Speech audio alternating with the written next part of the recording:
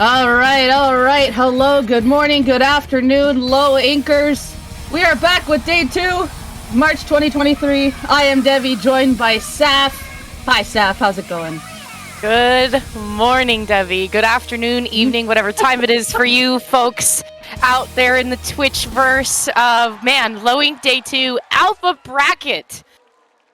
Super exciting going on. It's actually top 32. Not yet. Top 32, whatever. That's just fine. That's just fine. Either way, we're at the top.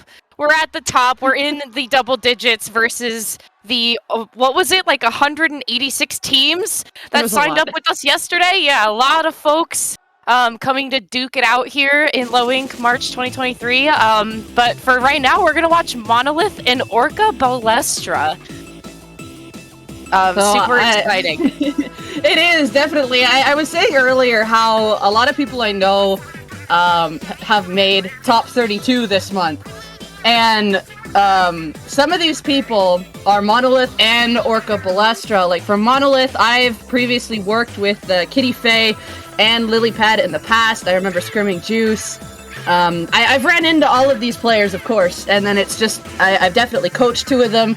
And then on Orca Ballestra, I run into Femi all the time. Femi's also come and joined us on Silly Comp Sundays on Squid School here and there.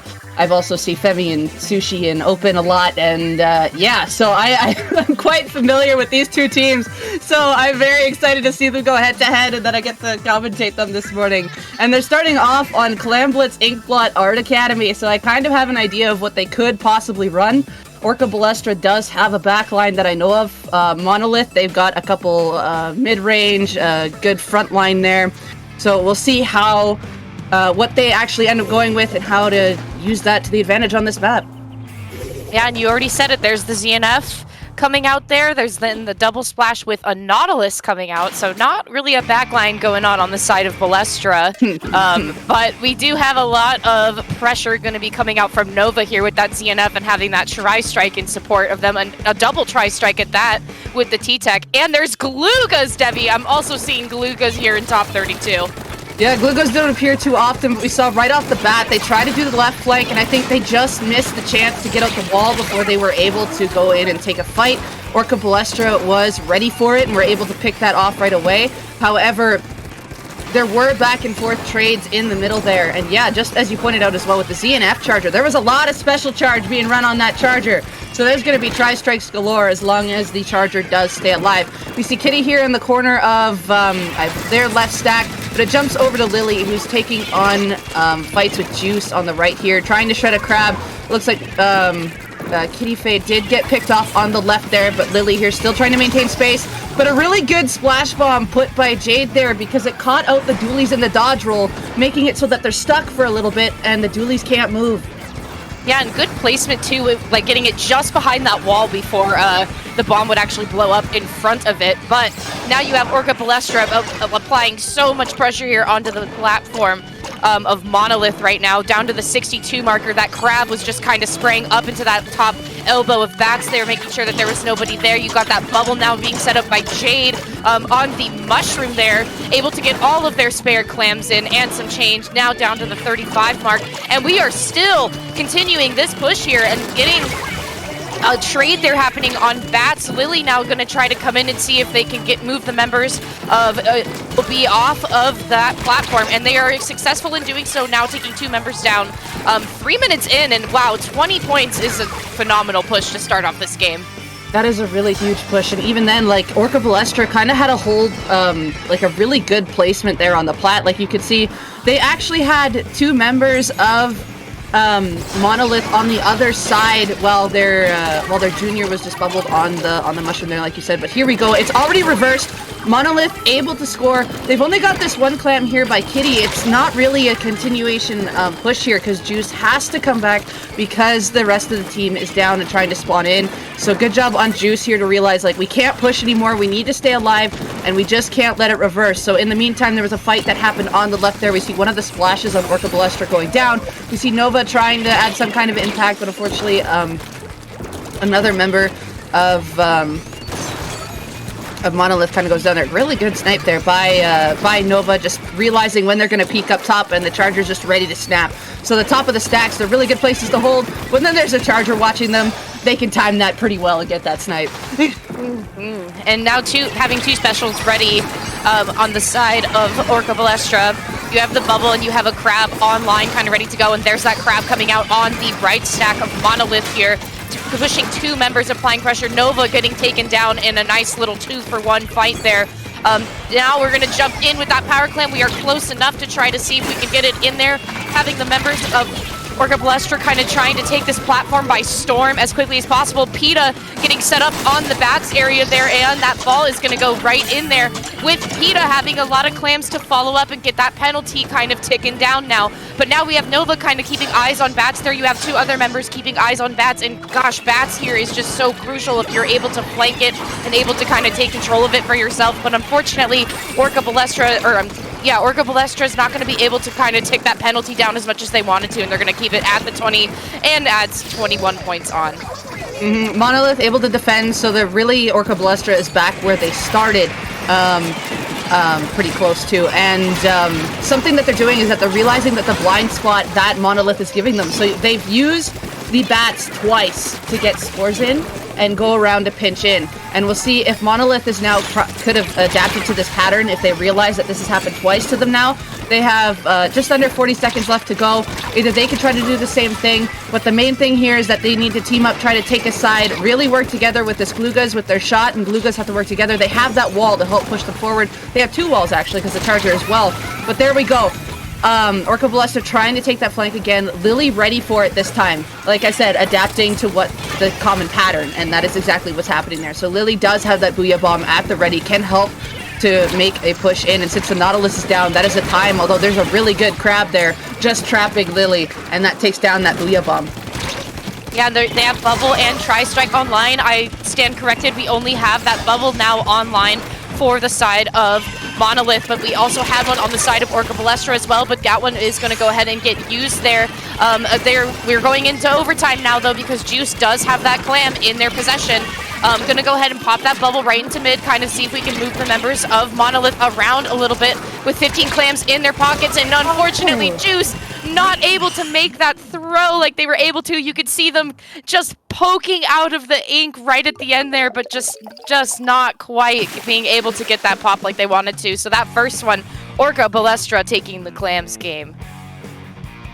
Yeah, they had a really good solid push. They had the clam economy, and it just seemed like Monolith, like, they definitely took their time. You could see they took their time in the corner because they were on the opposite side to pinch Orca Ballestra on the first push, because there was, the member of Orca Ballestra was on Mushroom to the kind of like the window part of the bats there, and then the other two were up where like the rail ends from Monolith, so it was like a pinch that could be happening. They both just kind of waited for the right moment so that not more than one would look at them, and then kind of push them all together in a group and then defend, and then they did manage to get their push off afterwards. They just did not have the same hold as Orca Ballestra did, and you could see like the clam economy wasn't also fully there. They did get a decent number of of points off, but they just had to keep it up and realize when their members went down, because we saw the shot went in there with only just one clam just trying to hold the basket open, but then we saw Juice realize, we can't push this, we can just hold mid and try it again.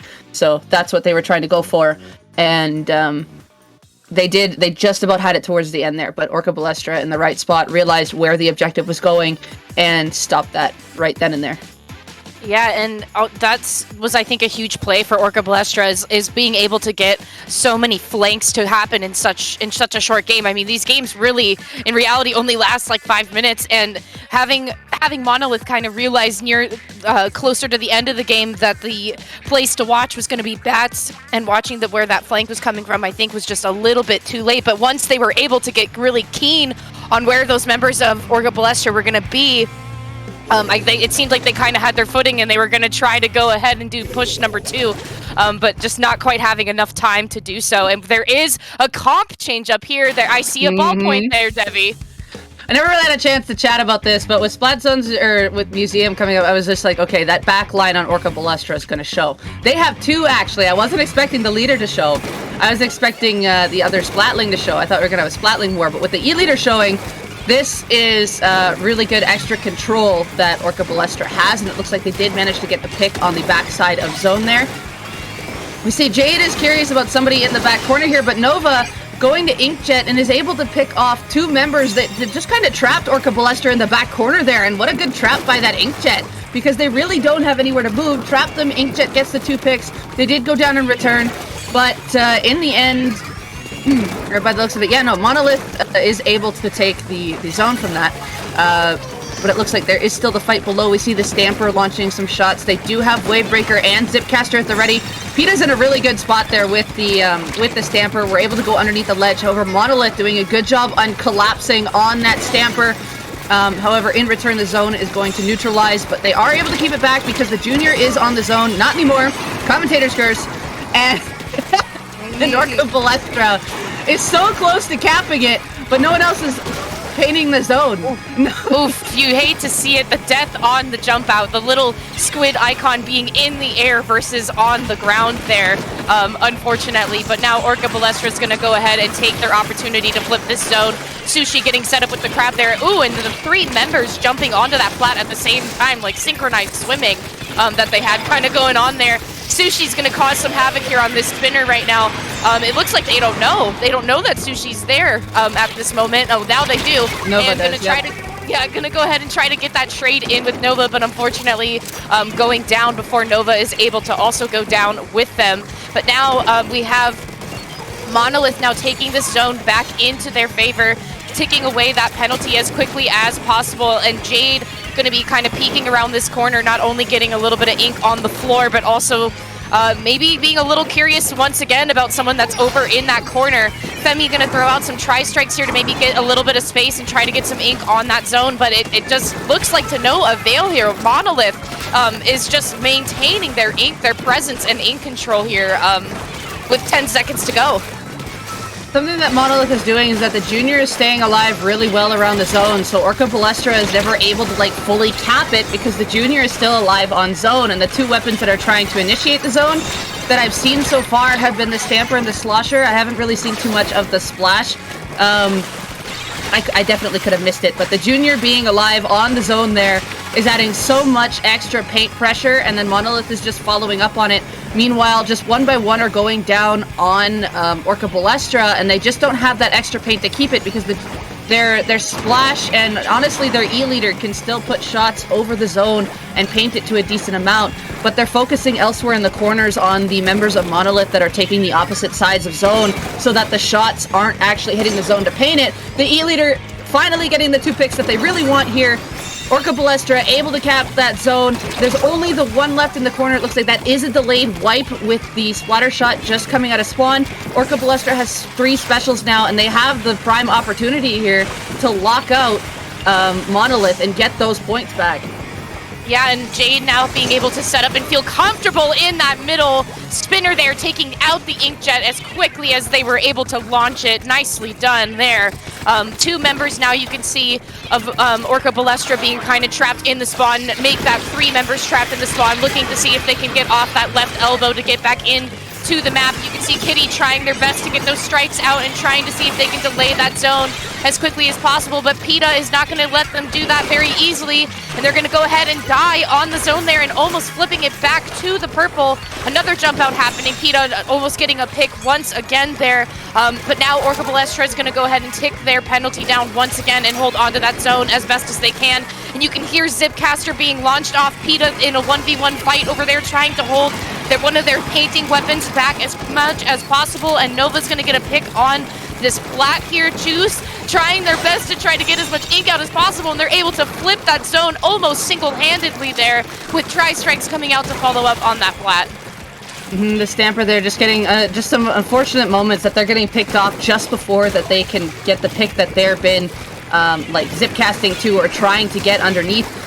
Just unable to get it, and Monolith is actually winning the 1v1s with the Stamper, and they're able to get one of the 2 painting weapons back onto the zone, so either the Junior is able to move out because of that, or the shot, and in return they're able to hold zone there, and Orca Ballestra just did not have the extra pressure towards the end there to take it back with the time amount left, although they did have there a few moments there. We saw it was a bit of a rocky start, then they finally had the pressure there with everybody going up to plat. We saw Jade got the position that they finally wanted.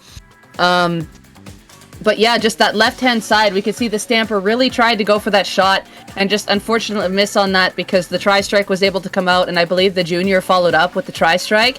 So they were able to go and basically insta-cap the zone, which kind of pushes some members of Orca Ballestra back. Even though they managed to bring it after that initial cap, they still flipped it back where Orca Ballestra kind of held a bit more. But then the key picks that happened there, Nova got a couple good picks off of the middle there because they're realizing that someone's usually standing on this middle part. It's one of two members. Sushi was there, I think, 3 or 4 times when they got control.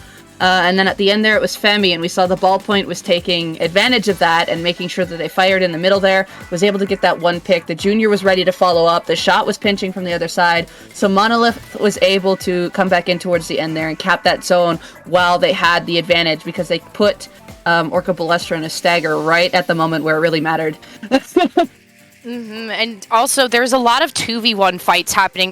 Monolith was doing an excellent job this round, being able to kind of single people out into different parts of the map. You could see when Kitty was trying to get a pick on somebody and they were getting a lot of pressure from the Stamper, that someone else came immediately from the left side. You could see the call out happening in front of your eyes. Someone came immediately from the left side and helped them take them out, take PETA out as quickly as possible so that Kitty was able to survive and get back into that zone.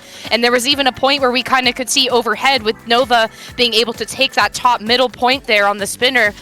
There's 3 members down below kind of swimming around and making sure to make their presence known, but also having Nova being out in the open.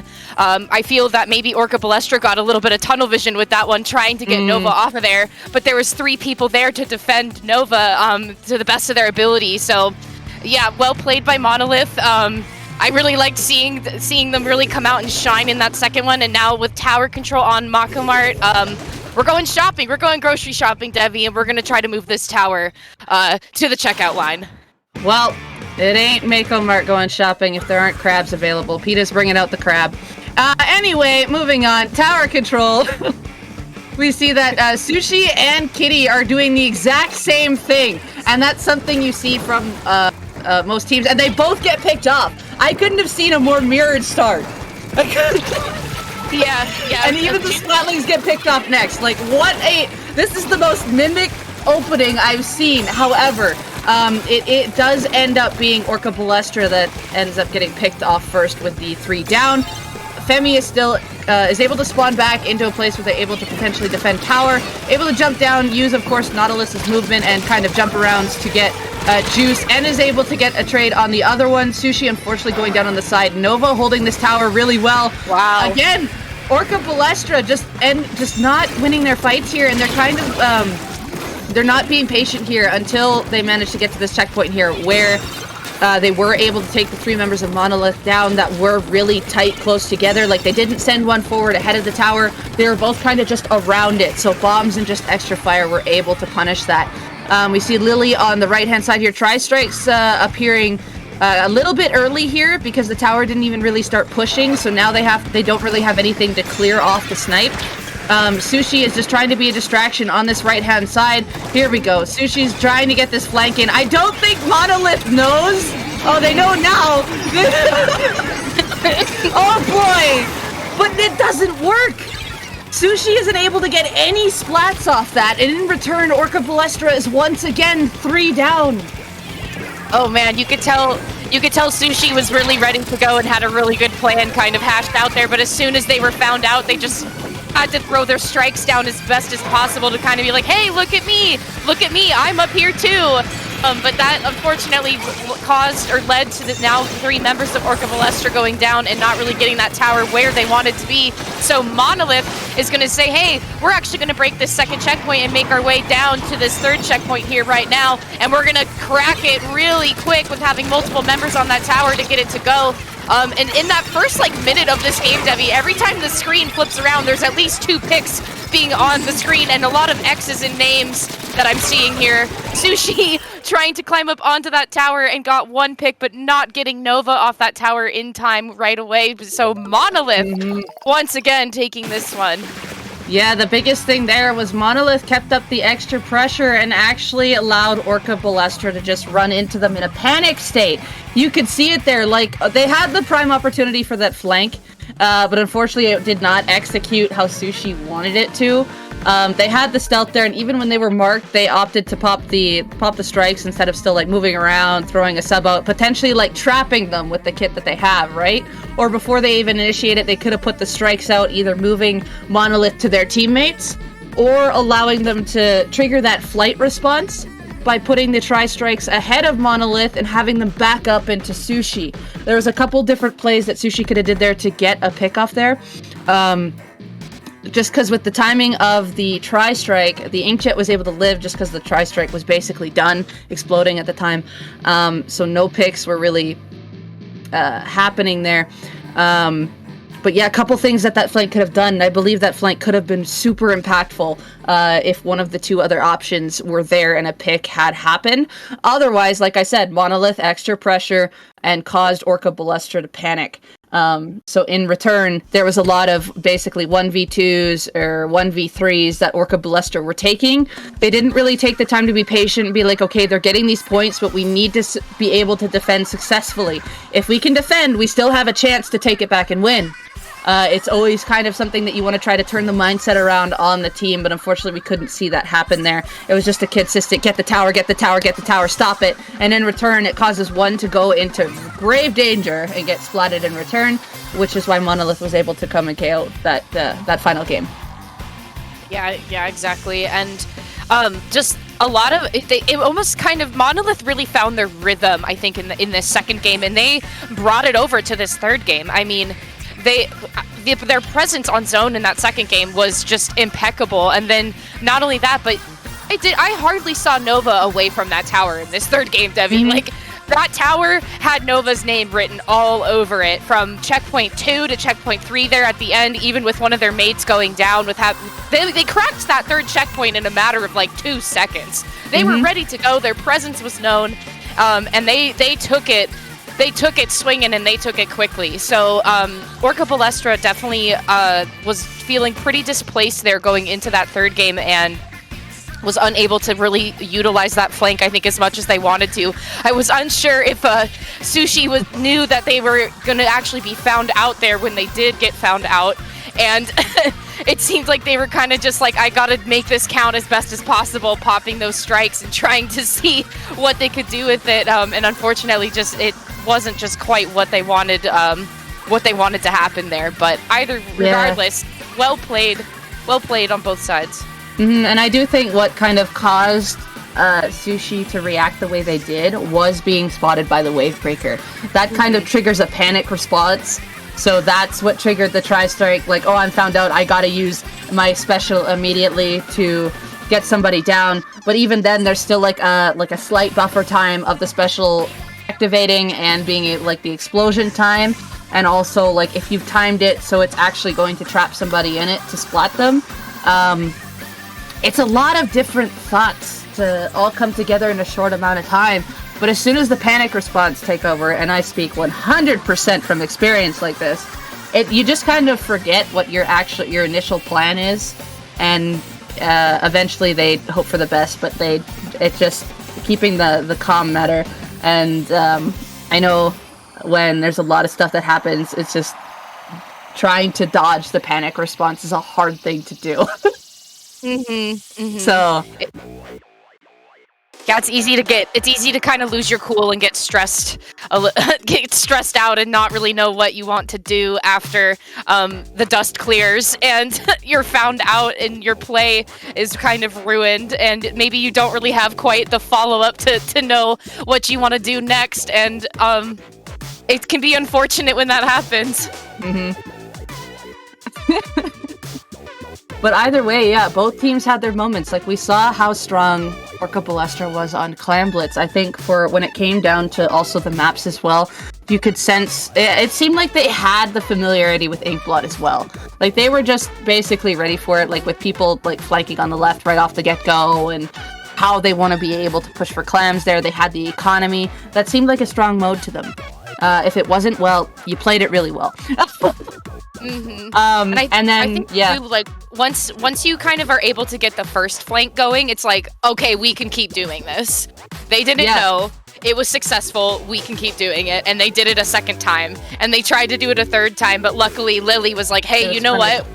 Yeah, we're going to stop that right now. I'm going to go ahead and tell you no. We're not going to do that again.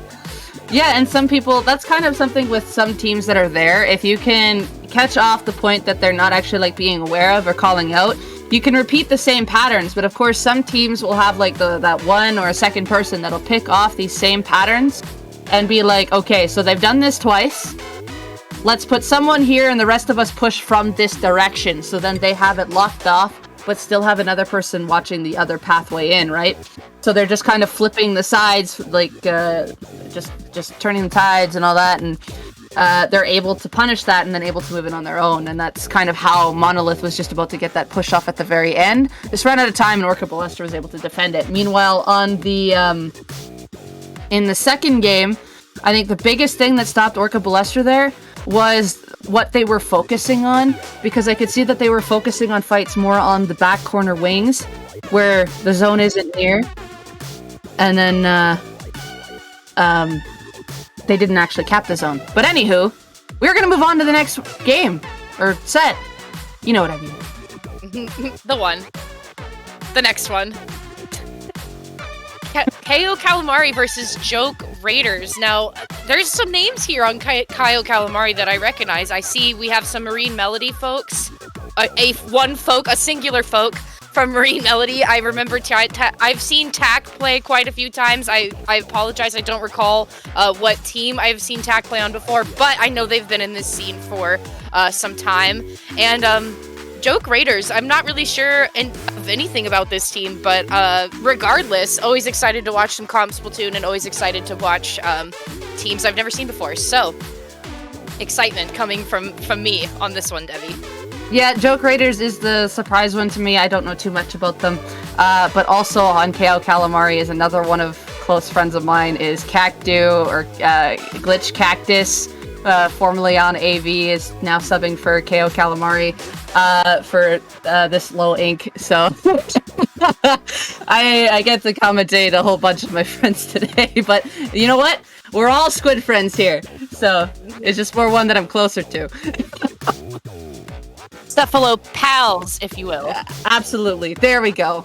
But they're going to start it off on Rainmaker Undertow. Now, this one has a very close center here. And I also love these little map layouts and pathways that are outlined here on this this literal map of how you should, or how you can prioritize pushing the Rainmaker. Now, a lot of people usually say that the right path is dangerous. But in all honesty, if you get a man advantage, take it. Like, don't be afraid to take it. It's quick points there as long as you have that advantage, have it secured, your whole team is there ready to push, or at least most of them.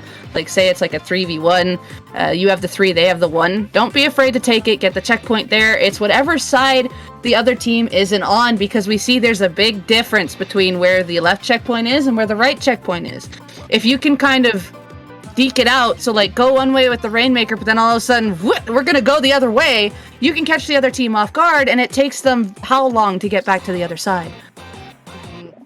I'm nodding to everything you're saying. The one thing that I feel that gets forgotten about Rainmaker is that it's really a game of, there's not really one true path. A lot of times there can be one true path, but really it's about which way is the safest, because both are viable options, but it's so situational. It's a huge situational game. You could argue the whole entire game is situational, right?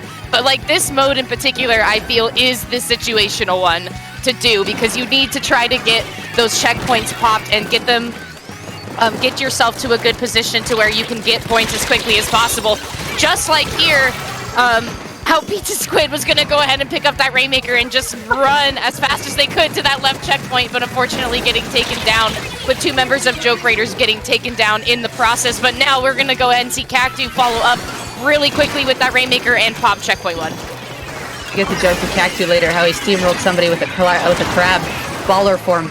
But yeah, they got the first checkpoint here. However, it is being stopped here by the Swiper who has the hammer. They opted to throw the hammer instead of going forward with it because the rest of the shooters were a little further back. It could have been punished. However, the hammer got a little stuck on the corner there and couldn't really make much effort. However, Pizza Squid and Cactu were stuck at the checkpoint.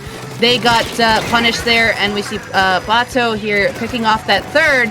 And now they're trying to maintain this neutral space again to try to get a push-off of their own, as they did manage to find one of the T-Techs, and now Rainmaker's back in middle. However, the splash goes down on the left there, and another member of Joke Raiders does go down, and Cactu popping the crab to push this charger out, but they very good jump out here, so they are able to keep the tri-strikes for this push that Kayo Calamari wants to do.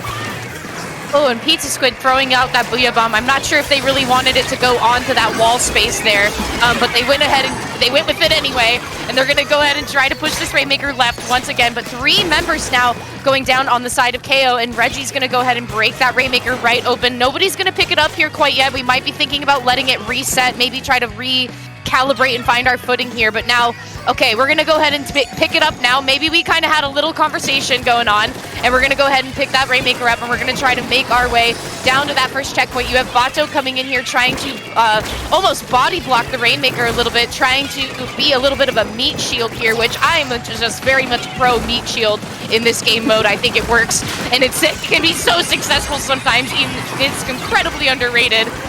2 members now going down on the side of Kayo there, trying to push as much as they can, and Joke Raiders is going to go ahead and do a really nice job of maintaining space. Jump-ins coming now to Doku here, getting pretty comfortable in mid with their charger, looking for the picks, trying to apply some pressure and hold some of the members of Kayo back. Reggie's going to pick up this Rainmaker now with 2 members down once again on the side of Kayo, and they're going to try to get into this first checkpoint as quickly as possible and getting killed just before trying to get that checkpoint. I like how Kayo Calamari went in to defend this checkpoint. They had 2 members from the front, 2 members flanking from the backside. In return, was able to pinch it. Joke Raiders still able to get the checkpoint here. Bato getting picked off by the explosion, which was very good for... Oh, the torpedo! The torpedo picking off Pizza Squid. But anyway, the 2-on-2 play there that Kayo Calamari did worked really well for them because they were able to catch the Rainmaker and their bodyguard off guard. You could see Jose was kind of sharking over on that side, that left side a little bit, waiting to see if maybe one of the members of Kayo Calamari would come over and try to play with them a little bit, try to maybe flush them out, but they were going to go ahead and retreat because there was no action going on over there. At this point right now, Kayo Calamari just needs to play the defense game, especially with only about a minute left to go in this game, and you still have them trying to push this left side here. You have Joke Raiders still trying their best to push this left side, and it seems like Kayo Calamari is really aware of that.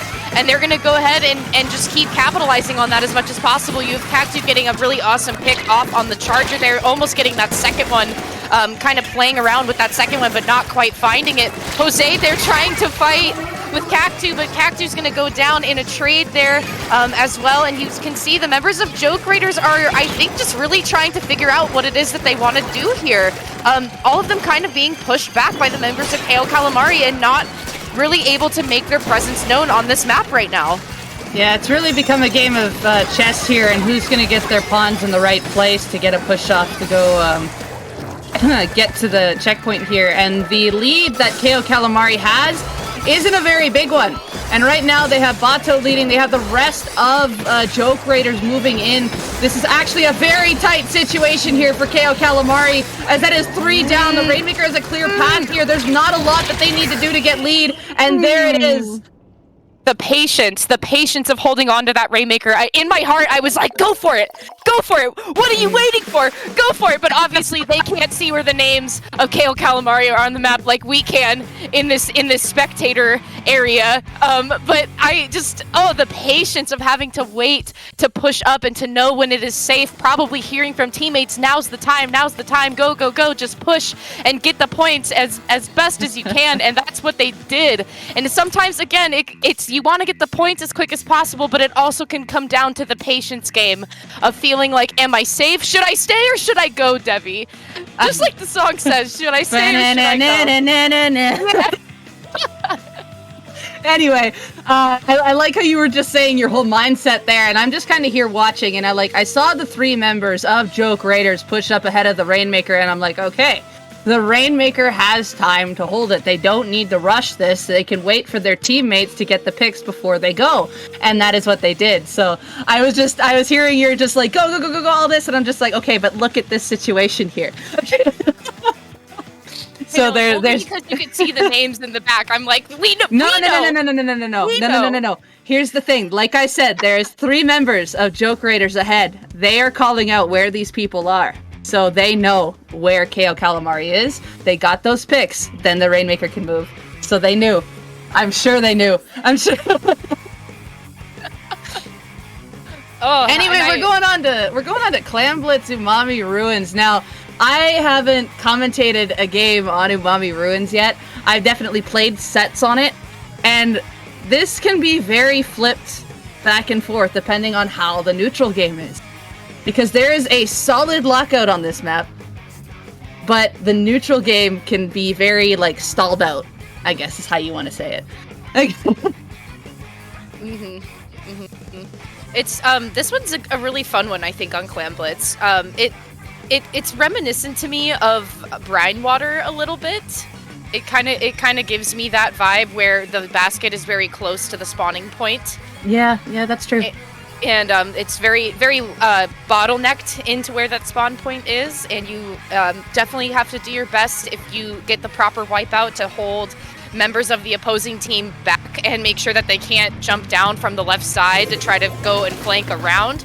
And it can be a difficult thing to do, but it's definitely doable, and we got a lot of crab coming out here on Umami today. 3 to be exact. 3 of them are showing their appearance, and both of them on Joke Raiders running that object shredder. Meanwhile, the other one has stealth jump on the side of Kayo Calamari, but we see Game Boy here just throwing out a few bombs and just maintaining turf. We saw the Wiper already got picked off. 1 crab already appearing, and it looks like that Explo shot from the crab able to pick off one of the T-Techs here, but one's... there it is. Okay. Yeah. I was like, hold on a second. Okay. Well. Erase this from your minds. We're starting again. Yeah, Pizza Squid had to think about it for a minute. They had to take a moment to think. We just had those moments of, where all of our brains just have the moment where we're like talking about something, and then all of a sudden, just blank line, and we're like, what was I talking about? Yeah, buffering. That's buffering. That's kind of how it looks like on Spec Cam with a DC. It's just like, okay, they take mid, and then it's just like, yeah, what do I do now? And then what? And then what happened? But yeah, speaking of continuing kind of on like this map here, like I said, there's a crazy kind of neutral game, but yet also you can just full on go attack mode on the side and potentially get full control. And we see there, I didn't see how the Wiper went down off the get-go, but it looks like from the view we had, we were on Kayo Calamari's side, I believe, watching the T-Tech paint, and I believe the rest of them, there was just a fight immediately happened on that front right there. And the Wiper was caught out, so just with all of like the bomb pressure that they have, because Kayo Calamari is a burst bomb, two splat bombs, and the fizzy, so it's a lot of bomb poke to keep behind there, and those sides are relatively open. Like there's a couple boxes to hide behind, but they're relatively open, so it makes it a bit difficult for the Wiper to actually get around. And it's just like playing like the lottery. Like, what side can I go on that's safe? Like, I go over here. Oh, all of a sudden there's everybody. Oh, wait, this side. Hey, I won. It's only one. It also seemed like that maybe getting that crab as quickly as possible was also on the side of Kayo Calamari. You could see that TAC had their crab ready to go. We were maybe 20 seconds into the game, and that crab was already making their presence known on the map behind the middle box, and getting a pick at that on the other side of of Joke Raiders with one member going down right at the start of the match there, and it was too soon to tell of who was going to try to make the first move, because it seemed like as soon as Pizza Squid was able to put their foot up onto that middle box, everybody else was like, hello? Are you okay? And it's funny when other people realize it too, because they just stopped moving, and we're like, oh, I see. Your move.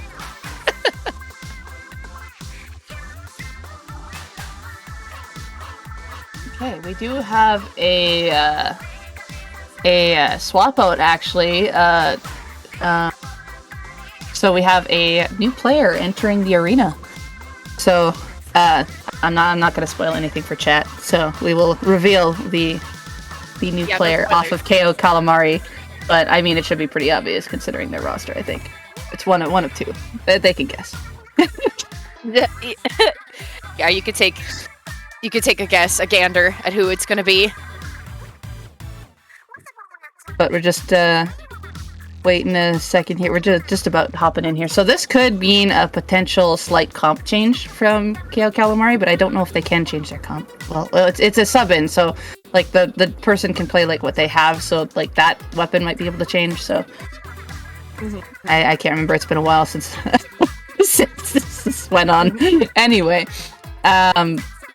getting ready to roll back on this map here. So we haven't seen, like, it was still really early in the game when the DC happened, so we never really saw any full-on pushes happen. The teams were both fighting in neutral really well. We saw the one special come out after another, and of course we saw the Viper get picked off first, but it didn't like cause Joke Raiders to back off or anything. They still held middle because they popped one of their own crabs, and they were just able to kind of keep everybody locked in one area. So I think there was about to be, it was kind of a back and forth neutral state there. So and as it always is in the beginning of clams, you know, it always is the neutral game in the beginning. You always got to try to fight for ground and try to fight for getting as many clams as possible. And it kind of seems like that economy was ticking up pretty quickly. Both teams were ramping up in the neutral game to try to get their economy up as quickly as possible. But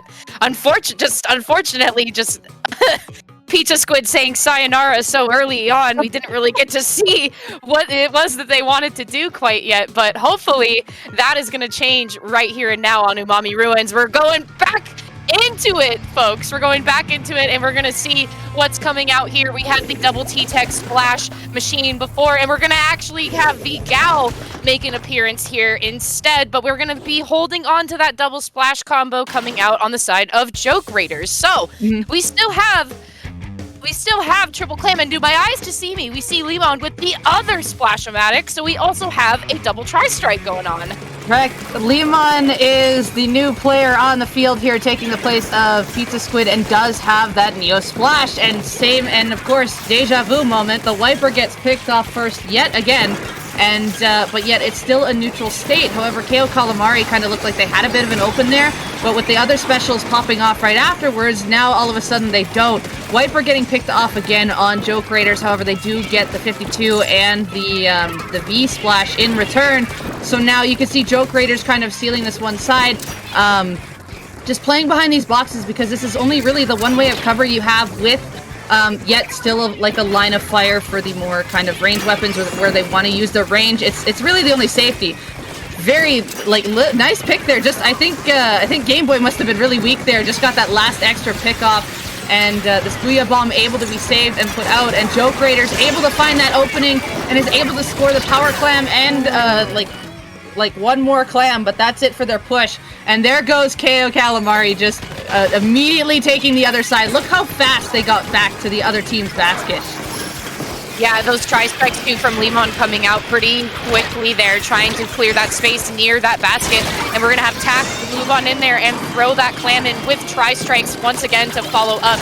The lead is going to be taken here by Kayo Calamari. You have Game Boy at a good setup here on that top little silo canister thing, whatever you want to call that. Not really sure what call-outs here are quite yet, but still getting a couple more clams in there regardless. And Tack here with the Shark on the middle ground here, waiting for Bato to make their way across there, but unfortunately going down because finding themselves in a 2v1 situation. Bato going in and getting one pick, looking for the second one. Tri-Strike coming out in response to try to keep them back, but unfortunately not quite finding a pick I think they were looking for. Jose is going to follow up with that Booyah Bomb and a Fizzy as well. The lead is going to go ahead and switch back to Joke Raiders' favor here, and just an excellent job of getting all of the spare clams that they need into that basket. Reggie getting a nice pick there, getting up and close and personal into the spawning area of Kayo Calamari and displacing their members quite a bit there, but that timer in basket is still open with a couple more to follow up there. They are just delaying this basket close. Reggie coming in with that slash and getting a pick and almost getting a little bit more. Yeah, and another power clam coming in to almost take the game, take the KO into the game, but unfortunately just not quite getting there yet. Kayo Calamari doing an excellent job of being able to respond back quickly, very quickly. It was looking a little bit dire there for a second, but they were able to reform, recalibrate, and make their presence back into this map. Reggie here just being in the tight corners. Reggie had a rocky start, but is just being in a place where they are causing a nuisance here, and Reggie now getting the picks they need, following up with teammates here, has these 7 clams. They're just gaining some map control here, and they had the spawn. You realize that they opted not to push because they didn't have a really high clam economy, so they're maintaining the mid control. They're making sure that they know where Kayo Calamari is going to try to strike back in. Nice bomb there from Limon, just catching off Reggie there on the top. Looks like they got Tri-Strike ready, however their T-Tech goes down in the corner. The Tri-Strike is able to pick one off. We see the Crab appearing as well. Booyah Bomb in return. They are trying to shred it, but unfortunately the Crab gets stuck in the edge of that Booyah Bomb, and it's just an absolute splat back here in the middle, and Joke Raiders takes the wipeout yet again against Kayo Calamari, and now they are going to come in with all these clams, and they have 16 here with their economy, and we'll see if Kayo Calamari can still stop this in time with under a minute remaining. The penalty is almost over. There's a lot of members still there. It looks like Kayo Calamari is in the way. We see the machine here with the majority of the clams just doesn't have that way in, so they are going to opt to keep back with the 6 clams that they are holding, and Kayo Calamari has this pity. They have the 2 clams. I think they picked up the one that they just got as well, so they have the 2 clams at the ready there, but it also makes 2 of their top initiating weapons quite vulnerable here, knowing where they're going to go. So it's up for the other 2 to clear a path, and unfortunately both of those 2 go down, meaning or one of the clams actually went down, followed by one of the front lines, and Joke Raiders just have this immense pressure here, able to move back in and just kind of lock Kayo Calamari back. Yeah, this entire game to me has just been a game of poking. I mean, we saw earlier the machine get 3 assists. Limon's gonna try to jump, and they're gonna go ahead and make the pop. They make the pop, and they obliterate that penalty right away. Overtime is still active. Tri-Strike's coming out. Cactu getting a few more clams into that basket as much as they can. They're gonna shark and hold on to this clam right here to keep that basket open as much as possible. And you can see Game Boy having a bunch of more clams to follow up and gonna try to make their way in and get in there as best as possible, getting it down to the 31. That basket is still open. Still there. You have Tap now coming in and throwing in follow-up clams. Cactus is still there, and it's down to the 13 mark. But they should have one more clam to follow up.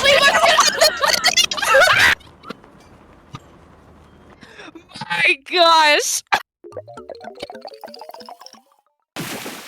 This is what I'm saying, Debbie. Sometimes rushing in and getting all the clams in is not the best call. Sometimes you need to just delay that basket from closing for just long enough to get a push like this. You just need that time to get the clams that you need and to get them into the basket. Holy moly, every time I'm on this microphone with you, something crazy happens, and we're screaming about it.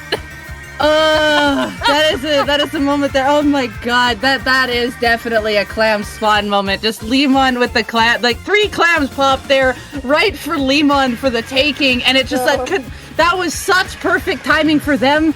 So unlucky for Joke Raiders, but just the amount of consistent, just one, and instead of like, of course, like don't go off and build an entire clam and come back in. Just get some, keep that basket going. Like, we even saw Cactu held on to that one clam, like, just to hold the basket open, and it paid off. And then another one came in with another clam, held it open just so it paid off. And then they were still able to sneak one in somehow every time, because it was basically 3 down at one point. But one still made it back in. Cactu was alive over there for a long period of time before he got splatted. And oh my gosh. Well, it also kind of seemed like on the side of Joke Raiders, they were like, okay, now it's over. But then Kayo Calamari was like, but wait, there's more. And they kept throwing some in. They would take that member down, and they were like, okay, it's over.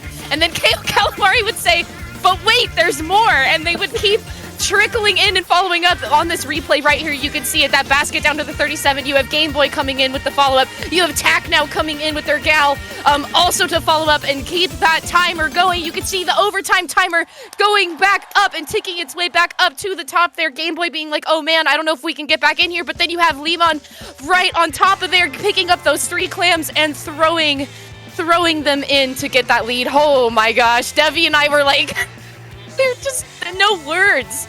The words are coming later, but in the moment, just screams. Yeah, I just kind of in a moment, I was just like, I'm losing my breath. I stopped breathing for a second there. All right, Zone's Inkblot here, and Kayo Calamari. What? Calamari. Let me try that again. Shook. Has a lot of paint at the ready here, while Joke Raiders is bringing out the Flazer Roller, along with their Chargers returning. And right out the gate, you have 2 members going down on the side of Kayo Calamari. The zone is now in neutral, 3 members going down, but still not quite capping it. There we go for Joke Raiders. Joke Raiders now making their presence on this board and taking the small lead that we were able to see from the side of Kayo Calamari with the first 30 seconds into this game. You have Bato now kind of posted up onto this platform, not getting taken out by those 2 bombs, and you're going to have Crab versus oh my Crab goodness getting popped at the same time, but both of them getting taken out. Cactu able to survive. Oh! Cactu barely able to survive and get out of the hairs of that Booyah Bomb there. Nicely done.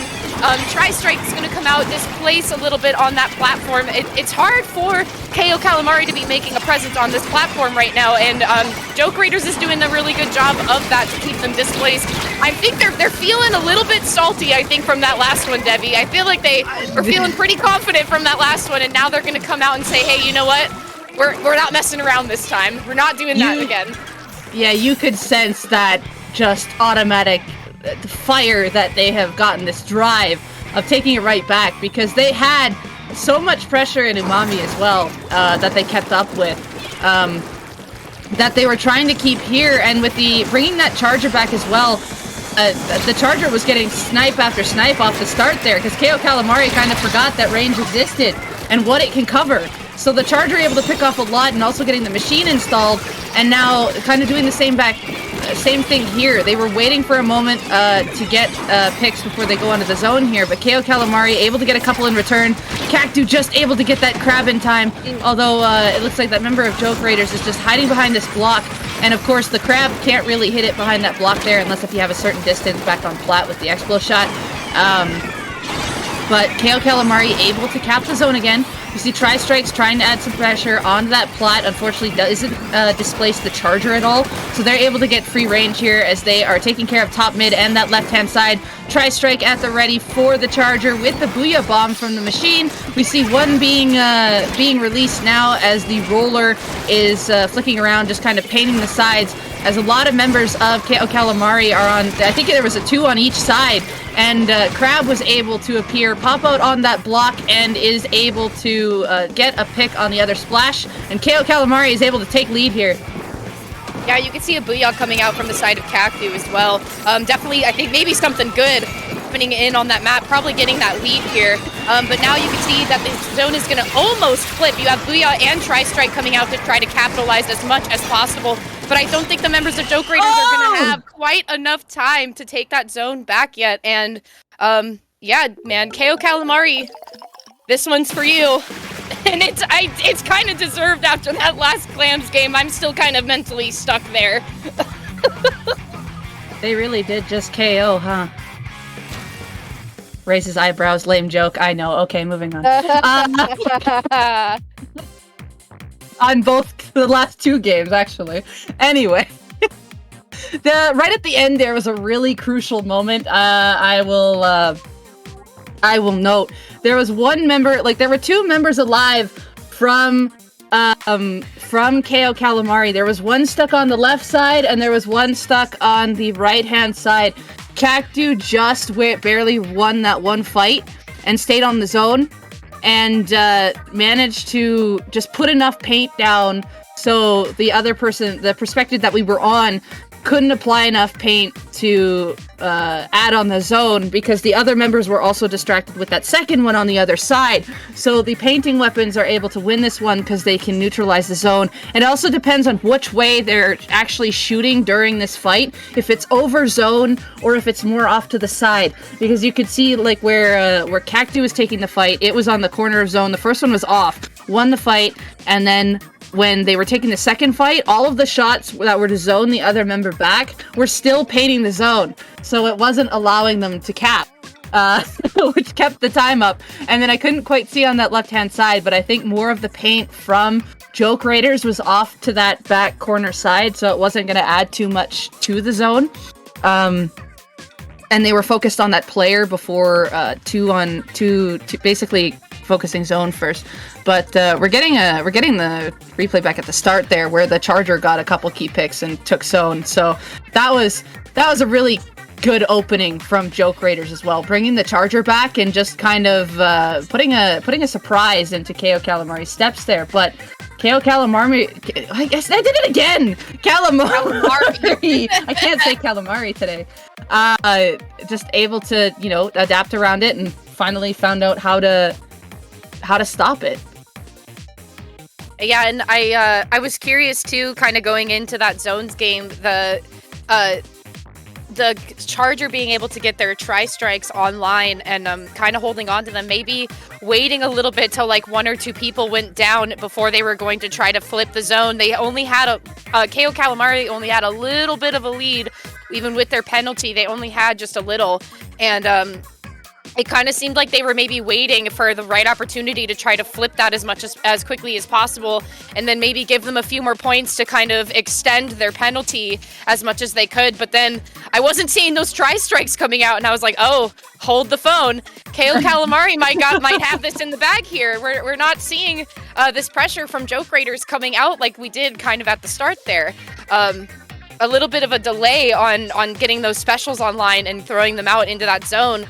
But Kayo Calamari, once again, playing the long game here and still keeping up the pressure as much as possible and not really letting the range deter them too much. So I have no words. I'm here right now after this game 3, but mentally I'm in game 2 on Umami with clams. Yeah, that's true. That was crazy. Now, there's something I've kind of kept on the back of my mind there, but remember this, the first Rainmaker game where Joke Raiders were able to, like, keep their patience and push the objective, right? Something that kind of came to mind is, I went out and watched a hockey game last night, right? And behind me, of course, are the parents of the kids, and it was like a 13-under game because it was a family friend's son who was playing. And they were all, as soon as they got, like, close to in range of the net to score, the parents were always just like, shoot, shoot, shoot. And I'm just like, no, look at the situation here. And because the reason why I said it is because there was so many of the opposing team in front guarding, blocking the shot that the person who had like the puck at the time, they didn't have range to shoot it. Instead, they could wait, like pass it off to their teammates back and get a more open space to be able to secure a better shot. And in this, relating into Splatoon terms, is they have the teammates around them just to get rid of the opposing players and then take that shot forward to reclaim the lead, or in hockey, score the goal. So it was a funny thing that came to my mind at the end, but the fact that it came to moment right there on that Rainmaker game, I'm like, no way. Yeah. That's actually so funny. You're like thinking of Splatoon as you're watching a real life sport. Well, here's the thing. It's kind of something I've thought about lately, is just like how, like, we know, like, I'm a shot caller for my team, right? It's just like, how do I kind of adapt with all of like the team play stuff and all that? It's just like, I grew up playing team sports, and I can remember everything that was kind of said to me, and I was always a certain person that I was either a shadower or I had to look at the plays that had to be made and call them out, especially in softball. Right. So that I have applied to Splatoon basically, and like I can apply these maps of different, like I could put like plays from hockey applying to Splatoon strategies that I've kind of come up in the past of where to position, how to make the players move around for each other so that you can isolate some people and still move in at the same time and get control of this area. And it's amazing at how similar it is, because I've had someone ask that question as well of like if playing team sports in the past can affect or like can be applied to like a game like Splatoon, and my answer is yes, it can, because I just gave the perfect example of how it does. Yeah, and it's kind of a cool thing, isn't it? Like, especially if you have real life sports experience, whether it be like, or team sport experience, I guess is the better phrase for it. You can kind of apply a lot of that into this game, and knowing like, hey, where are my players at? Hey, where am I positioned? Hey, what can I do to like support you, or what can we do to support each other? And a lot of that team play really does come into the esports world. And I feel like some folks that maybe aren't as familiar with esports or how esports work, like, don't realize that. They kind of just think, oh, you play game and have fun playing game, turn brain off. It's like, no. There's actually a science to this. There's a bit of a science that comes into this, and it's no different. Yeah, no, it's the same. Also, moving on, I'm going to change topic again. Looking at these groups here, there's a couple things that are pretty neat here of how, earlier we saw Monolith and Orca Ballestra. Both of them won their sets this round. Monolith beating Surf and Turf, which is a known team in this group. They 2-0'd Surf and Turf. Also, Splatalot I has been dominating these things here. They finished day one 5-1 and have also won these past two rounds as well. So they are on a roll at the moment as well. So just seeing them progress is how they are. They're definitely making a statement here. What else do we got here? There's a lot of good sets that were going around here. Yeah, Photic Zone, I see getting another 2-0. I believe they 2-0'd last time as well. Photic Zone got pretty high in the February low ink. Believe they were in the top 3, if I'm not mistaken. So they're on track to be making their way back there once again. And personally, near and dear to my heart, I'm seeing Secret Elixir doing some work here at low ink day 2 today, and getting 2-0 consistently that we've seen in this bracket scene here. And I have high hopes for them, and I'm super happy that they're here and staying into this competition and making their presence known here as well. So I'm curious to see when we move on to the next bracketing where Secret Elixir is going to fall in as well. I think Secret Elixir said this was this their first low ink? I think it is. We did something like that on Twitter. Together. Yeah, and look at that. They're already taking the group stages by storm here. Yeah. We had an opportunity to scrim them the one time. Great team. They are definitely taking their times to improve and like learning off of the other teams that they get the chance to face, and all that.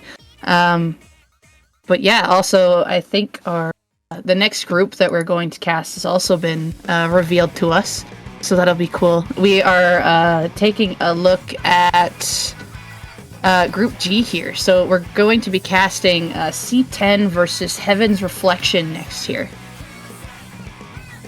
Ooh, that's a really nice name. That made my heart feel nice.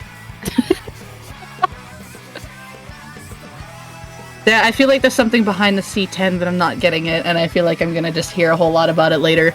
But yeah, both of them are really cool. I like the logos too, with the ice in the background of C10. My brain is trying to think of what it could relate to, but it's blanking a lot right now. I've definitely have heard of Heaven's Reflection in the scene in the past couple events. I don't remember any of like their what they've done so far, but I do remember seeing the name around and all that. But otherwise, I'm not 100% sure what the players are going to bring. I think I know. One of the names is familiar to me on C10. I'm not too sure what they're going to bring here, so I can't really be like, hey, they're going to bring this. The other team can adapt to it by this. It's just kind of two surprise moments, right? Well, if you want to try to infer, we do have time, Debbie, to buy our tickets, because we're going to go to the museum starting off on tower control in this round 3 here. So if you want to try to make some inference, I definitely would love to hear your insight on it. Well, for this one, we were starting out, we were talking about earlier, how on some maps they have that really strong neutral state. TC Museum has one where sometimes the neutral state doesn't exist, depending on who you're playing against. And I say this because the tower only goes one way, so teams want to secure that way immediately, right? So what are they going to do? They're going to stick basically the entire team on the tower path and try to wipe everybody immediately, and the other team doesn't expect it because they think they're going to go for a neutral state. I've been in this situation of the team that gets wiped right off the get-go, and and you don't expect it all the time from basically the entire team, but it's either a mid-range or a backline weapon that is only the one in a position for a neutral state, while the other 3 are as if they're already adding pressure and pushing right off the get-go. Like, as soon as the game starts, that's where they're going. And some teams do this. They have it practiced, and even if some teams recognize it, they'll still go over to fight it, but of course they might not realize how many's there, and they'll get collapsed on. But a lot of times here in this in this scene in particular, we will see more of the neutral state. We'll see ranged weapons appearing to control around the spinners, but usually there's that one front line that likes to take that flank route and put a lot over the sides. Stampers like to appear here and just camp underneath the, if you're on the opposing team, the Stamper will do that flank route, stand underneath the ledge on the left, and then they'll jump and use their rain slash, and it reaches pretty far across that plat. And they usually know that, and they get a pick off of it right off the bat. So each team has different strategies they can do with the weapons that they have available to them, and when they practice it, it can be something the other team just does not expect whatsoever on Tower Control Museum. So we might see a long neutral state, we might see just an immediate burst push. We'll just see what the two teams decide to go. Yeah. It will definitely come down to whether or not you're gonna try to rush the tower as quickly as possible and go for the picks right out the opening, or if you're gonna just, like a Clan Blitz game, go for the neutral fight, and whoever goes down first are the ones that are going to lose points quickly. So it'll be interesting to see what happens, and especially on Museum, that second checkpoint in front of that ramp that goes up to Plat is really crucial. Being able to control that corner area and clear the space there and try to maybe push people into 1v1s around the spinner is going to be a really crucial thing to happen. And if you can make sure to move yourself appropriately and quickly, then you will be the victor, I believe, in a situation like that. So, is that what's going to happen here? I don't know, but we do have our day passes for the museum here, folks, for Tower Control.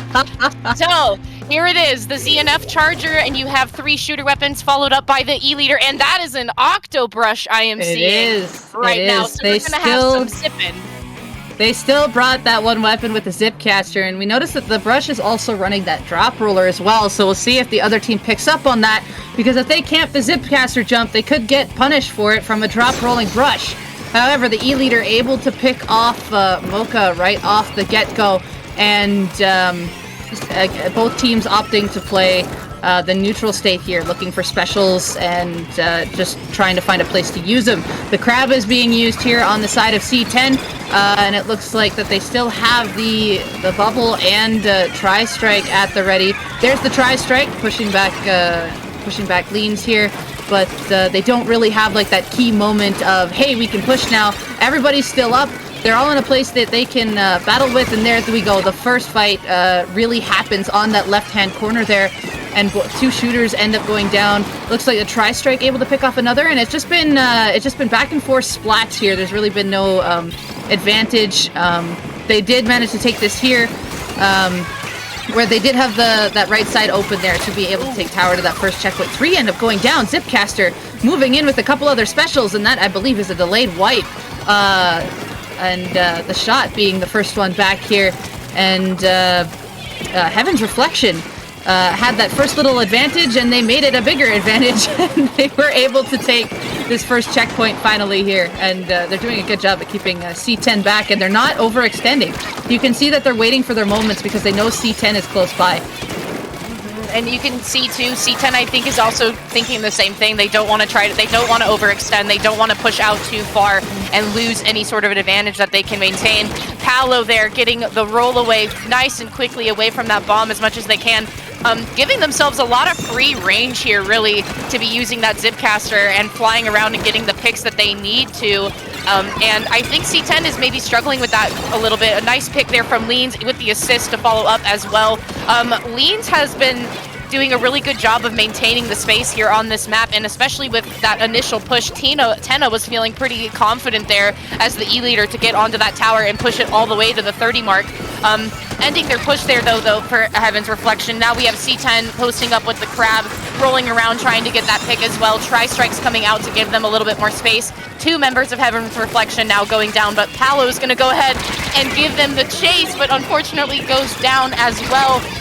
Tina trying to get out there and try to get another pick too, but unfortunately going down. Now Goody with the ZNF charger is going to go ahead and make themselves comfortable on this tower and mosey on up to checkpoint number 2. Minty trying to throw those strikes out there to maybe get a little bit more space and to hit the members off that tower, but unfortunately they are just not going to be very afraid of that. C10 is making their presence known on this platform of Heaven's Reflection and doing their best here to try to move this tower as much as possible, and now with the trade happening on the platform there, but I think that pushes might be stopped here at the 41. Also, name correction, I just saw the actual spelling. It's actually Jeans, but the J does not look like a J. So, apologies. But anywho, yeah, great back and forth here, and with C10 able to, like, they were trying to push there, unable to take the lead, and Heaven's Reflection there, just like staying in the battle, making sure that they can't reclaim that lead, but however doing really good. Again, these combos, especially here with the Zipcaster, are allowing the Zipcaster to go to be able to like get the picks they need with the combos here. So Heaven's Reflection now securing their lead even more. The Charger's actually up in that top corner there, and that's quite the place for the Charger to get to. If the Charger can get up there, whoa, but it is punished pretty quickly there. There's 2 down, and then forcing a jump out on the side of Heaven's Reflection. C10 is able to defend. Heaven's Reflection able to push to that 18. That is a solid lead here with the last minute of play, but they cannot give up the pressure that they have here. They don't want to stay too far back. They want to make sure that they realize how close up C10 is. It looks like there was a this way on the other side. They did manage to pick off the one that did jump over to the plat. We see the Charger adding pressure. Apollo's just waiting for the moment where that they can peek and try to do something here. Bubble on the tower, bomb in a good place there, able to catch out the brush. We see the Charger here just continuing to maintain on the tower here. The E-leader just... Oh my god, okay. Yep, that is punishable. From a push that was about to go, the E-leader's in a place where they can punish that ramp pretty heavily. And C10 gets shut down there by a single elite shot, plus some extra help on the side. Paulo's in a good spot there to just defend the end there, and voila, it's over. And we see, you know, just the good old ledge glitching at the very end too. But yeah, that skewer play, that was the play that was the play to be had to shut that push down. And when there's an E-leader on the other side, if people aren't aware of how far the leader can hit, if they're up on that top left, great. You don't want to be anywhere above half of the ramp or you're going to get headshot. At that point in time, both members of C10, they didn't go up the plat quick enough to dodge the leader shot to be able to have that protection of just underneath the spin. So the leader was just able to have a straight line shot and punish both of them because they were just up over that, and bam, gone. And of course, of backline experience, we know that that's going to hit. But like I said, the people who aren't aware of that and realize like that can be a struggle for them, it's just something to always keep in mind of where if you're fighting a leader on Museum, that is a very heavy punishable spot, and it's not just E-leaders that can punish that too. Any weapon with Splat Bomb loves to punish that by bomb rolls. Yeah, and one thing too, the whole time we were getting to spec Palo flying around with that Zipcaster, I just had the song Such Great Heights by Postal Service in my head. They won't see me waving from Such Great Heights. They were just zipping around that platform, just left and right. Consistently, it felt like when we were on Palo, more often than not, they were in Zipcaster mode, flying around and getting at least 1 to 2 picks every time that they were zipping around. And man, if you have someone that really knows how to latch themselves to different places and just kind of wrecking havoc, it can be really difficult to focus and see that, oh, actually that tower is still moving, but there's a Zipcaster here. You can hear it initiate, and you can see that Palo was not letting their presence, they were letting their presence be known, and they were not letting up on the pressure and able to get back into the map so quickly at that. It was, we hardly saw them not be out of the map, but before we even got to go to the market, it would seem that our communication has an error. It has occurred. No, it just hasn't opened yet. We're the ones at the door. The market hasn't opened yet. Yeah. It's just it's just like, hey, we went in. It's this time. Just like, wait, no, we're just not quite ready yet. We can't unlock the doors yet. So it just said, communication error has occurred. The market's not open for shopping quite yet, but we got our reusable totes ready. We got our cash in our pockets. We're ready to buy some produce at Hagglefish Market, Rainmaker. We might get some fish today. Who knows? We'll see. So Hagglefish Rainmaker. So this one's also another one that has a lot of wide open space. Like, there isn't too much cover on this map when it comes to the middle. Again, I love these map layouts here that are being displayed, because again, it shows different path routes and all that, and it does really help like the new players figure out like which way they want to push and all that. So outlining like the main path to the alternative, and again, it's just like, just take which path works at the given time, and just shows out what to watch out for and all that. But yeah, tent's a big thing here. So we saw two chargers in play that are going to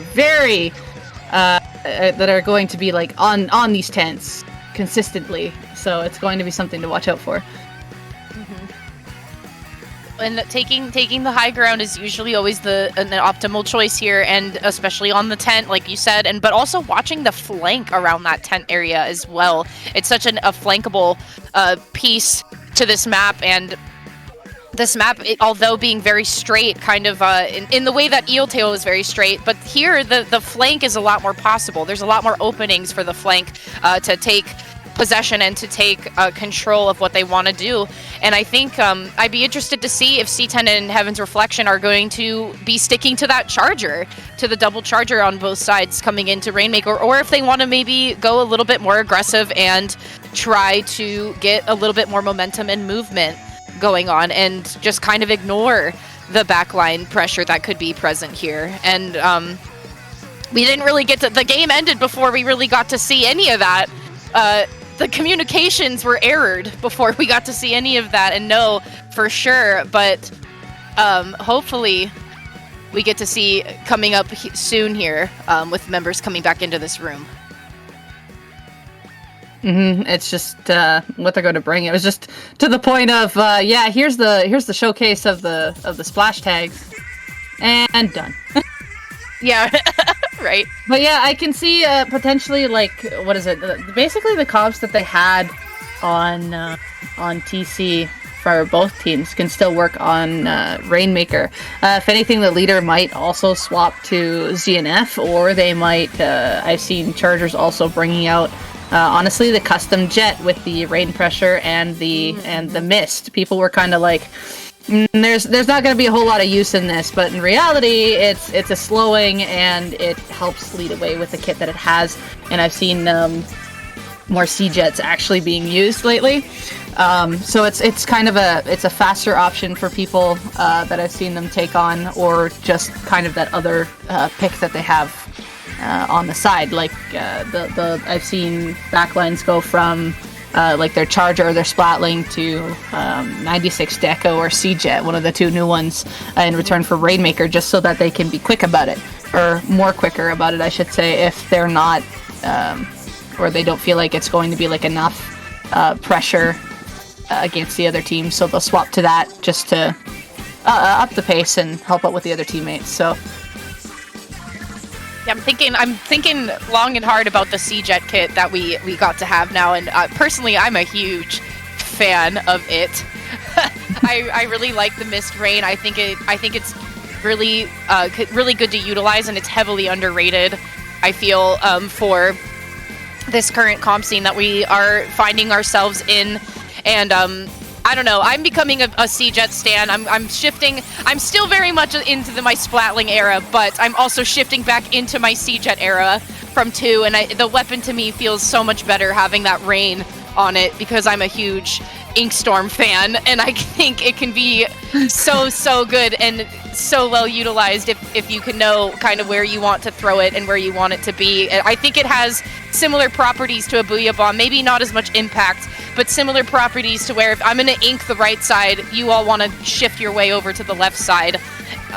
So the displacement factor with the poking, I think, is what's heavily underlooked and underutilized. So yeah, big fan. In conclusion, big fan of C-Jet here, Devi. But that doesn't matter because we're going shopping, baby. We're going to the market.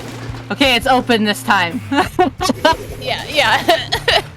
2 scoped E-leaders. Okay, good. This is actually a pretty solid choice. One team opting for the double Wavebreaker. Now, Wavebreaker has a pretty decent impact on this map where you can just place it kind of behind the walls and it reaches the other side. So I'd make sure that the other people who are like getting ink behind the wall or anything, like they have to jump, they have to reveal themselves, or they just take damage from the potential Wavebreaker shot. But lots already happening off the get-go. Pop happening, and in total like 3 to 4 splats already happening. There we go. It looks like another shot was going on there, and C10 just rushing right forward here. There is a bomb in the Rainmaker path there. It looks like Goody's going to opt to take this alternative side because they know that nobody from Heaven's Reflection is over there, so checkpoint has been got, and the bomb splat off the barrier, I think is what happened there.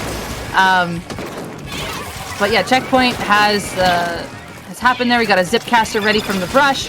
Wavebreaker is out, and now it's just keeping control of this right-hand side, and of course with it being kind of a closed area with not a lot of space to go, it makes it should be easier for Heaven's Reflection to be able to defend it, but in return it's actually C10, they're actually winning a fight or getting trades, so it's still kind of going out in their favor of controlling this right-hand side. Yeah, and that was a really solid 1v1 happening there with Mocha being the victor in that 1v1, but now getting taken out by a member, by Tina there. Tina's going to go ahead and pick up this Rainmaker to try to get it moving. Palo is now in Zipcaster mode, maybe trying to cause some havoc and get some displacement going on. Now we see that Heaven's Reflection is going to go ahead and pop that checkpoint as well. With Tri-Strike coming out, we're going to blow up that Rainmaker shield as quickly as possible. Now with 2 members going down, we're just going to push a little bit more just to kind of get that lead that they needed. Only a 2-point lead though, so not much of a lead in front of C10, but C10 is going to go ahead and try to make their presence known on this map again. They're going to try to come back out here. They're going to pick up this Rainmaker. Goody having the Rainmaker in their hands right now, with Tri-Strike and Wavebreaker coming out to give themselves as much space as possible, finding Minty as a pick there with this Rainmaker, and just kind of looking around, waiting to see where it's going to be clear for them to move up, but Palo is going to go ahead and stop them in the mid right now with Zipcaster online and ready to go, and holding on to this mid platform really well. Man, that mid platform turned purple really quickly. Really did. Zipcaster is going out. They want to pressure this leader off, and the brush is doing just that, making it so Heaven's Reflection can get that push. They took the alternate path yet again. They're finding it's been the safer route by distracting where the E-leader is. Well, Heaven's Reflection getting 3 down there, taking the Rainmaker even farther, and they're trying to dunk it here, but it is just painted, and they get it all the way to 2. Oh, so close. And now that shield's popped once again, you see Jeans is going to go ahead and pick it up, and they are going to follow up with the dunk. You can see the leader there was trying to get them off and away from that area in front of the pedestal, but unfortunately having enough coverage, Jeans having enough coverage to get that Rainmaker up onto the platform, and someone painting, making sure not only to paint the pedestal first before they picked it up, but being able to get behind it so that the leader would not have a shot to take them out. So, Heaven's Reflection taking that one to a 2-0, taking us to a 2-0 and taking C10 out.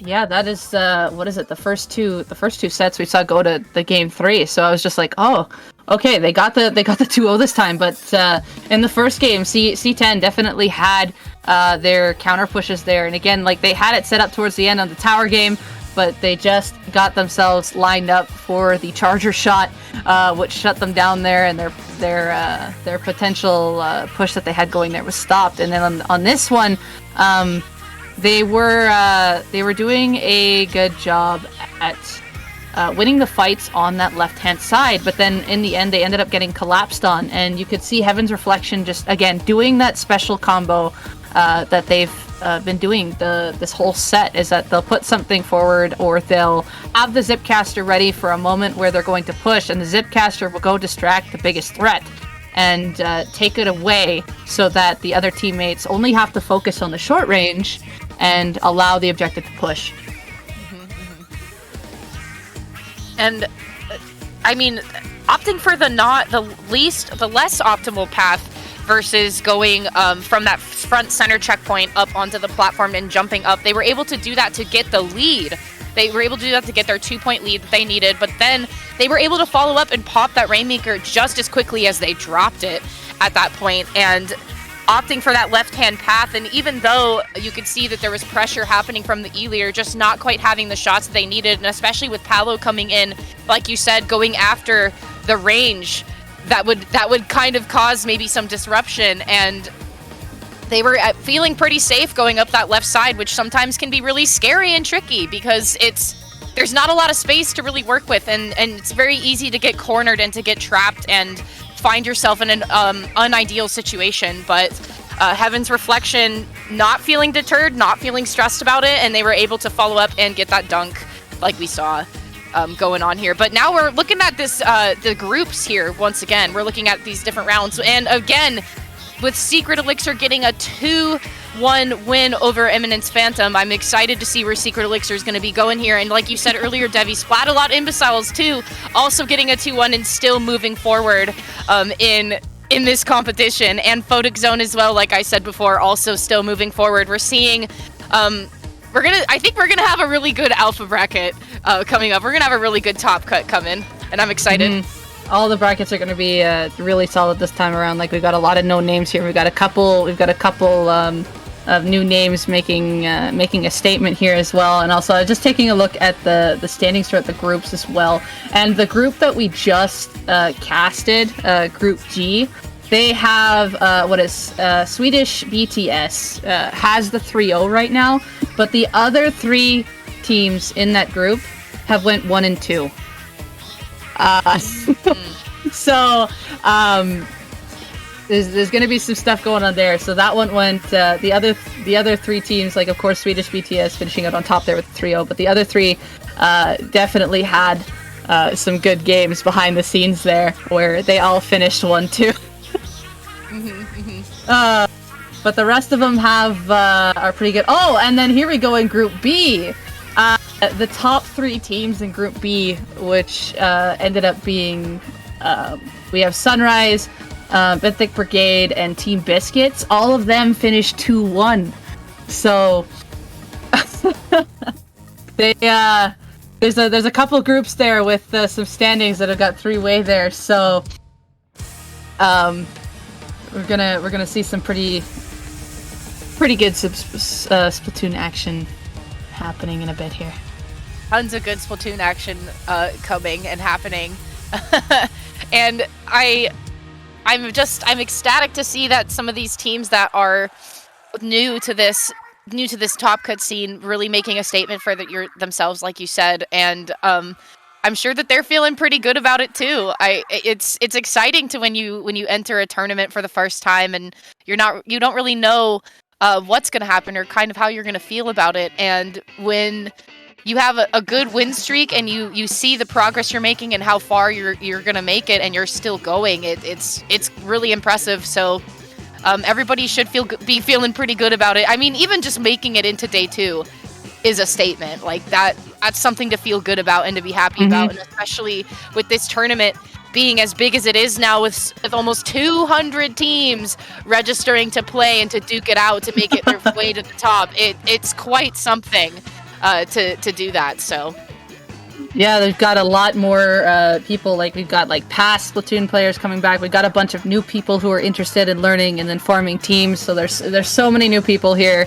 in Low Link, and it's definitely like it's massive at this point. From back in a time like when I first started playing in Low Link, like there's been so much change, so much more presence in the scene.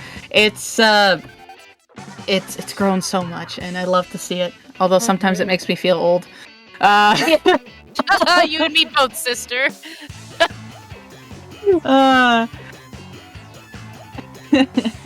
But taking a look at who we all have in this alpha bracket here, of course we got Splatalot I. They're going to take on Outcast Ninjas, the Final Reckoning, and Eminence Phantom, Monolith, Heaven's Reflection, Photic Zone, the Benthic Brigade, Sunrise, Minor Inconvenience. Sounds like they're really showcasing the DCs there on the Minor Inconvenience. Swedish BTS, Orca Ballestra, Secret Elixir, Arcadia, Ink in the System, Black Komodo. Lots of familiar names up here in Alpha Bracket, and a couple ones that I don't particularly know as well. But again, I just love seeing a lot of the returning people back. And after reading off these names, the one we're going to cast first is going to be the second one there, Final Reckoning versus Eminence Phantom. And I believe both teams have been in this top 32 before, so this being in this territory is not unfamiliar to both of these teams. They've been here before, been there, done that, and now we're going to be making our way to top 16 into this alpha bracket, which is quite exciting. Once again, I'm always so jazzed, Debbie. I'm jazzed. I'm excited for when people can really see their successes come to fruition and still make their way into this tournament. And especially because, like, playing for as long as Low Ink runs is a long time.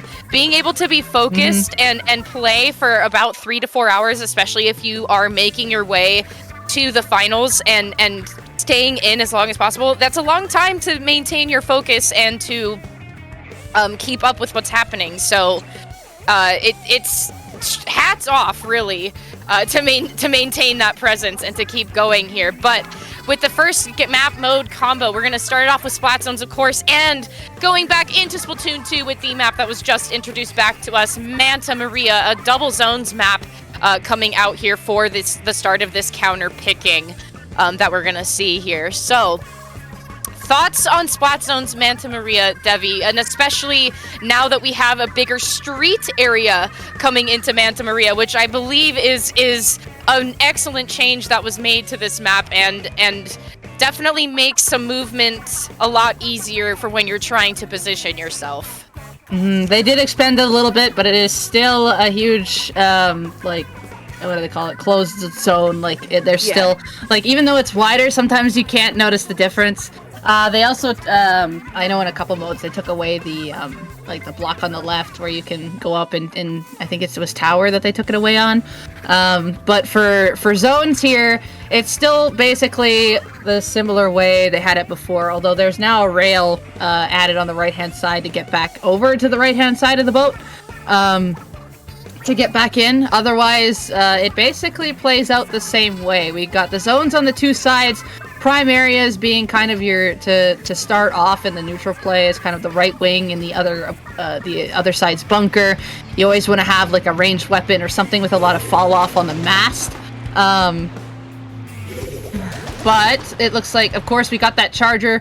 All right, so that charger's definitely going to want a lot of bunker and mass presence, but for the other team here who has all aggro with the Tetras and the Wiper being two initiating weapons that can flank really well, like one can just attack head on, one can just immediately take the flank.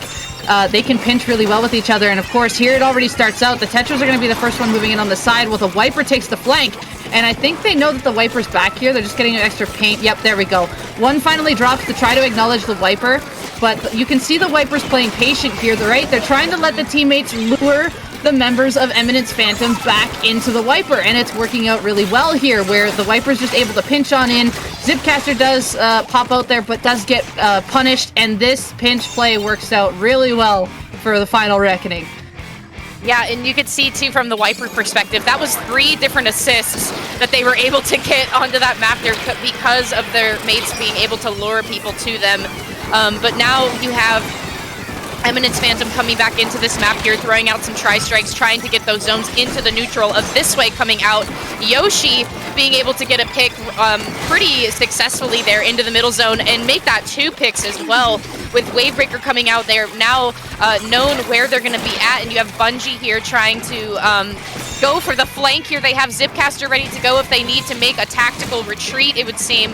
But not being too as I say that, I was going to say not being too forward and maybe being a little bit patient here to try to go for it, but I don't think they were expecting that splash wall to be there just yet. But Final Reckoning's going to go ahead and take that zone out of neutral. They're going to flip it back into their favor, and now you have Xyler here looking for the flank as well. Yoshi trying to enter their way back into this map, but unfortunately Xyler is going to say, hey, not today, my friend. I'm going to go ahead and give you a little bit of a run for your money here so you can't get properly set up, and then once again Final Reckoning is going to take that zone back into their control. However, good note on the charger for putting out a wall. It actually saved their life there. And then this supportive splat bomb appearing over the wall there to help protect the charger. The charger was able to live. The Tetras unable to get that flank, but you can see already how the Wiper and the Tetras are taking turns doing the flank, so that they don't just expect a single weapon there, so that they have to play it different each time. Yeah, now Bungie here with Zipcaster going to be coming out, trying to get out of the way of that Wavebreaker as much as possible. Zipping past 2 of the members of the Final Reckoning, but unfortunately going down. You have Ange here with that Wiper, just providing some ink, providing some space. Once again, Yoshi trying to set up on this platform here and throwing a wall out for their protection, but now Bungie is going to go ahead and follow up and say, hey, you got to get away from my friend here. You got to let them be, and they're going to be successful in doing that. Leiby trying to get up onto the bunker, being followed up by Rizu, but taking Rizu out pretty quickly, and now the zone's going to flip back into Eminence Phantom's favor, and this map is looking really pink. We're getting pretty comfortable here. Yoshi's going to take position onto that top mast and being able to see the members of the Final Reckoning trying to come back into this map here, but just not allowing them the space to do that. You have 1 member going down in that street area there. You have 2 that are trying to push up. Bungie now, once again with the Zipcaster, getting 2 picks and taking 2 members down with that timer ticking away, and taking the focus off the objective for Final Reckoning onto the Zipcaster, which is very crucial here because that timer's ticking away pretty quickly, and taking your focus off the objective can be really detrimental here. And Eminence Phantom is doing an excellent job of making their presence known, and there is the lead taken by Eminence Phantom, and they're going to just keep on letting that timer go as quickly as possible, with Final Reckoning trying to find their way back into this map. What a pushback in. Like, you could see that the Final Reckoning had a solid way back in, but then of course just weren't quite getting the fights that they needed. And the Wiper, I'll talk about the Wiper a little bit afterwards and what they're doing, but right now let's just look at how they're kind of securing the area, right? They're pinching in on the sides, and they're using their range a lot. And you don't see that from most Wipers, but I'll discuss it a little bit afterwards, how it's working. But anyway, the 2 walls protecting each other on the top points here of control. Yoshi just trying to stay alive, but unable to keep it, just misreading that the whale was still going to return back, just kind of the time of how long it's going to last. The lead is almost ready to go back into control, but the cap ends up coming out from Eminence Phantom. I think, nope. Not yet. Never mind. I lied. Anyway, if the final reckoning can hold this, they'll still have points. It hasn't actually fully been capped yet. It's just going. There's so much paint happening towards the zone, and I can't tell what's going on. There's the cap. Anyway, 2 splats happening down on the zone. There is just so much going on. The whale in the corner. They are finally able to get that pick, and then just some dodge moves there before the whale is able to come back around to splat the splash painting the zone. Whew! My brain just kind of went. There's so much to process here. Anyway, I know that zone was in a neutral position for quite a while there. And especially with no penalty being had on the side of the final reckoning there for the majority of that neutral game, you could tell that Eminence Phantom was like, hey man, we need to, if anything, we need to keep this zone neutral or take it back. And I loved seeing Laby get a triple right at the end there, taking 2 members out and then kind of getting Risu stuck in the corner, even though they launched that killer whale to try to maybe escape and give themselves some space, but just not quite having enough time to get out of there. And so crucial triple right at the end there.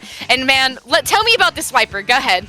Okay, so something interesting that the Swiper's doing is that it's still taking aggressive positions, right? Like a front line. But I haven't seen them do a close range charge like one shot. What they're doing is that they're consistently using like the range and like they're not being fully close, but they're always like slashing to the side and all that. We saw the one up diagonal, and then otherwise they are just consistently slashing, so there's just this extra range of paint firing out. So it's more so of a supportive wiper, but yet in the time where it matters they're still being aggressive. They're kind of like flip-flopping between that role, and I thought that was kind of neat because they're painting around to get the stamp or like the hammer, and then they're using the hammer to their use. So we saw that the stamper just like I said, they were just putting out range shots and then pinched with the team. We didn't really I didn't really see them like charge up and then do like a single slash for like a one shot. But they get the hammers, and the hammers were actually kind of relatively impactful there. I don't know if you caught it, but I'm pretty sure there was a hammer snipe that happened it was before Eminence Phantom was getting the lead back. It was kind of the first thing that the final reckoning put out, but the hammer got a pick on the charger there, and I was like, whoa, okay, this is their opportunity. And then they took it, but then it fell apart afterwards. But we're moving on to the next map here on Flounder. Eeltail. It looked like Flounder for some reason. Okay. No, we don't do that anymore. Take it away. So the counter pick here is tower control on Eeltail, and I believe it was in favor of the final reckoning. This is their choice for this counter pick that we are going to see here. And final reckoning not bringing any range out. We're going to go relatively with the same comp, but we do see that the E leader is going to come out on the side of Eminence Phantom. So definitely going to try to maintain that parallel linear presence. Wipeout already coming out on the side of the final reckoning, and that checkpoint is on its way, the checkpoint's on its way to the tower number 2, and we're going to go ahead and take that second checkpoint pretty quickly here with final reckoning trying to come back into this map as quickly as possible. But there's just so much purple on this map. The presence of Eminence Phantom is known. There's 2 different assists there happening for Yoshi because of that wave breaker choice that they had. You can see Ange was trying to maybe take some attention away from that tower as well, but unfortunately not quite getting what they were looking for. And now checkpoint number 3 for Eminence Phantom is going to be broken, but it seems the final reckoning is now here and making their presence known, and they're going to go ahead and get 2 picks now and going to take this tower back into the middle right now with 15 points on the board. So quite a lead to try to combat for sure for final reckoning, but plenty of time in the game to do so and to make a play. I'm glad I'm not the only one who's confused. That was great. Anyway, yeah, what a great opening push by Eminence Phantom. Just pressure after pressure and just picking off, like after the wipe, just consistent pressure and just not letting them be able to move in. Finally, the final reckoning able to defend and get back into mid here. We got a neutral state. The brush getting picked off early. We see the 52 trying to just plow their way through here, and plow they were, but finally getting shut down up on the plat there. It looks like a teammate was trying to follow up afterwards, but just couldn't quite get it. We see the quick hammer throws trying to snipe off somebody, but 2 of them have been thrown so far and didn't land a pick. You see the crab able to get 2. The Wiper's just in behind, trying to do some damage to punish the crab that is detransforming. And now we see the Wiper just up front in a nice place here where they can just be in a way to get specials ready. And again, they're just grabbing the hammers and throwing it. There's not really any kind of patience of where they want to throw it. It's just like, this is a general direction. I think they're here. I'm going to throw the hammer that way. In this case, they're not being as successful as they were in the first game. And now the game's kind of turned basically right around. Yeah, you could see Lady trying to get the flank there as quickly as possible, but it seemed like the members of Final Reckoning were pretty keen onto it. And now they're making it known why they picked this as their counter pick. Wipeout and KO for Final Reckoning there. It seemed like it took them a little bit to find their footing. It seemed like they were maybe getting a little stressed that tower got down to the 15 for Eminence Phantom, but as soon as they were able to follow up, find their footing, get in the positioning that they needed, there was a lot of special coordination happening as soon as that tower made it to second checkpoint there, and they just kind of kept it in between checkpoint 2 and checkpoint 3. And they, like I said, they made it known why they picked this as their counter pick, getting the KO. And so we are now at a 1-1 for this round right now. The counter pick now being had by Eminence Phantom. Wow, like that was like, okay, one team's got this full control. Okay, they pushed pretty far. The game's not over yet. In fact, it's still pretty early. The other team finally got control and just bam, brought the fire right back to them. And what is it? The machine there pulled off some nice plays of, instead of backing up or anything, they did opt to go forward when they had 2 tri-strikes just beside them, and actually went forward to take the fight because of, I believe they knew that they had the advantage there of the weapon that was in front of them. So they were able to just get around behind, take that fight, and the rest of the teammates were still able to follow up after the tri-strike ended. And bam, just the pressure just continued, and it just did not end. But yeah, just like you said, that was their counter pick, and boy, did they show it. Mm-hmm. They definitely were like, this is why. This is our counter pick, and this is why. Once it came down to it. And I liked seeing the special coordination happen, that when that tower was done off checkpoint 1 and it was about to step into checkpoint 2, not only did you see Ange make the hammer throw into that little plat area where checkpoint 3 is, but Tri-Strike came out right after it. So it was almost like you had a quad strike, dare I say it, happening, because you had the stamp throw coming out and then Tri-Strikes following up right after it. So Final Reckoning said that 3rd checkpoint is ours. It is ours to be had.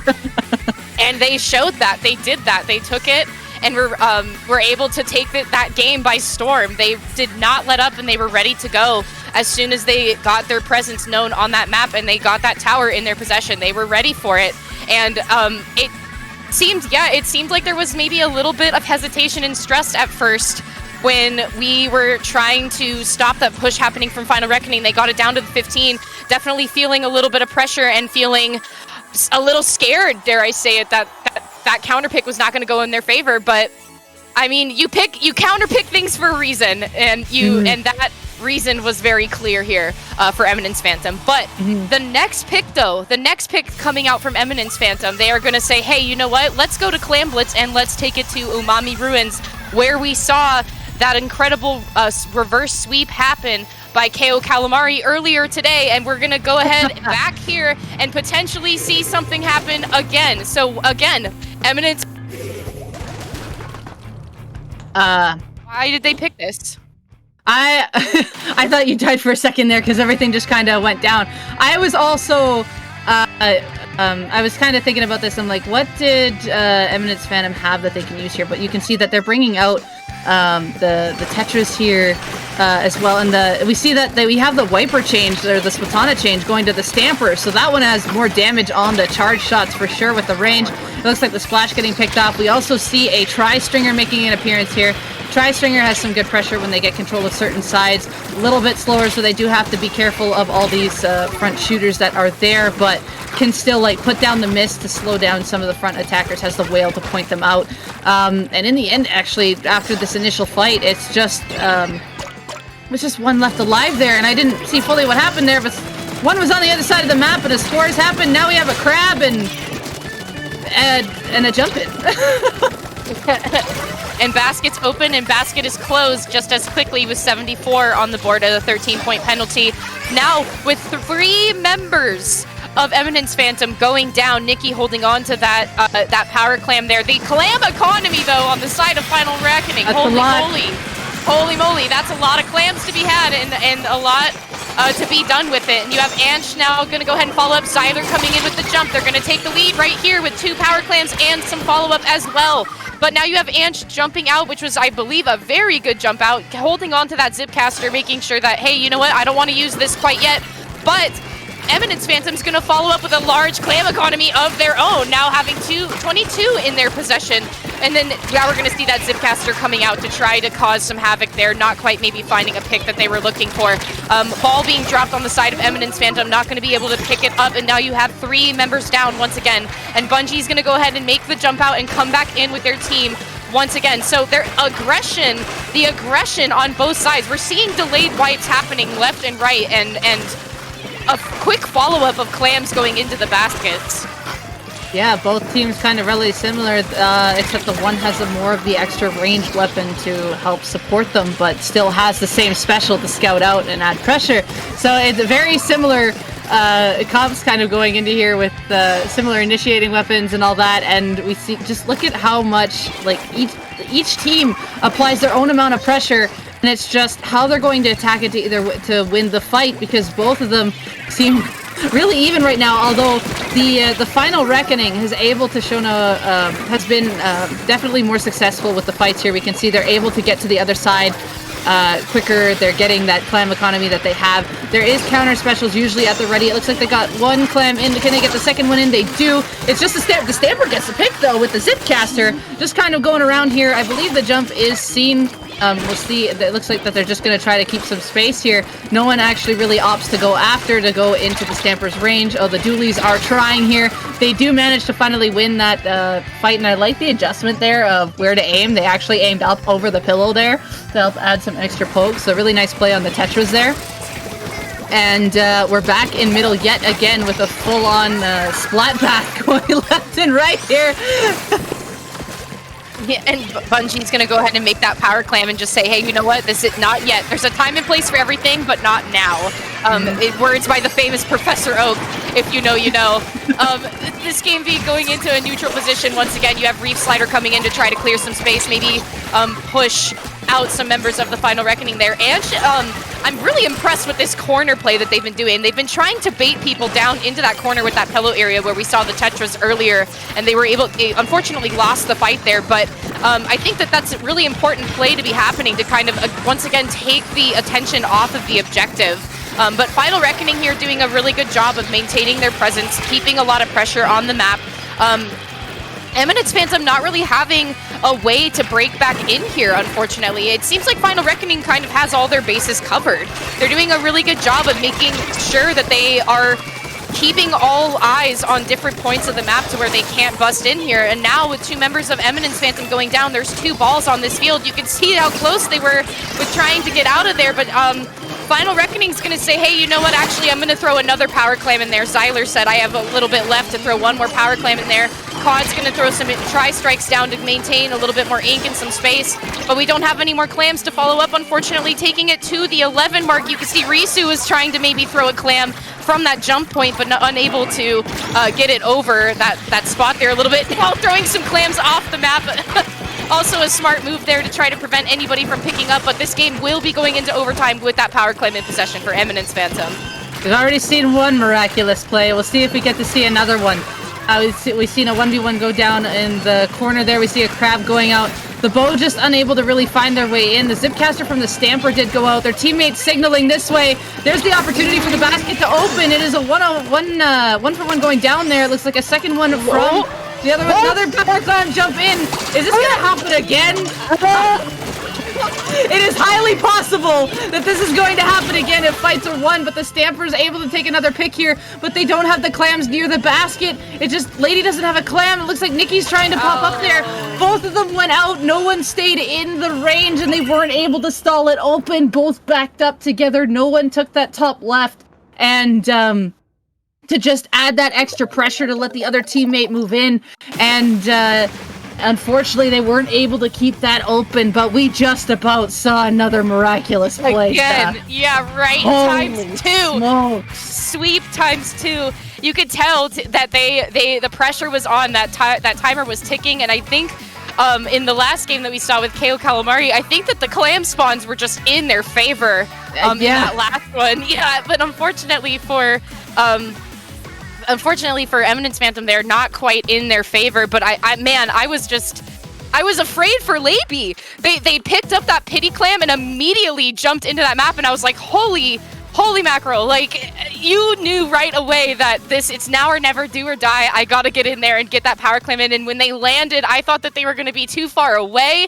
They definitely were downhill. They had to throw upwards as high as they could, and were able to get it in there, keeping that overtime timer just a little bit longer, keeping that basket open for as long as possible, and just, man, Final Reckoning able to come back in with the defense, though, where it mattered, and shutting that down as quickly as possible.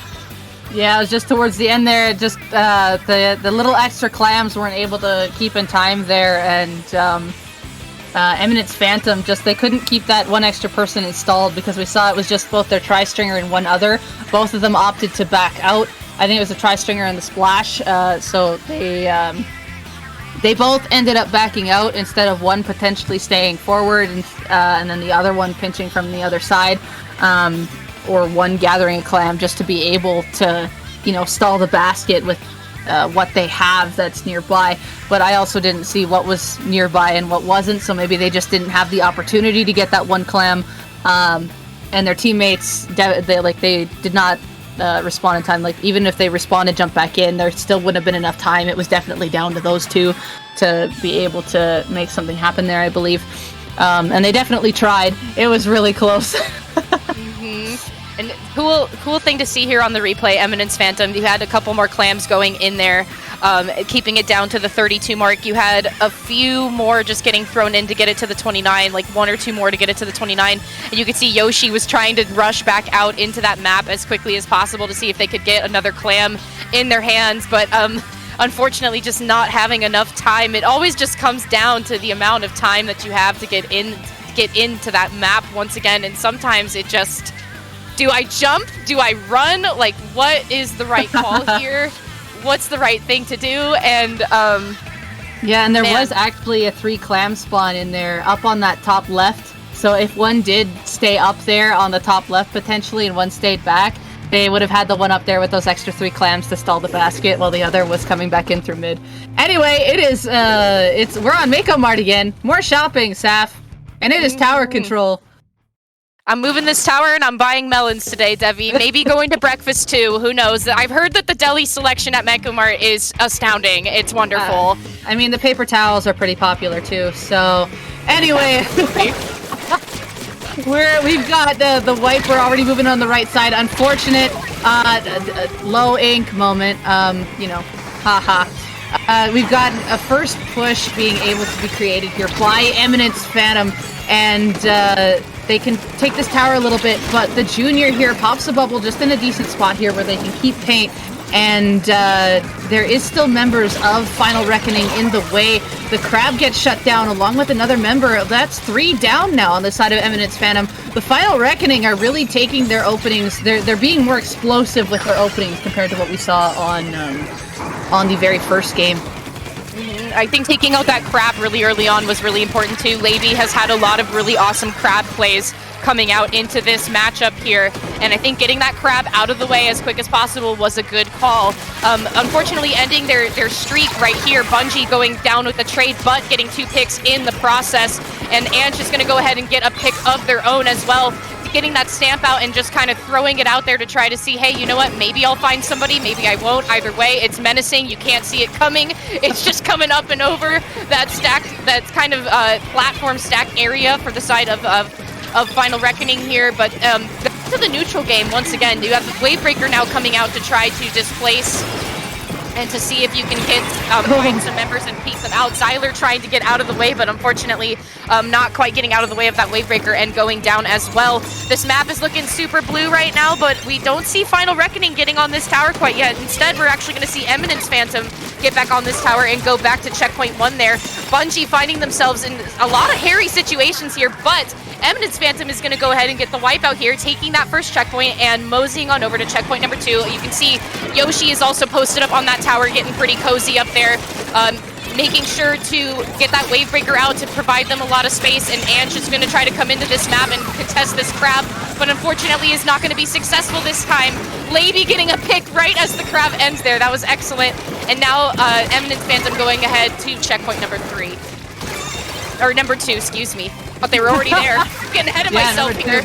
Yeah, no, Eminence Phantom, this is their counter pick, and again, these counter picks showing like this is definitely why they wanted to pick this. Why they wanted to pick this one. So this is like the second try, right? Because the first one was the Clam Zumami, and now when all comes down to where they need it the most, this is probably their strongest counter at this point, or second too.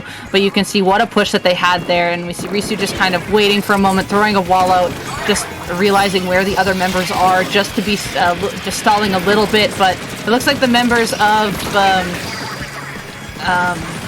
Eminence Phantom are picking up on that, and they just collapsed on that 52, and we're back to 3 down to a potential wipe here, but it looks like it's just 3 down there. Oh, ended up the Wiper ended up winning that fight, but then going down in return, unfortunately.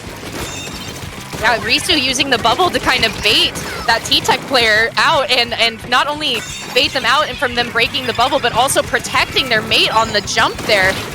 Yoshi coming out with it this way, getting a lot of pressure from that gal, and not being able to get a good setup here, putting a mine down maybe just for a little bit of insurance, and trying to see if they can get a little bit of a good spot here behind this blast area, getting a good pick. Didn't even see where that person was on Eminence Phantom. Oh my god.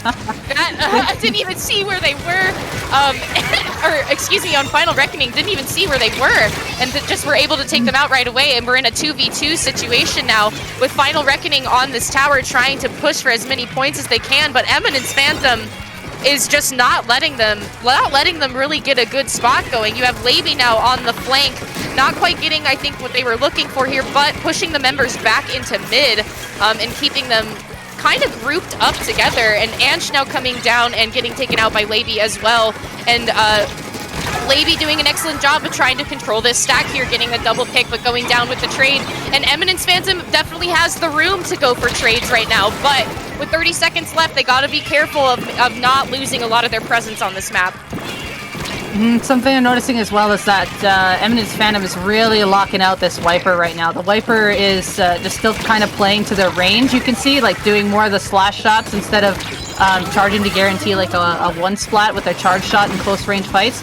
So they're picking off the Wiper here, giving them an advantage, and they're able to keep the pressure forward with the other members that are nearby. But we see the overtime started. The Booyah Bomb is appearing, is able to shred the crab. There's 2 members down on the 3 members down on the side of Eminence Phantom.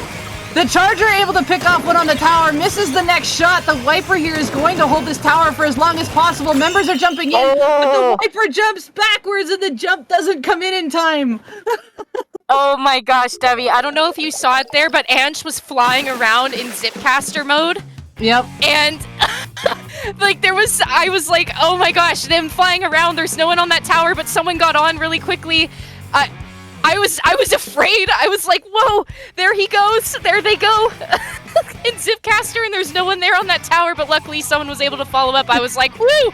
I was thinking Final Reckoning was going to be taking it all the way there, and you could see that Yoshi was definitely under pressure, trying to get them off that tower as quickly as possible, but we're successful in doing so. Woo! Yeah, no, the Wiper just kind of briefly jumped back, or had to jump back, and the jumps were trying to go to the tower, and yeah, the Zipcaster did from the brush there from the other side, was just kind of going around being distraction, trying to help the leader, but even then, like, they still had the control over that tower, because even with the 2 pressure there, they still forced the only one on that tower, which is the Wiper, back, and just the jumps from the rest of the teammates just could not come in time, and the 3rd member of the final or of Eminence Phantom were able to just hop on it and just secure that there. Yeah, taking us all the way to a game 5 right now, Debbie. But Final Reckoning and Eminence Phantom coming out strong here, and it's just been back and forth, back and forth. It's been a flip-flop this whole time. You have Eminence, Final Reckoning won twice in a row, and then Eminence Phantom said, no, we're not out just yet, and we're gonna go ahead to Splat Zones back on Inkblot here. So taking that middle tower, taking away the stacks. Stacks are getting executed here, and we're gonna take that middle tower instead. And so I'm wondering, is Yoshi gonna go with the ZNF with the strikes? Are we gonna keep with the wave breaker and try to give us some tracking space? Who knows? I think both could be valuable points here to use and valuable here for usage. And I want to see some more Zipcaster fighting, because there's definitely some high ground to be taken here with Zipcaster as well.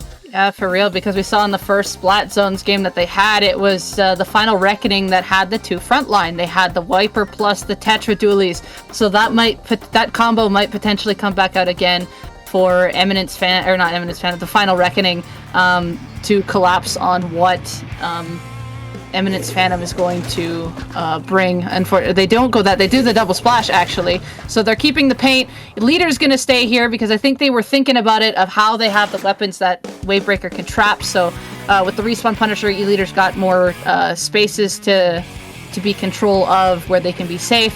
And just a good amount of paint from both teams actually. But Eminence or Final Reckoning is gonna go ahead and take this zone first with, oh my gosh, Burst Bomb after Burst Bomb and Torp after Torp coming up onto that platform. Yoshi not being able to get it close quite yet to try to get themselves known on this map, but now they're able to get a good setup and take a little bit of a higher ground here. You can see Yoshi coming in there with E-Leader and running around in the middle of the map, feeling pretty comfortable to do so. In doing that, Bungie taking some pressure off from this crab and taking the crab focus on them. And unfortunately, the crab dropping down in a less ideal situation with now 3 down on the side of Eminence Phantom. And Final Reckoning is going to say, hey, we're going to not only take this lead, but we're going to take this zone into our favor and try to get some ink up onto your plat. Yeah, they tossed the wave breaker up on the crab on the crab coming out here, and then the wave breaker out on the plat, and then just kind of countering back and forth. We saw a tri-strike go out as well. We can see where the wiper is down below, and just the zone still ticking down in the Final Reckoning's favor, and bombs trying to appear on the side. They managed to pick off the Junior. Huge pick for Eminence Phantom here. Yeah, you gotta get that inking pressure out as quickly as possible. Zone is gonna flip back into possession of Eminence Phantom. Now you have Levy on that crab once again, trying to get some ink up onto the platform there. The Junior, or the Wiper kind of getting back into this map here. You have Ants trying to fight with them and going down to the trade, with Nikki coming down to kind of help out with some support as well and trying to get some ink coverage down. They're gonna go ahead and maybe play with this plat area a little bit, unfortunately going down, almost finding themselves in a 3v1 situation, and technically almost a 4v1 because you had that wave breaker coming in hot to displace them a little bit. But now Zone's going to flip back into possession of Final Reckoning. 2 members going down, though, unfortunately, with a wave breaker of their own with with Eminence Phantom, excuse me. I was like, Final Eminence. I'm going to combine the 2 team names here. And now Zone's going to go ahead and flip back and forth. This has been a very flip-floppy Zones game going on here, but Final Reckoning is keeping their presence known and keeping it sharp with that 23 points on the board. Yeah, it's a solid place to go. However, there's no penalty, and Zone is ticking down for Eminence Phantom, so it's just, can they keep it secured? And right now, a lot of it is very pink right now. The Final Reckoning doing a good job. Unfortunately, one goes down on Zone, which there's a lot going down on Zone. And of course, when you go down on Zone, it benefits the other team because it just turns their color. So being able to stop that, the Final Reckoning here now just immediately up on Eminence Phantom's plat. We see the leader trying to get a pick off here. You see Tri-Strike and Suction Bombs appearing just to back them off of the plat. It's a good use there just to get the painters down on the zone. We see the brush getting picked off. This Wiper here winning the fights on the left-hand side, going for that snipe, able to get it! There it is! We caught one on camera! They were in a good position for that one. 7 seconds left. You can see Ink trying to come out for the side of Eminence Phantom, but unfortunately just not quite enough to take that zone back into their favor, and Final Reckoning is going to go ahead and take the set here with a 3-2. And man, I'm glad that we got that triple by Ange on camera there. They were maintaining their space so well and to keep those slashes coming out and to get those picks, and then yeah, just throwing that stamp at the right moment to get the pick there. You could see that the crab was up there and Yoshi was also kind of behind the crab on higher ground, but the crab getting taken out, just obliterated by that stamp throw. And not quite able to get something cooking there like they wanted to. So congratulations to the Final Reckoning. Good fight, and a good fight put up by Eminence Phantom. Yeah, really good set here. Both these teams are like neck and neck, basically. They know how to play each other's game, and it's just that one team fight takes it all, and how they're going to play to the other weapon that's in a corner, whether it's advantageous or not. But both did great, and I'm glad we finally got one of those hammer snipes on camera, because the first one we weren't on the point of view of it, but there was one on Manta zones that happened as well.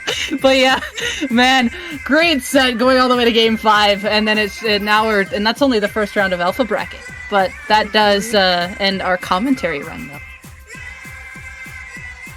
Debbie, tell me, where can the good people of the Twitchverse, Splatoonverse, where are you? Where can we find you? How can I? Where am I? I'm at home.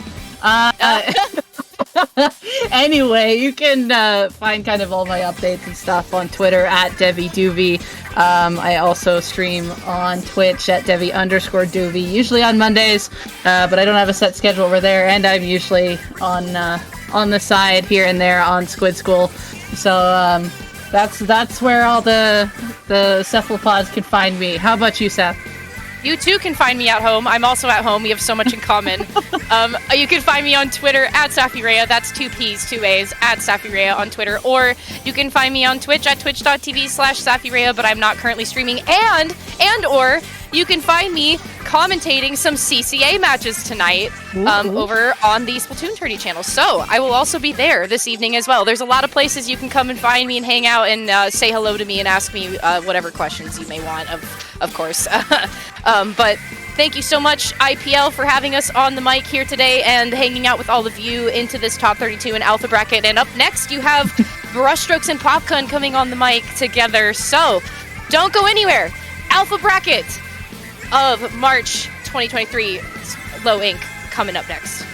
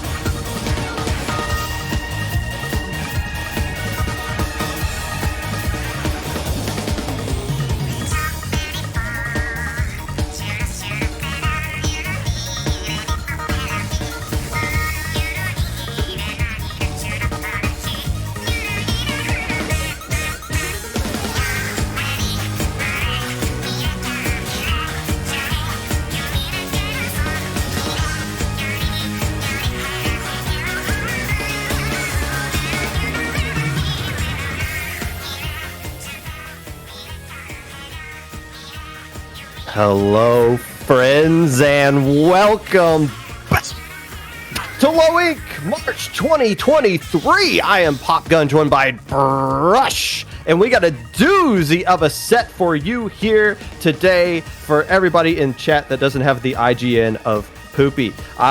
We are going to be looking at Ink in the System taking on Secret Elixir. Brush, what can you tell us about these two teams? Because I told you exactly what you need to say here. Yeah, I mean, super interesting stuff here. Ink in the System, basically all completely undefeated day one, except for one matchup. And I think I'm speaking word for word here from you, Popgun, when I say that their only loss yesterday was to Secret Elixir. So this is a chance for them to redeem themselves in a high-stakes bracket, day two, single elimination Low Ink. Yep, and Secret Elixir won Minnow Cup the week before. That was Clam Blitz only. You're going to see more than just Clam Blitz here. But they have not lost a single set. So, hey, this is Alpha Bracket. We got about five or 600 teams sign up for this tournament. I forget. But to get down to the nitty-gritty, the best team available, eventually you're going to have to come across some monsters. And we got a lot of monsters remaining right here. Okay. Excuse me. Game one is going to be Splat Zones at the Art Academy. Yeah, I mean, we were joking earlier today, Popgun, it's being a who's who in this Low Ink. And I mean, there's a lot of things we as commentators like to throw out, the little terms that we always say that maybe we don't totally know what it means. This Low Ink, it's so many names. It is such a big tournament, and because of that, we've ended up with an alpha bracket of really just teams after team after team that we know have had shots at winning this before. Teams that we know really can have a good showing and can make it to that top two. So you talk about going up against that big scary team, it's got to happen sooner or later. So here we go, Ink in the System versus Secret Elixir.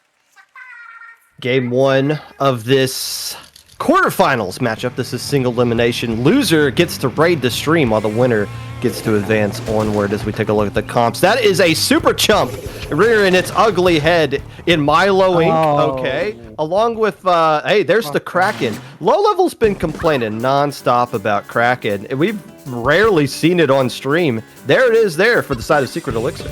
Yeah, but Ink in the System making me mauled with that double machine composition. But hey, it's tried and true at this point in Splatoon 3 meta. So they're going to try to have to prove it here, but it's going to be Jarrett on the left side trying to take both of them on, getting low, opting to back up. They're in an awful position here, but there you go, Twig able to help clean up that fight. You see a super jump coming in there. That's going to be Secret Elixir taking the first zone, taking that first half, and taking the first pick with it.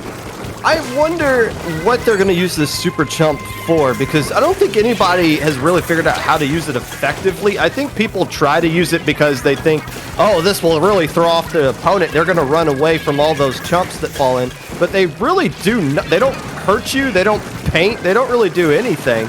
So what Secret Elixir is going to be figuring out with that special is going to be key here. Regardless, they do have a pretty good lockout situation going. Kraken is out trying to hold down some space, but Twig is unable to find a pick with it. They're going to actually go down on the plat there in the system while the Booyah Bombs come out trying to find space in the zone. That's going to be the neutral and 2 picks with it. So there you go, a decent hold from Secret Elixir, getting 70-ish points down on the scoreboard, but it's Ink in the System taking control now. Good little opening right here. The question is, did Ink in the System burn too many specials just to get back into control of the zone to where they can't really hold on to it much longer? They do have another Booyah Bomb here working up. Velvet able to throw it off on the right side, but there goes Twig with that Kraken, able to just kind of chase some players away as you see Secret Elixir capping the zone right back. So good little back and forth in the opening minute right now.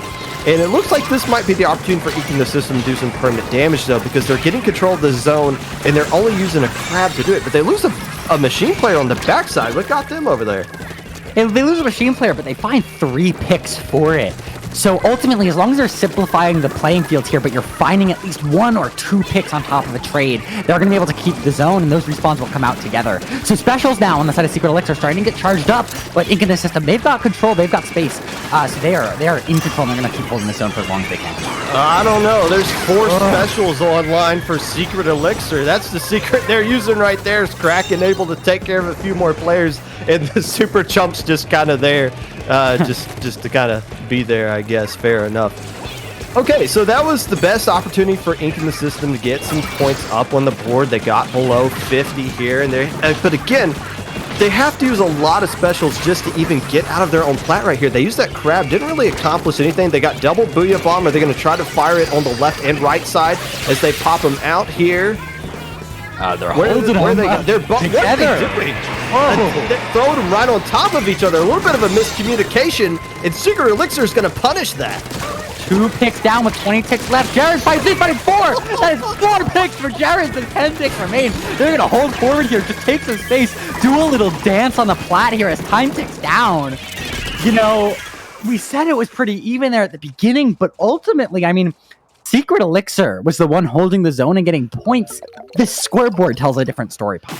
I guarantee you what was happening in the VC of Ink in the system right there is that they both popped their Booyah Bombs, and they're like, I'm throwing it left. What, you throw it right. No, wait, you throw it right. I'm going to throw it left. And then they just both throw it exactly on top of each other, and then they're just like, oh, no. Tournament nerves at its finest, ladies and gentlemen. This is not grand finals, but this is quarterfinals of Alpha Bracket. Secret Elixir has not lost this entire tournament. Ink in the system has only lost to Secret Elixir 2-1. This is where you start to see teams play a little bit nervous. That was the difference right there in game 1. Yeah, you know, we talked about the Super Chump, and what I will say is it's a confusing special. I mean, it takes up visual space. So even if it's not painting, even if it's not finding picks, I will say there were a couple times, if we're talking about tournament nerves, seeing those jump spots and then all of a sudden your screen is cluttered, that can genuinely have at least a noticeable mental difference to these players. I'm not convinced of that. I don't think there's anything super about Super Chump, but it's a new special. Things remain to be seen. Regardless, I think we're still going to be seeing Kraken coming out here from the side of Secret Elixir, regardless of what the pick is going to be. By the way, this is counter picks here. Ink in the system can pick any map and mode that is available as long as they have not won on it, and they haven't won anything so far in the set, so the whole board is theirs. However, we talked about this is a rematch. They do have some information against Secret Elixir. They know what map and mode they used last time that they won against this team on. That was in round 6. So I wonder if they're going to try to go to that map initially, or if they've cooked up something different that they want to use here. Regardless, they're taking a little bit of time to come up with a decision, so I don't really know what the holdup is here. Maybe they're looking up and see what map they went on last time. We've joked in the past, Popgun. I mean, when you're a team that's been on the winning side of so many brackets, sometimes you don't have those counter picks ready to go. So maybe not the most coordinated there. We saw with the Booyah Bombs, saw a little bit all over the place.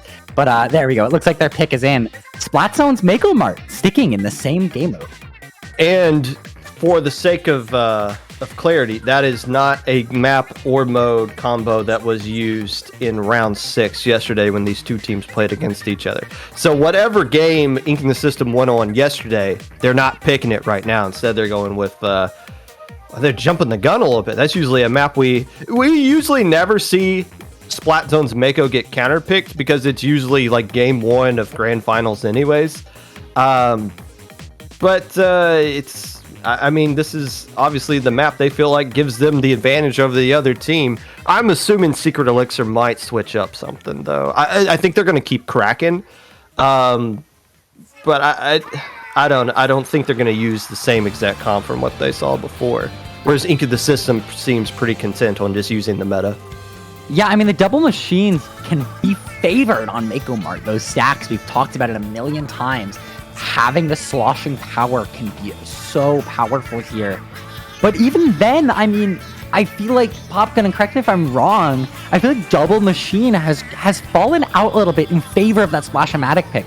So Ink in the System playing the machine, not a off-meta pick, but definitely something that they're going to have to be picking map modes around. Mako Mart is a great map for them.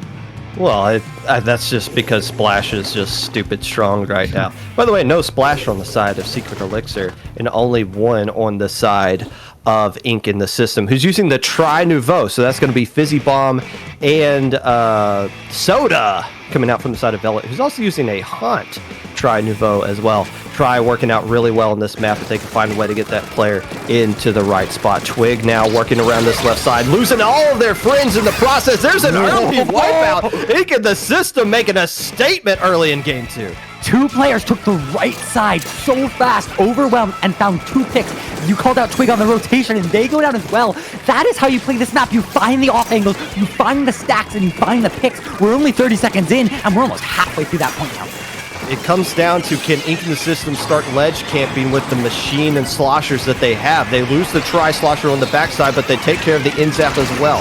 Whoa, one more player going down for the side of Secret Elixir is Icar in that spot that you kind of want that machine to be. You can start attacking that backliner player. You can start poking around all the sides that Secret Elixir wants to drop down into. And so far, Ink the System doing a great job of keeping everybody at bay. They're taking trades. They're not losing 1v1s until we just see the machine player do that right there. And that might be the reason why Secret Elixir stays in this one for now.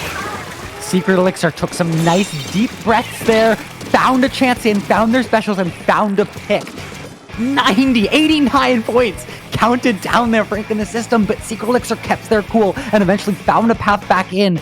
I don't care what the numbers are on the scoreboard. Secret Elixir has this zone, and they're staying alive, at least for now. They have the same chance to do what Ink in the System just did. Yeah, that's all that matters. Is just keep the game going. But you've got to burn a lot of specials just to keep things relevant a little bit longer. 2 more players going down from the side of Elixir, but they drag Ink in the System players down with them. It's a 2v2 basically for the soul of the game right now. As Secret Elixir is able to hold on, but 2 more players go down immediately as soon as they cap zone. Ink in the System takes it right back. This is a fast-paced game here, Popgun. And Secret Elixir is keeping up. You know, at first there, it looked like Ink in the System had such a good ult and such a fast pace, had the momentum in the early game. Secret Elixir got back in, and now we're back to some back and forth gameplay that we saw last match. And this is the stuff that makes us, I mean, just bite our nails in anticipation here. Specials coming out in the zone. Secret Elixir holds on. Yeah, this is very reminiscent of what we just saw in the last game, where Secret Elixir was able to hold on to the zone early, build up a huge lead, and then on the backside, Ink in the System had to burn a lot of specials just to get back into the zone. They didn't have much they could use to hold on to it. Same thing we're seeing right here. Ink in the System's got this early lead. They're able to just kind of bleed out the clock with 2 minutes left to go here. Use their specials to keep track on everything. But, okay, so here comes in the super chump from that right side. By the way, the Kraken is gone. It looks like they changed it for the machine. Yeah, and I mean, specials being popped on zone, but maybe without that Kraken, they don't quite have the scare force that they've had in the past. Ink in the System able to plant their feet and hold where they want to be holding. And in splat zones, I mean, that's on the zone. That Kraken really is intimidating, and they don't have that yet. They don't, but they do have some other specials that they can use. They got a Booyah Bomb that they're trying to fire onto the zone right now. 2 players on the right side over here trying to attack from the flank, but they're the last 2 players left alive. Twig, that is a bomb. You shouldn't be eating that. Goes down in the zone right back into Ink in the System's favor. Now, nothing's really been done on the scoreboard for the past couple of minutes or so, and that's great for Ink in the System because you're just bleeding time off the clock, but it looks like they're in a great position to get a KO. Penalty points are gone. You got Velvet Sharking right here at the drop area. Doesn't get the trade, but does keep the fight away from the zone long enough for the rest of Ink in the System to cap it, and we're tied 1-1. I mean, talk about flipping the script. Ink in the System came out with a swing and was able to get that zone. You said bleed out that clock, and ultimately they're the ones who were able to find that last cap at the end and find a KO. But yeah, I mean, Secret Elixir caught maybe off guard by, you know, we're going back to Splat Zones. We just beat you here. What do you have on us? Well, it turns out it is Splat Zones, Mako Mart. You know, we've been looking at the victory animations, and whatnot, because there's a lot more weird victory animations in the game right now. I just gotta say, when the Kentucky Fried Chicken cosplay outfit came out, where you can look like a fried drumstick, Ink in the System tweeted out how they were going to use all 4 of their players in that outfit. I gotta commend them for not using, none of them were using it in that game right there. I feel like that was the key difference. The drip helped gift them that win in game 2. Now, you can't pick the mode or map that you've won on in the set. Both teams have won on Splat Zone, so if you are a Splat Zone hater, congratulations. It is now illegal for both teams to pick it going forward in this set. Secret Elixir did win a tournament last weekend doing Clam Blitz only.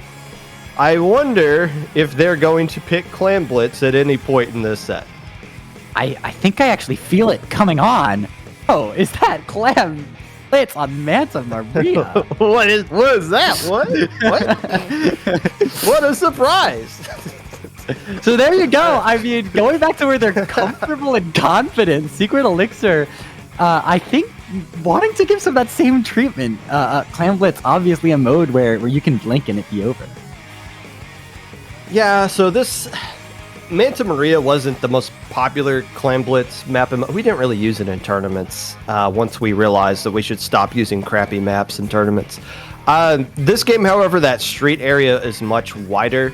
I think the cut is a little bit wider as well, so there's more room to operate around that basket. But you are going to see that Kraken come back, and the low level is convinced that there's no way to defeat a Kraken when players jump to it. And so far, it's been proving successful, especially in low level tournaments. So I think that's going to be the key strategy that you're going to see here coming out from Secret Elixir. But if you're Ink in the System and you know that, you might not have a player that can use Gal, and that's really the biggest drawback to Kraken right now, is that it's not on a splash or a machine, which everybody's been using. But you can use it too, as we see the comps come back out here. There is the 96 Deco, and no real surprises coming up from the side of Ink in the System. They don't have a ton of range, though, outside of a crab. Secret Elixir kind of picked a map that favors these sloshers. So Ink in the System going to be able to run the same 2 sloshing weapons that they ran last game, and being able to control both cut and bunker when they're pushing up. Those are big areas to be able to control, and they have 2 weapons that do it wonderfully.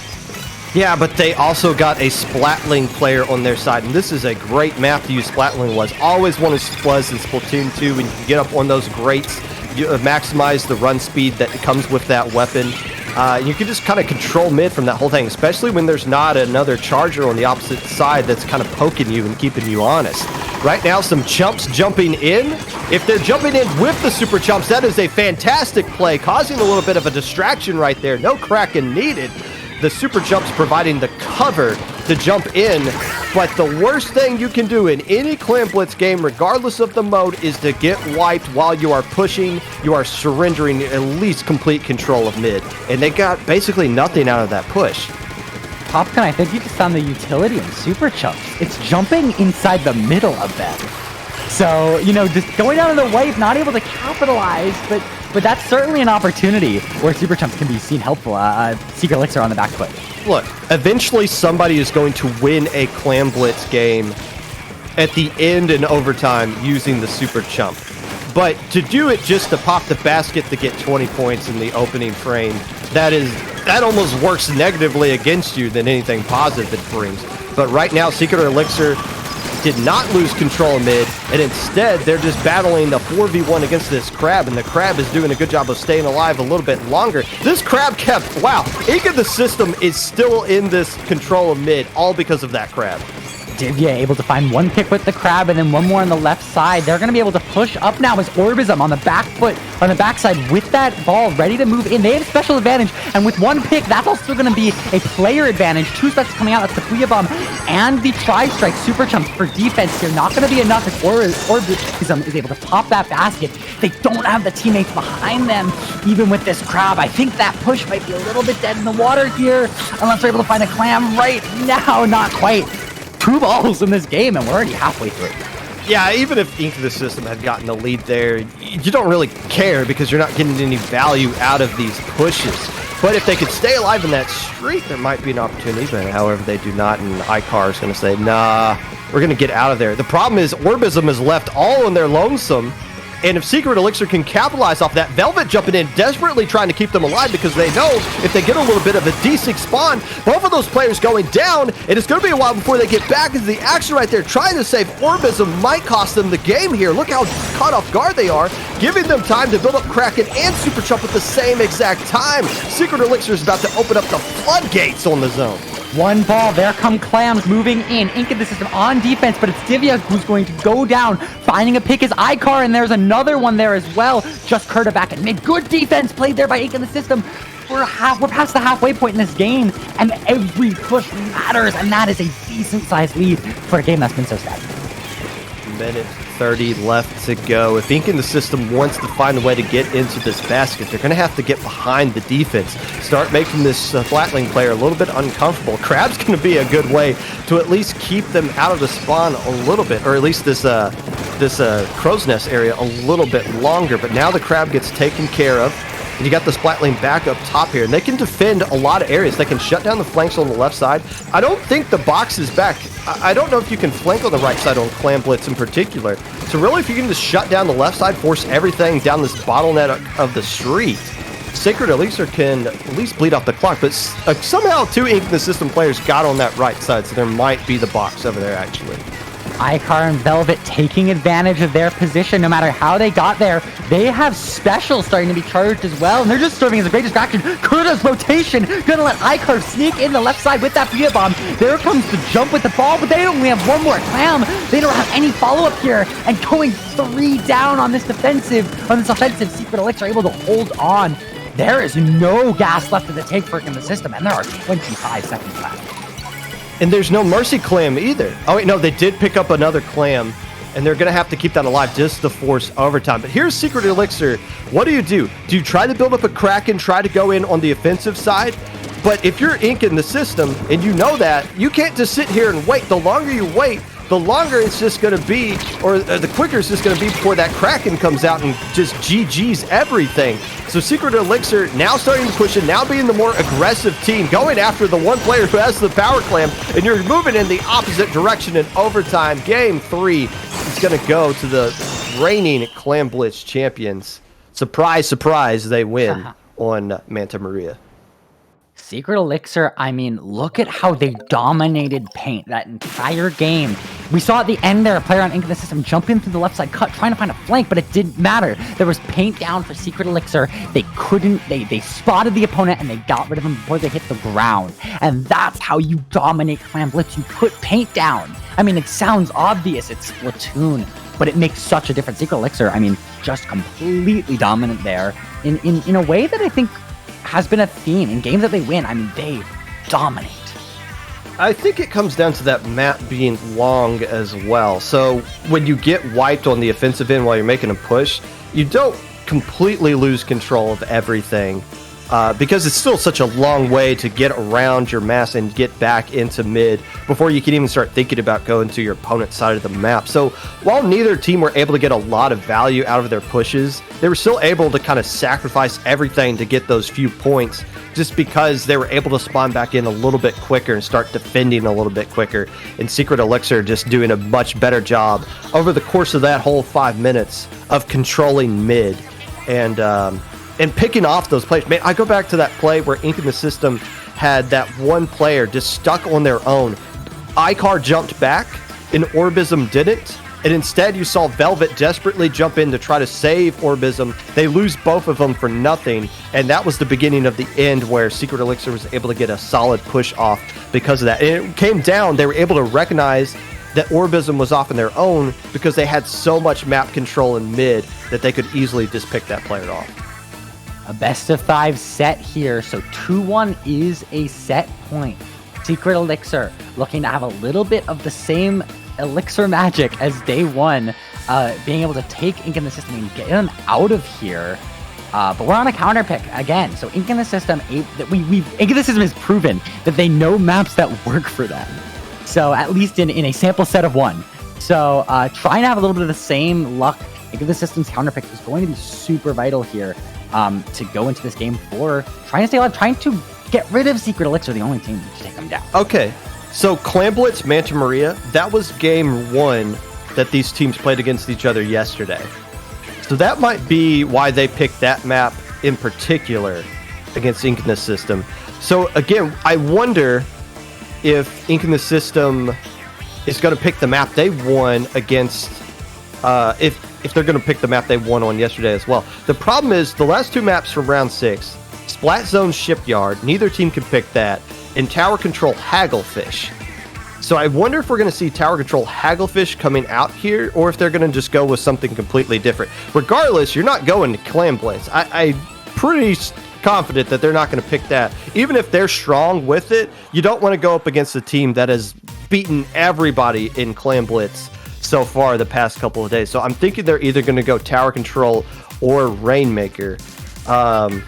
And while we're waiting for that counter pick, just a little update for the rest of the bracket here. Photic Zone has survived a game 5 against Heaven's Reflection, and they are going into semifinals against either the winner of the Imbeciles in the final Reckoning Splatalot. Imbeciles up 2-1 in that one.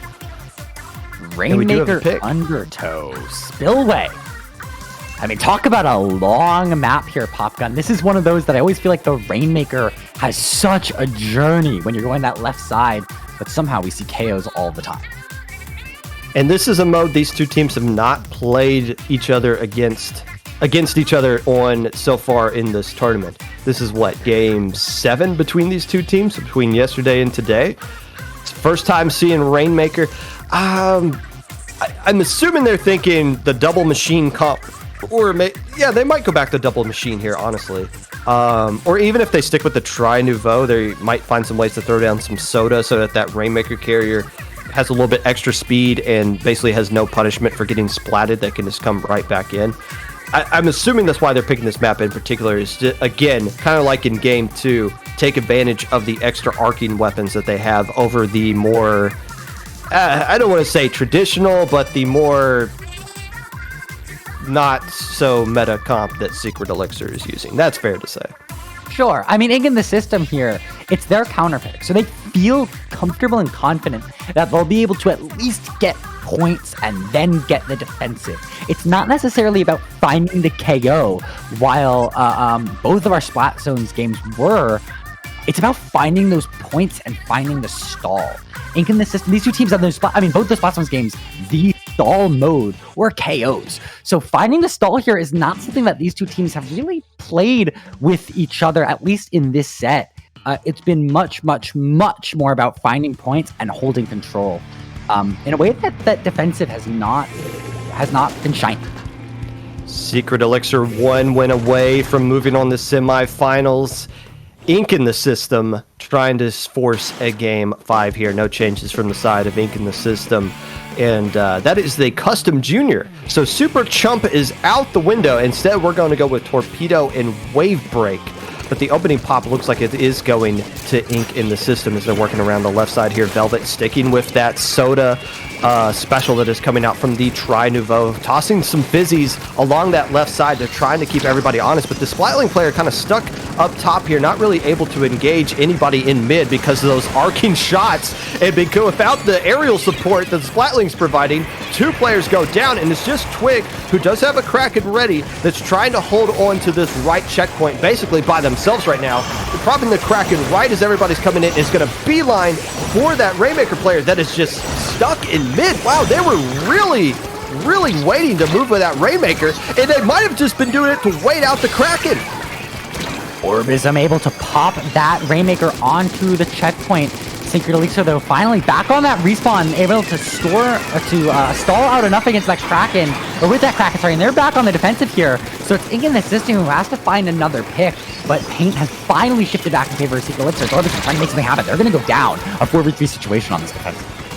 Yeah, this might be the end of the push right here. You get Twig as collateral, but able to just kind of get that splat and retreat will help defend things for Ink in the system, as Secret Elixir is not wasting any time getting into control of mid, building up some specials, going to be patient here, and forcing Ink in the system to use some specials on their own. This Crab's able to get a pick on the backline player and start pushing everybody else back. But right now, it's okay. This is just turned into a bloodbath all of a sudden. Nobody's really trying to build up some specials or coordinate with it. They're just trying to go for splats. And when the dust settles, it's Secret Elixir that's coming out on top of that skirmish.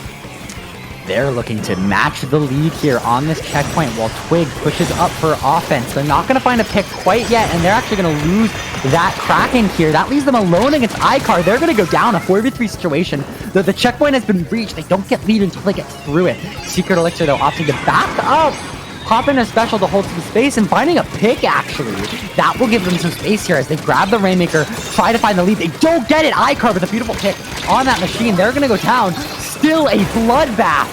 But it looks like Secret Elixir is able to find space and find the lead. They're the ones pushing forward. They're eyeing for a KO.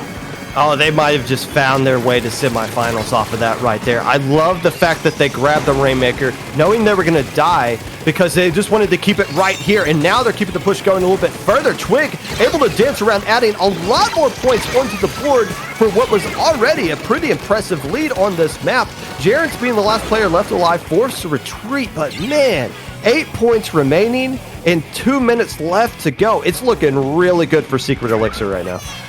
In the system, though, they had the first push and they don't have this checkpoint anymore.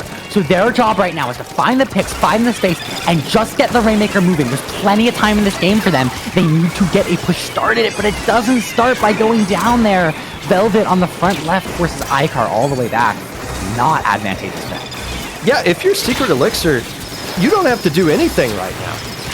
Ink in the system is just moving right into you. They're sending one player at a time. Orbism has nowhere to go.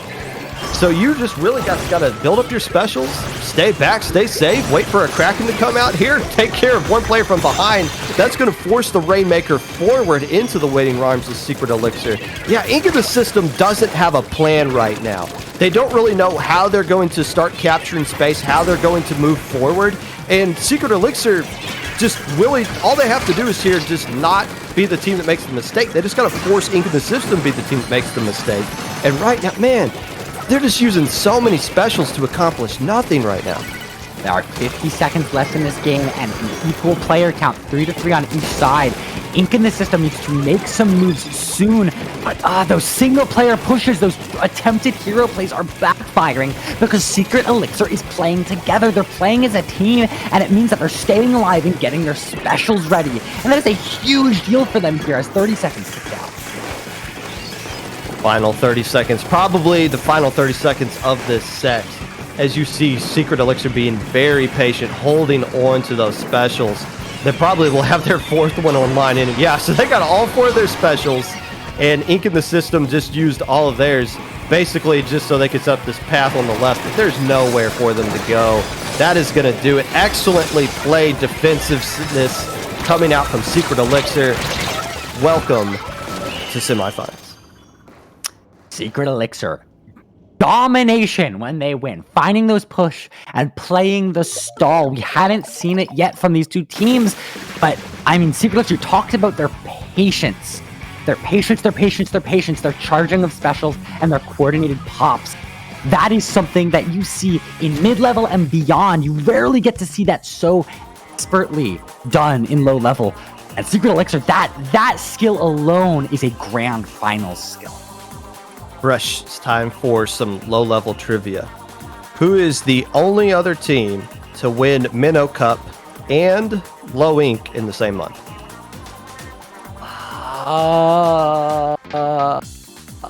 Can I get a time range?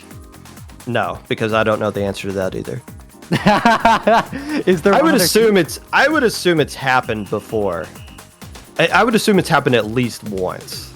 That somebody won Minnow Cup and then went around and won Low Ink in the same exact year. I don't know what it was. No, it definitely wasn't Sia. I don't think Sia ever won.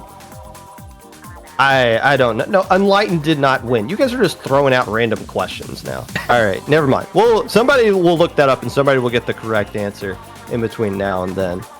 It might not be Secret Elixir, though. They still have to go up against either Sunrise or Swedish BTS, who is lighting them up like dynamite right now, up 2-1. But we're going to sneak on over to our other semifinal match. That is another who's who of Alpha Bracket regulars, the Splatalot Imbeciles, or as Matt called them, the idiots, taking on Photic Zone, which has been on stream the past 2 lowings, including this one here in Alpha Bracket. Okay, so we talked about a who's who Alpha Bracket. In the past 2 months, the teams that have won lowing have been brand new-ish players, or brand newer-ish teams. That have come out, not really from nowhere, but it was their first time playing in lowing, and they came in to win it. The Imbeciles have a long history in lowing. Photic Zone, back-to-back months of heartbreak on stream. Secret Elixir, these players have played in lowing before. This first time playing as a team. Sunrise, they were 6-0 the last time that they played in low ink on the Swiss stage. They made it to Alpha Bracket, didn't go much further there. And Swedish BTS, we'll talk about them if we get to them, but that is a pickup team of recognizable low ink players that we will talk about if they find a way to make it to grand finals. So there's no real hidden surprise here. It's going to be a name brand team or players that is going to win this month. And one of those teams is going to be either Splatalot Imbeciles or Photic Zone. Something not listed here on the roster for Photic Zone is that they have a sub to their name currently. And we'll see if they end up coming out. It doesn't look like they're joining the lobby, but facing some DC issues this morning, they've had some tremendous show of skill or maybe luck. But when you're down a roster member, if you look at who they brought into the lobby, now they're back to their roster. So I think Toasty was having some internet issues in round 1 of top 32. By the way, they won one of their matches in a 3v4 because one of their players DC'd while they had the lead. They just bled out the clock and won. That's just been the kind of day Photic Zone's been having today. And they got Harry from My Life Paradise subbed in for them for a little bit, but they're not in the roster right now. This is 100% Photic Zone coming in here. Now, Splatalot Imbeciles. These guys finish all over the place. Sometimes they make Alpha Bracket, sometimes they don't even qualify for Sunday. It's because they always have random players that they need to draw, pull off the street so that they could sub in for them. I do not believe Splatalot Imbeciles has had to use the sub channel at all this month, and they are the second place team from Minnow Cup. We could have a Minnow Cup rematch here in Low Ink Grand Finals coming right around the corner, but right now game 1's going to be Splat Zones at Mako Mart. Photic Zone looking to exercise some of the stream demons they've been facing the past couple of months. Splat Zones Mako Mart, a map mode that we've seen already played last set here. Counterpicked, right? So compositions are something that we've already seen 2 examples of. But I think, correct me if I'm wrong, Photic Zone, a team that likes to run backline, is not something we've seen so far this low ink stream, or at least that not is in the last set. Toasty, I'm assuming, going to be using the new not Firefin charger, the Spider-Man weapon, as I like to call it. That is a E-liter, though, coming out from the side of the Imbeciles, and that is the scoped Firefin coming out from Photic Zone. Gold on the Tri-Slosher Nouveau. Okay, I like the fact that Tri-Slosher Nouveau is being used a lot here more often. I'm glad that new weapons are being introduced into the game and they're actually having some sort of presence in tournaments afterwards rather than just seeing the same weapons all the time. But right now we see an early skirmish going out here, and while the Imbeciles have control of zone, they haven't really established complete control of the rest of the map just yet. With those 2 players back online, it's Photic Zone fighting for a shot in mid. Nathan popping this crab, not able to find a pick, but finding one on the other side of the map as their teammate. The Haunt playing, oh my gosh, Slosh going down the left side. That leaves a 3v4 situation as Cap continues to be held by Splatalot Imbeciles. decent first minute here, but it's a lot of picks finally going down, and now SPLI has control. So that's another a haunt slosher? Because the other slosher we saw on stream had haunt as well. Is that just a thing with Tri-Sloshers Nouveau now? They're just using haunt? Okay. Maybe it's just because of this map in particular they can start to see some players behind walls or something. But regardless, the Imbeciles doing a really good job of holding on to the zone. They lose control of it for a little bit, but they haven't lost complete control of it yet to this point. They're down below 50.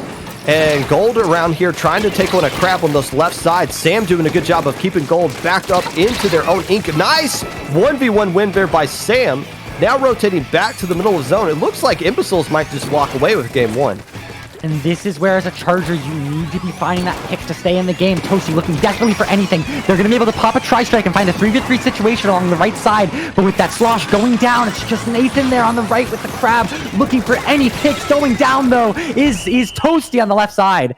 And a KO for SPL Imbeciles. The Imbeciles looking pretty good. They're looking really good right now. What is their record so far? They have not lost anything today. I think they've dropped like 2 total games today. I think they went 5-1 yesterday. Yes, they won their Swiss group at 5-1. Who was the only team to beat the Imbeciles yesterday? It was Combo. Combo beat them 2-1 at the end of round 6 on yesterday. Other than that, it's been a perfect run for the Imbeciles all the way through here. And they're up in a very dominant, very impressive Game 1 win to Photic Zone, who's wasting no time, mind you, picking Clan Blitz at Scorch Gorge. Scorch Gorge. How do you pronounce it? Gorge. Anyways. Yeah, I mean, it's one of those maps that has one real route to pop that basket. So instead of experimenting with positioning or with how many players open where, it's one of those maps where you just gotta play Splatoon. You just have to see who's gonna get mid, who's gonna find the pick, who's gonna control the clam economy, and then who's gonna score. I mean, play Splatoon forehead. Just play Splatoon. Honestly, I think this one's going to come down to who wants it more. If you want to think about it like that. Firefin coming out from the side of Selfie. And a roller? No, there's your Crackle. No, because they need Crackle on. And they don't want to use the Gal. And now we're going to see some beacons being used in Splatoon as well. Did you guys know there are beacons in Splatoon 3? They just haven't put them on any weapons until, like, recently. I think the Red Dapples had it in, like, one other thing that nobody uses anymore. But yeah, we're going to see that. But you can't pop Krakens when you're constantly dead. That brush says, I'm going to find you before you can get any kind of Krakens.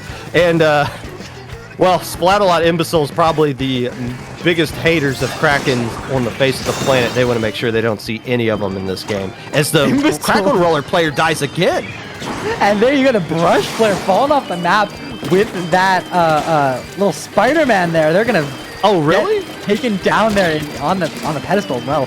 So lots of picks going all over the place as Toasty able to push back into mid. No longer playing a Charger, opting for an X-Splash.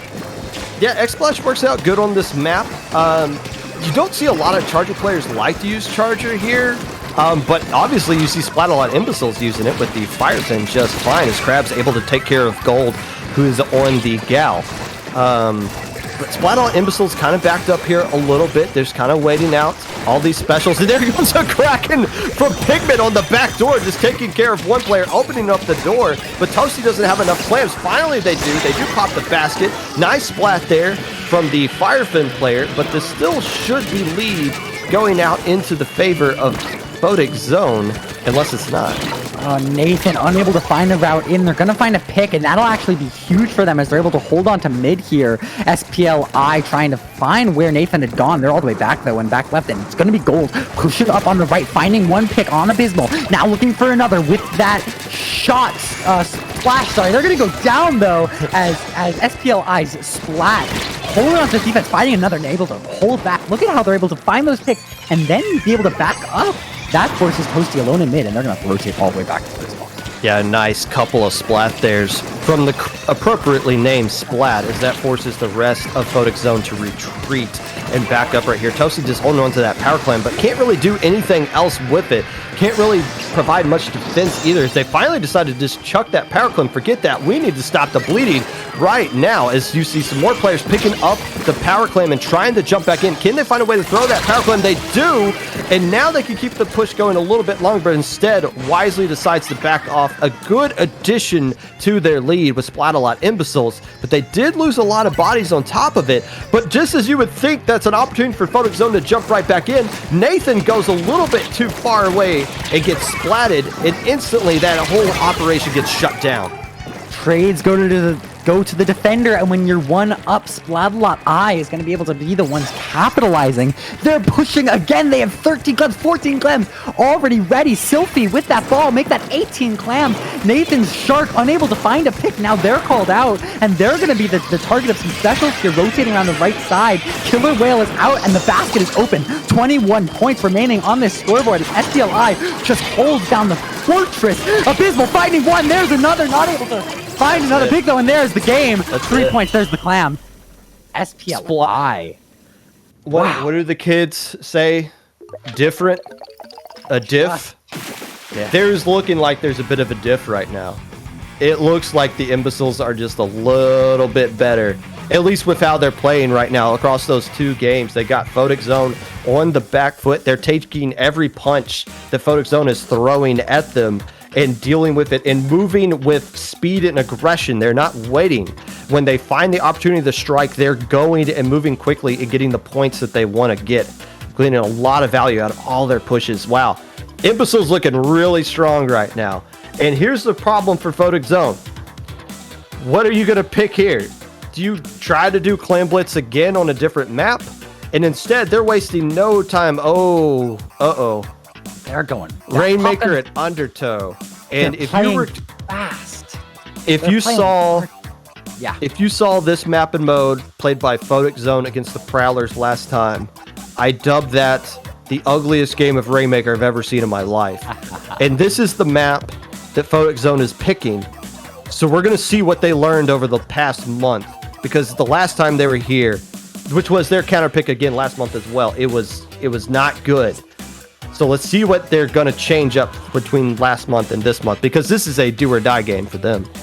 yeah, they're making these counter picks really quick, and they're playing these games far too fast. They don't have that patience that we've seen in the tournament so far, and it's allowing Splatalot I to just say, come at me, bro, and get rid of them. So if they want to win this one, even though it's Rainmaker, even though it's the quote-unquote fast game mode, they need to slow down. They need to play collected, and they need to make these pushes collected and organized and clean. Charger player coming out from both sides. It's the scoped Fire Fin. So who can keep their anchor player the safest, and they'll allow them to control mid with that. But now you see some early crabs coming out from the side of the Imbeciles. See Sam forcing some players on this right side to move to the left, and trying to pick up the Rainmaker. Instead, wisely decides to kind of back off, work around this right side as the splash goes down. Gold holding up on this opposite side right here, away from the Rainmaker, which is probably going to get pushed to the right. Gold's going to use the soda for themselves, but the rest of the players for Photic Zone are getting taken care of pretty quickly, as now it's just a 2v4 situation.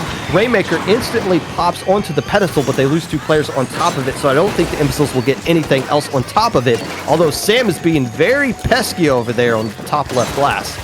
Or was, excuse me. It's all way too quick, and Imbeciles able to get the checkpoint, but not much after it. And Photic Zone doesn't waste time. They just start moving. In this case, I think it's going to benefit them. They're able to find the checkpoint here, and now they're set up for a great push. But they need to slow down. They need to find the picks. They need to find the specials before they start to move. Wisely backing up. That's the slow. That's the patience. That's the collectedness that we haven't seen so far. But Nathan going down. It's going to be hard and big though. Sneaking through the front line. And that's a lead, but not much more. I love what we just saw out of Photic Zone right there. They didn't hesitate. They saw a very small window, but they decided to try it anyways. They were able to get lead off of that. That's something they didn't show us at all last month. So just the more decisiveness. And again, this is a game where they absolutely have to win. So there's a ton of pressure on them right now. to make that kind of play might be the mental fortitude they need to get past this one and force a game forward. But right now, the Imbeciles, if they can just keep the aggression up and keep winning the 1v1 fights they've been doing all along, they're gonna be in a comfortable position to get the lead right back, and they got tons of time to do it.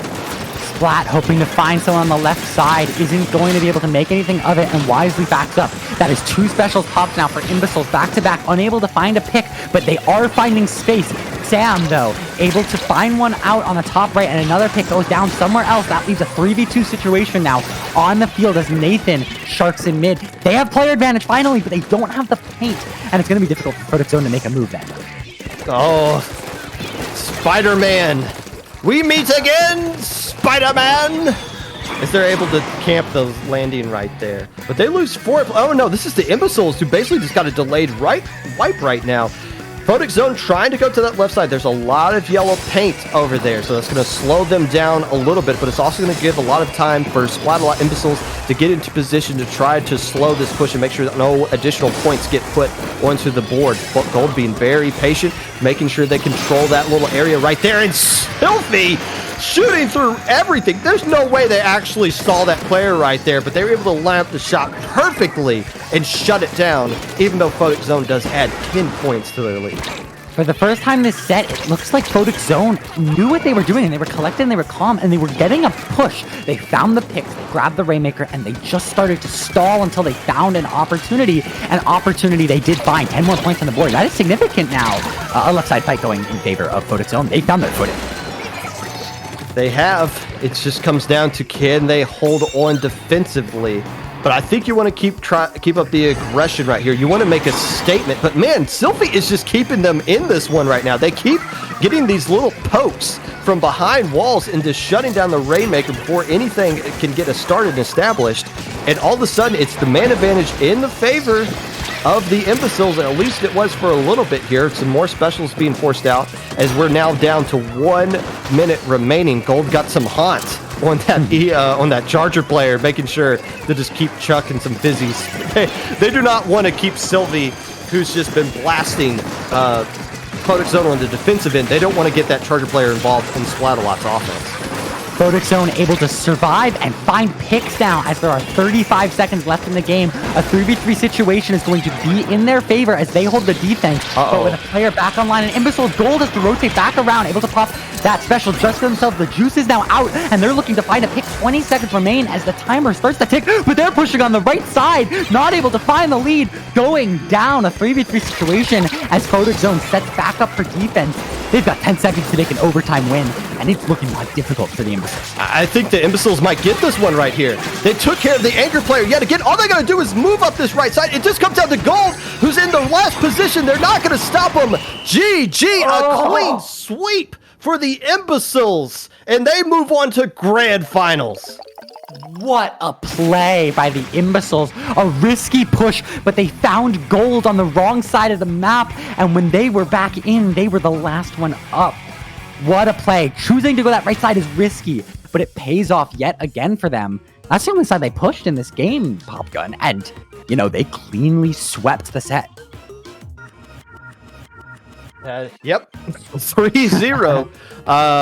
Looked really dominant in the first two games, and showed that they could win, clutch one out there at the end. You got to go back to Sylphie, who on the defensive end just kept shutting down pushes over and over and over again, buying enough time for the rest of those Splatalot I players to get into position to finally start pushing that right side. I think we've been lulled to sleep with players pushing to the left, that slower route, that when you finally opt and switch to go right, you saw Gold was defending on that left side. They popped the soda and took it, and they were establishing to defend that side, only to realize, oh crap, I gotta cut across the middle of the map and go beeline straight for the other side of the bracket of the map. And they just couldn't really get there in time to coordinate with the rest of their teammates. They did pop the Rainmaker to slow it down once, but the man advantage was just nowhere near what it needed to be, and the Imbeciles just cruised on to the final lead. Photic Zone now in a position to fight for a second, third place award. And, you know, it's not where you want to be having had this many chances, especially on stream as a team. But definitely still proving that they're a contender for the grand finals prize. They just need to keep grinding, keep fighting, and they'll be there soon. So we're going to be taking a look, either a break or something. Oh, what are you doing? The other matches, I don't think the other match has gone too far. Oh wait, no, I'm looking at beta bracket here. I think they're in game 2. It's Swedish BTS versus Secret Elixir. They're in game 1 or game 2. They haven't reported a score. We're gonna see if we can hop in there and maybe show like a few games going forward of that.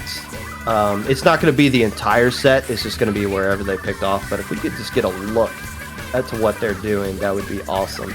Regardless, there'll be a little bit before we even get into that one there as you take a look at the bracket. Again, no score reported from Secret Elixir or Swedish BTS just yet. But man, the Imbeciles, who took second place in Minnow Cup, are now in grand finals of Low Ink.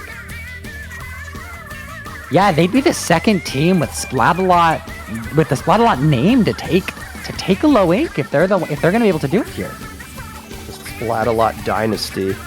And you know what? Splatalot Cosmic Cherries, I think they're in Gamma Bracket today. They won Beta last time. You got a lot of strong-ish players coming out from that group there. But yes, this is,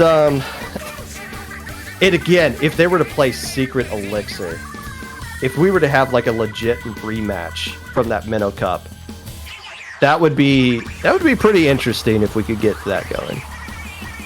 So Swedish BTS, the team playing Secret Elixir right now, they're a pickup made up of players from June, Team Biscuits, Virtuous Divine, TRF minus Risu, which was Alliance of the Dam.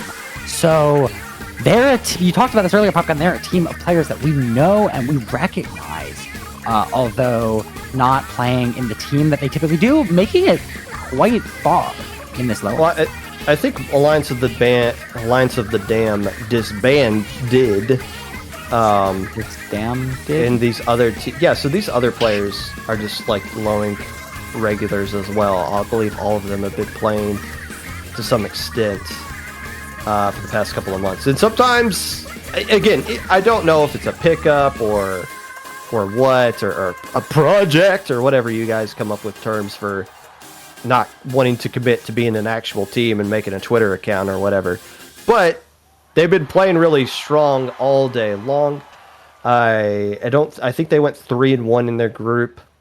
You could see who they've beaten so far, but Secret Elixir won game 1, which again was Mako Mart at Zones, which was the only game they lost to Ink in the system to in the last set.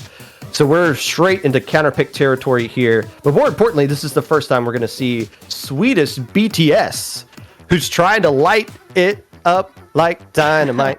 Oh, I was saving that one for a good play there, Popgun. Why would you steal that from me? Is that the only song BTS is known for? I honestly butter. don't know. Smooth like butter, like a criminal. Okay, let's find a way. We'll find a way to make it work. So while we wait for the lobby to show up for our streamer, we're gonna look for a way to go in. It looks like the TC Hagglefish is where we're gonna start off in this set if we can get into the lobby. Yeah, I wish I could tell you more, Popgun, about where this set is at. It's 1-0 for someone. Yeah, it's yet to come, but life goes on, Brush. And on. As we might have a mic drop situation. But this could also just be a bunch of fake love coming out here from Swedish BTS. Secret Elixir is up 1-0 for the record. So yeah, a team we've already seen on stream, they're keeping their domination going. Yeah, they're playing good. They've been playing good for 2 weeks now. And the only thing we know is that they won on Splat Zone on Mako Mart. So we're getting them back into this lobby here. Has the counter pick been made already? TC Haggle? Yes. Yes, TC Hagglefish is what they picked. So we do have the map already selected from their end. Interesting to see them not going to Clam Blitz, though I guess if they wanted Swedish BTS, they're making a wise play, to not go to Clam Blitz next. Secret Elixir, we've talked about it a million times, winning that Minnow Cup. We're going to want to see how it plays out if we do have to end up there, because, yeah, that Manta Maria game earlier was just domination. Yeah, that's the player right there. I'm talking some behind-the-scenes stuff right there. Yeah, that's it. There we go. Okay, so I think what the confusion was is that Photic Zone has a player named Gold, and there's like Gold Ebb. So I think that's where we figured out what it is. So we're in the room. We're going to be joining up, and it's going to be Tower Control at Hagglefish Market. Don't really know what to expect comp-wise at a Swedish BTS. And I don't think they've lost I don't think they've lost this entire tournament. I'll look at what they did yesterday. No, they were in the same group as the Imbeciles. They went 5-1. So the question is, are the Imbeciles the only team to beat them at this point? They beat Photic Zone yesterday. They beat Sommerzite. Ocean Bottom Blitz. They must have played somebody in like round 2 and got screwed over. No, they played Combo. Combo is beating... Combo is the giant killer all of a sudden. Where is Combo even in? They're not even in Alpha. No, they didn't even make it. They didn't even make beta bracket. Where is Combo? Did they even play today? Or are they like stuck like way down? I don't know where Combo see them in a bracket. is. I don't see them in a bracket. They must have just dropped today. But apparently Combo's the giant killers because everybody here has lost to them at some point. Okay. Oh, Combo went 5-1. Yeah, they must have just dropped over the course of the weekend. Regardless, BTS is still here. And they are looking to tie up the set 1-1 apiece. Hey, there's our super chump friends yet again. Brush. Oh! Is that a Hydra? Triple run speed Hydra coming out from Bridget. And a double slash and Galugas. That is such a comp. Okay, look, if you're going to run something like Hydra, you might as well just double down and go with a crazy amount of splash. There's not a ton of paint outside of that splash, though, but there's a lot of killing power. So here you go. The fight for mid is going to be how this game is determined in the opening. And Kaizo with the crab getting called out, and the other splash are going down as well. Secret Elixir continues their domination in the start of the second game as Super Chumps are popped. A 3v1 situation as the splashes come back at respawn. That is a strong position to be in, though. Bridget able to find a pick on Twig. Might be able to slow Tide a little bit. I can respect the not fully revved Hydra able to get a splat and retreat with that. The anchor player that's not a damsel in distress. You love to see it right there. Getting one splat, throwing the Booyah Bomb to slow things down. That was a Hydra that was the last player left alive, by the way. Able to save that checkpoint as we see Swedish BTS trying to work around this left side and capture mid at the same time. They're getting a lot of splats, and they might get a little bit of a delayed wipe right here as well as Curtis forced to retreat. But luckily for them, they got Twig who's coming back in to try to defend, even though Curtis gets taken care of anyways. A 3v4 situation now in favor of Swedish BTS as they start moving, looking to take the lead here, and they will through that first checkpoint. That is a milestone on this map because now you have all the room to push up onto flat. Twig able to move down the right side though, trying to find an opportunity with that Kraken. Not able to find a pick, though swinging it. And there comes the super chumps, just there. They're just there. Just kind of showed up just to be there. All right, cool. Anyways, moving on. Good defensive position right here from the team that's playing offense. That makes absolutely no sense as the crab is right here. Barreling down on that right side. Can they find a way to get it past this second checkpoint? Looks like the answer is going to be no, even though Bridget's going to find a way to throw that Booyah Bomb away from the tower. It's not going to survive all of the ink strikes right there. And interesting Booyah placement right there. You're not going to get away with that, are you? They can't keep getting away with that, and they don't. Yeah, I was holding my breath there for the Galuga's Golden in their opponent's, like, I don't even know what that is, cubby-ish. Not able to find a pick, and the Super Chumps coming out, a distraction to Kaizo, but not going to do much as they just move away. They're I'm helping. Is what the Super Chumps are kind of saying there.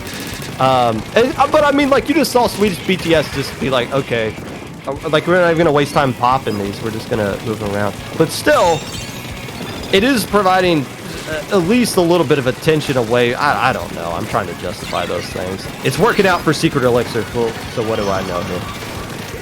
Bridget found a pick, but not two, as Twig is on the front end trying to punish that crab. Is Twig unable to find the pick, though, and now they're a teammate going down themselves, able to avenge them. That's Twig. It's a 3v3 situation, though. Bridget going down with that Hydra makes a 3v2 as they hop on this tower, trying to make a move. They're pushing all the way up, and they're in a good position now. They got to get through this first checkpoint, but then they might be able to just steamroll ahead. Yeah, but they still got a full checkpoint they got to go through, but you want to take care of the anchor player. Bridget going down is huge as that checkpoint falls. Yeah, you got the Booyah coming in right there, but you got a crab, basically Godzilla taking on King Kong right there on the canopy. Nobody really wins that one, but it keeps the fights away from the tower long enough as Jared's riding that tower. Can they get the lead? Trying to dance along the Hydra shots. Here comes a splash on the backside. They do get the lead, and that's a bit of a delayed wipe as well. They could find a way to get a KO. Nice splat there by Kayo, as they have to just keep things going a little bit longer. Yeah, I mean, Secret Elixir going for this KO here. Monolith looking to make a final saving play. They're going to find two, but it's not enough as Soda jumps in, finding a trade, though. Twig is the last one left, and the Kraken is unable to find the tower. It's a dogfight in this spawn as everyone jumps in, but somehow BTS stays alive, and they're going to be looking for an overtime push, but they have 2 checkpoints to get through, Popka. Just a bar fight that broke out on the tower right there. I'm pretty sure I saw somebody pick up a bar stool and break it over someone's head during that whole little skirmish right there. Things were just exploding.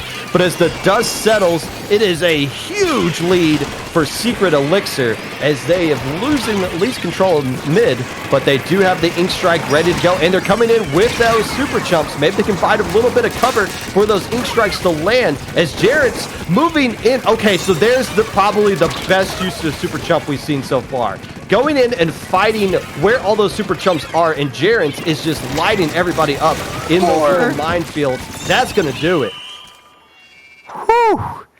ETS unable to take control of the Billboard Top 100. Secret Elixir, the new K-pop group on the scene, is up 2-0. And we're one step closer to that Minnow Cup rematch in low ink. 1 game away. Unless Swedish BTS can do something, can pull a, I'm trying to look up their songs really quick to come up with something clever. A black swan out of their hat, maybe? Does that work? No?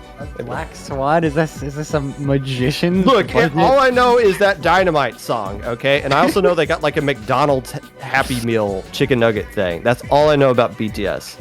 I'm sorry, I don't really use my TikTok that much. I'm sorry. Either way, Swedish BTS, I guess the pop scene in Sweden doesn't quite have the same pull as it does in Korea. They're struggling for any shot at any lead here, playing on the back foot this entire set. You know, Popgun, you tried to be one with the kids. You talked about the skill diff earlier, but it stays alive, and Secret Elixir is another team having that Gen Z lingo. Look, I'm having a kid, all right? I need to be one with the kids. I got to keep up with current trends, okay? That's what a good dad is supposed to be doing. Splat Zones at Manta Maria. They're picking this one because they want their Hydra player to feast on Secret Elixir, and if they can keep Bridget safe, they're going to do just that. This is a really good map for that. Going back to Splat Zones, though, is a risk because we saw Secret Elixir drop 1 earlier, so maybe not their favorite game mode, but I mean, when you're Swedish BTS and you haven't quite been able to have the offensive aggression that you need, it's a difficult spot to begin to say, you know what, we're going to take on Secret Elixir in Splat Zones, even though, I mean, we don't know how dominant it was, but one can only imagine. Well, we have replay codes. Maybe we could ask them to pause and we can look at it real quick. Slow down the whole tournament. Defeat the purpose of everything we're trying to do here to make this one quicker. Battle time! Secret Elixir 1 went away from a rematch with the Splatalot Imbeciles. Swedish BTS trying to extend the set a little bit longer. There's Hydra, and that is a double dualies. The duelie community going wild right now as they see Splat Dualies and Glugas on the stream at the same exact time. They have, like, no paint, though. And look at even just the opening position difference. Secret Elixir taking the right side plat, taking the bunker. They're going to let those dualies move forward and punish them because they're able to just hang back and hold their space. They have the paint power, and they're able to make sure that where they want to be, they have room to move. And just because you have a Crab and a Hydra doesn't mean you're able to really put in that much work from far away, especially when you're facing a Kraken, and they're going to go 2 down against a 1 down situation. Secret Elixir taking the first push. And nicely done shutting down that flank. It looks like it's going to be a double flank opportunity. But it really just comes down to, if they just keep Bridget alive on top of that little catwalk area there, they're going to win.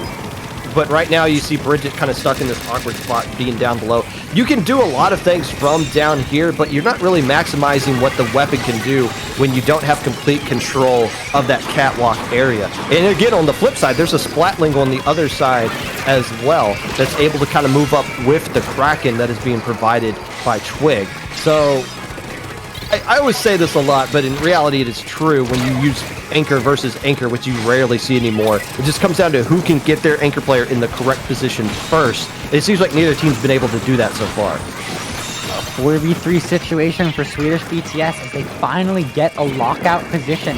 They're able to pressure that top left without getting too aggressive, and it's going to be Secret Elixir opting to take control of Street, and that over the Twig with the Kraken giving me a heart attack, and I don't even have a controller in my hand. They're going to move into zone, not in finding a pick, but able to put in some stairs, and the 3v3 situation is they open the floodgate gates for the rest of their team to push in. Going 2 down though, Swedish BTS holds on. It's a good thing Swedish BTS has more courage than you do, Rush. That thing's going to be scaring you. It does make a little bit of a haunting sound when it's activated. Meanwhile, Goldeb, able to get a trade, almost got a 2-for-1, but Twig was able to avenge their teammates as, yeah, there's not really much you can do over there. So, Swedish BTS in control of things. They got the lead. They've been keeping Secret Elixir from establishing anything on their side of the map. There's an awkward player jumping. How did they even jump to that specific location? I have no idea. But Secret Elixir punishes it, and they're going to get their first established lockout of the match. Halfway through the game, and this lockout looks strong when you're coming back from 3 down. When you're a Google player alone in Street, you are not that safe, and they're going to get called out by the Sharon. Staren's finding the pick, a 4v3 situation as specials are ready for the side of Secret Elixir. A Crab, though, coming out from Monolith is going to find 1. That's Jaren's going down, looking for a second, unable to find it quite yet, but there it goes, Soda down. A 3v2 situation, but lead has already flipped sides, and it's a dogfight in this Street as Secret Elixir is able to hold on. Poor Twig. They pop Kraken and all of a sudden they have no friends. Everyone just leaves. But that means they're getting sucked into different fights that are being caught off guard. Bridget desperately trying to stay alive on their own side, popping this Bia bomb. They're going to throw it on to the zone, but nobody's going to be there to capitalize off of it. So that's basically a wasted special. And now can they find ways to get back into the zone right now? They just need to focus on one zone at a time. And it looks like they're able to capture both at the same exact time and extend this one a little bit further. And here comes the super jumps into where Twig is currently fighting, so providing a little bit of cover. But man, they all exploded and did nothing. Yeah, I took my deep breath of the set being over, but Swedish BTS did not like that. A 4v2 situation, Secret Elixir still has control, and they're still winning by a wide margin here. But just look at Bridget putting paint down. They're not letting this thing go over too quickly. Jaren's finding a punish, though, on Monolith. You know, Jaren's has been playing insane. I want to see Jaren's KAs, honestly, because it seems like anytime we're going to them, they're getting a triple or a double. It just seems like the super chump is just an ink refill for them, because when they fire the main weapon, they are constantly winning. All the penalty points are almost gone, but the main advantage now back into the favor of Swedish BTS as they're able to cap control of the zone. And with about 30 seconds left to go now, they got a long way to go if they want to preserve this set. 2 picks is a great way to start that off, though, as their penalty points start to tick down towards 0. Bridget set up in that crow's nest, as you talked about earlier. That's where you want to be on this lockout, able to find the pressure in the top left, keep an eye, get those callouts going, and now you're out of penalty points, and now you're only 40 ticks away from the win.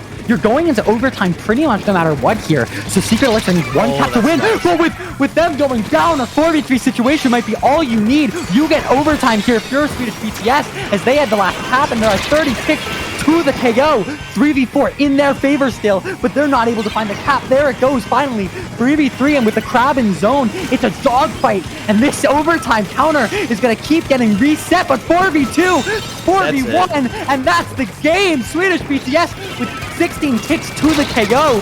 They're finding the picks. They're finding this win out of nowhere.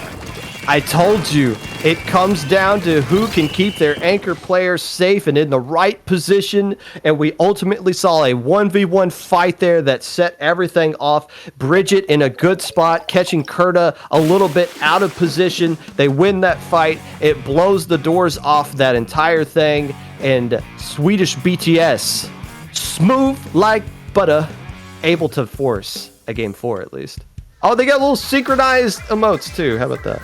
I gotta say, the splash tags on both of these teams looking pretty synchronized, looking like you're trying to get some intimidation factor, but I don't know. Secret Elixir playing incredibly strongly this game, this set, this tournament, this month, This year, yeah.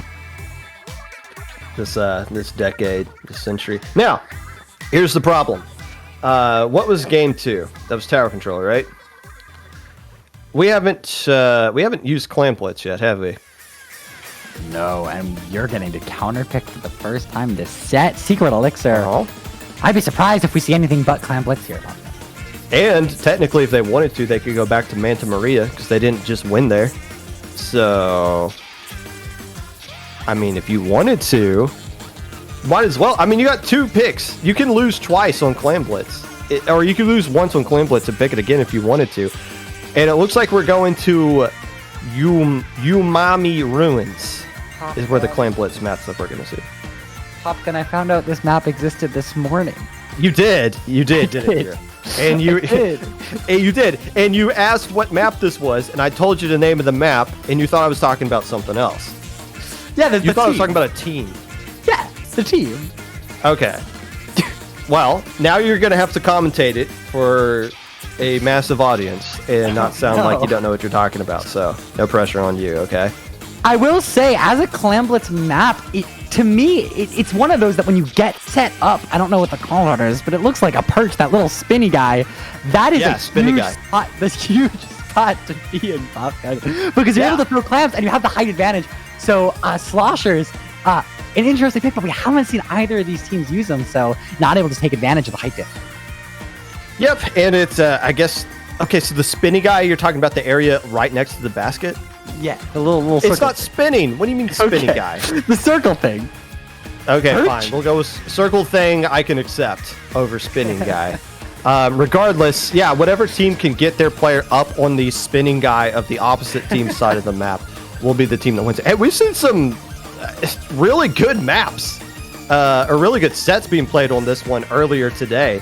I don't know if we'll see this map going forward. To be honest, when a new map shows up, we just kind of throw it in for what we think might be good for the first time, and maybe we'll take it out. Who knows? But regardless, the reason they're picking this is because they're really good at Clam Blitz, and Bridget's going to drop the Hydra for this one and opt for the Heavy, which has Wave Break, and they're using special power-up on that Wave Break, so that's going to be the main reason why they're dropping Hydra for this one. Opting to stick with their double dualies, a strategy that worked for them last game, but now playing on Secret Elixir's pick, it's gonna be interesting here because this is where Secret Elixir wants to be. They're not afraid of double dualies. Not afraid? I mean, they just lost the double dualies the last time, but I mean, I don't think they're afraid to anything. I'll say this, as we're all trying to learn Super Chump together, I noticed Jarence's build was drop rolling. So I think there are going to be some more times where we do see Chump being fired at the basket with somebody jumping in with some drop roller just to add a little bit extra distraction. But right now, it is Swedish BTS using some dynamite to get control of mid, and they got a lot of splats right there. As you see, Jarrett's trying to take control. Is that the spinning guy you're talking about to the right of Jarrett? That is the spinning guy to the right of Jarrett. That is not spinning. What are you talking about? I get it.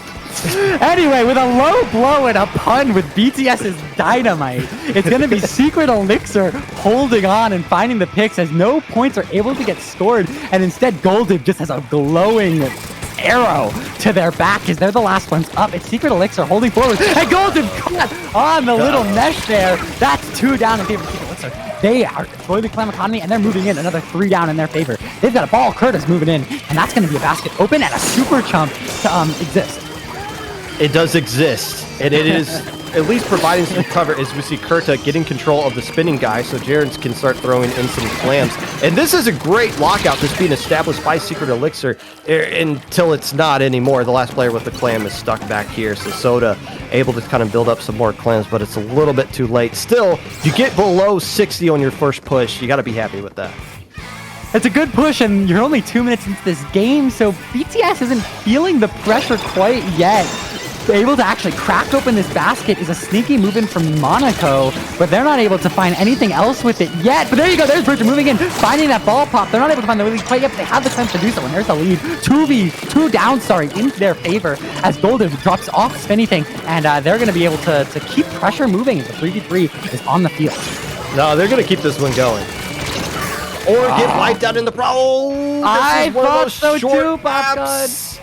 I was thinking they were going to add to it, but even if they throw the clam in there, you're still sacrificing your body regardless. So now mid is going to go into control of Secret Elixir, and they got a lot of specials built up, including the Kraken and Ink Strike and a couple of power clams to boot. They got a lot of resources working their way.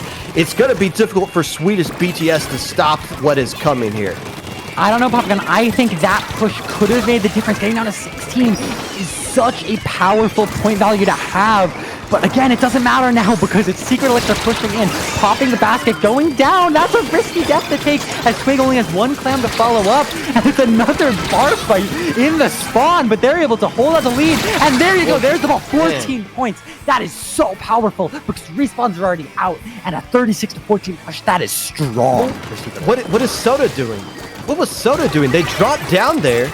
It just instantly got erased, but somehow it caused enough distraction for 2 players from Swedish BTS to get eliminated right there. That was a window for BTS to get control of mid, and they just fumbled that away, and now they're once again in the back foot. They're forced to play defense here, turtle up, because look who's got all the clams and map control. It's the team that just got a huge lead off of 1 push. Either way, it's going to be Secret Elixir taking the advantage here and looking for a point in. The Clam economy is controlled by Swedish BTS, but it's close, and now it's going to flip back in favor of Secret Elixir. 3v3 on the field with 1 minute left. Secret Elixir has the lead, and they're sitting pretty. They're able to even force Bridget all the way back into spawn. It's Jarrett holding forward, and Bridget, again, not a damsel in distress. You talked about that. Finding the pick. 40 seconds remain, though, and 2 down in their favor. Swedish BTS maybe has a shot in. They might, and they need to get there now, because the longer they wait, it's more opportunity for Secret Elixir to build up the specials they need to hold on to it. Bridget just went in. Just tried to go in there, and there just wasn't anything. You see the splash can take care of us now, but now it's a 2v2 situation. They're able to save the power claim and throw in the ink wall to provide a little bit of space here. Oh, this is going to be a dramatic finish here in game 4. As it comes down to Swedish BTS having 2 power clams ready and some other resources as well. Popping Crab immediately, trying to get some splats on top of it. Jarrett's caught out on their own on the right side, but that is going to... Oh, wait, no, somebody's jumping into the circle, man. That's football. There's 2. They do. It's oh, they got Bridget left. I don't know. I don't think they can get there.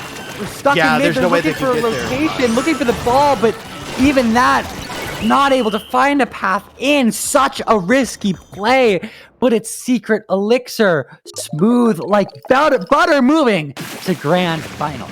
Oh, you failed it. That's you can't use the same thing. You know what? I think chat is happy that we can't make any more BTS puns of things we don't really understand. Regardless, we have a Minnow Cup rematch that's going to be taking place in grand finals of Low Ink. Secret Elixir, who beat Splatalot Imbeciles in Game 5 of a best-of-5 Clan Blitz only tournament just a week ago, just a week ago, are now going to be facing off in grand finals of Low Ink. We will be bringing you guys that set after we take a quick break. So go get your popcorn. Go listen to some BTS tracks to drown out the nonsense that we've been spewing out to you guys. And we'll be right back with an epic grand finals here on Low Ink.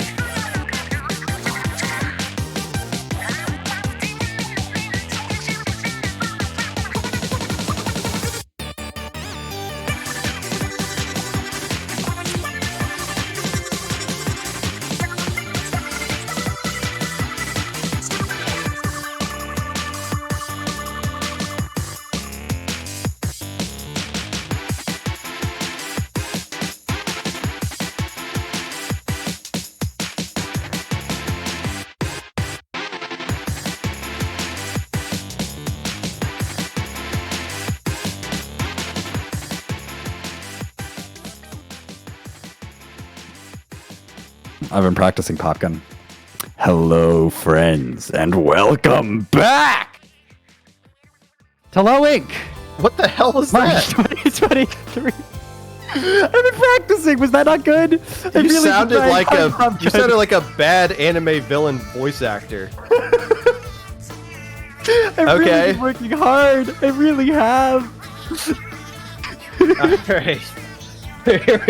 Here we go. This is Grand Finals. You got some more work to do, buddy. I'm sorry. Grand Finals. Splatalot Imbeciles taking on Secret Elixir. If that sounds familiar, it's because Minnow Cup, 8 days ago, Secret Elixir beat the Imbeciles in Game 5 of a best of 5. A dramatic set, a big back and forth set. Now, the Imbeciles had the lead in Game 5. Hagglefish Clam Blitz. However, Secret Elixir used Kraken. Players jumped to the Kraken. Secret Elixir was able to win in overtime and take the tournament. And if that is not the flashpoint that caused Low Level to start crying about Kraken and Clam Blitz in general, well, I don't know what is. But there is some, maybe a little bit of a rivalry going on between these two teams. And this is an exciting Grand Finals to be watching here. I'm genuinely excited to see this one play out. I don't know if you remember, Popgun, back in Splatoon 2 when Minnow Cup first started getting going, there was all this discussion on Twitter. I say discussion, it was more like angry tweets at other people about, like, is the best player at Splat Zones really the best player? Is the best team in low level at Clam Blitz really the best low level team? And what I can tell you here, Popgun, is that number 1 and 2 from Clam Blitz, they're back. And they're proving that at least they're better than everyone else in all 4 game modes. So a very interesting position and a very interesting case study, I think, in what low level looks like in terms of different game modes. Yeah, and neither team's really been challenged all weekend. The Imbeciles lost a Game 3 to Combo in the Swiss stage, but leading up to this run, both teams have just been shredding their opponents apart. So round 2, ding, ding, ding. The Secret Elixir team trying to win against Splatalot Imbeciles for their second straight tournament in as many as 8 days, as we see no real surprises coming out from either team. Except, hold on, is that Jarrett's dropping Super Chump for the Junior?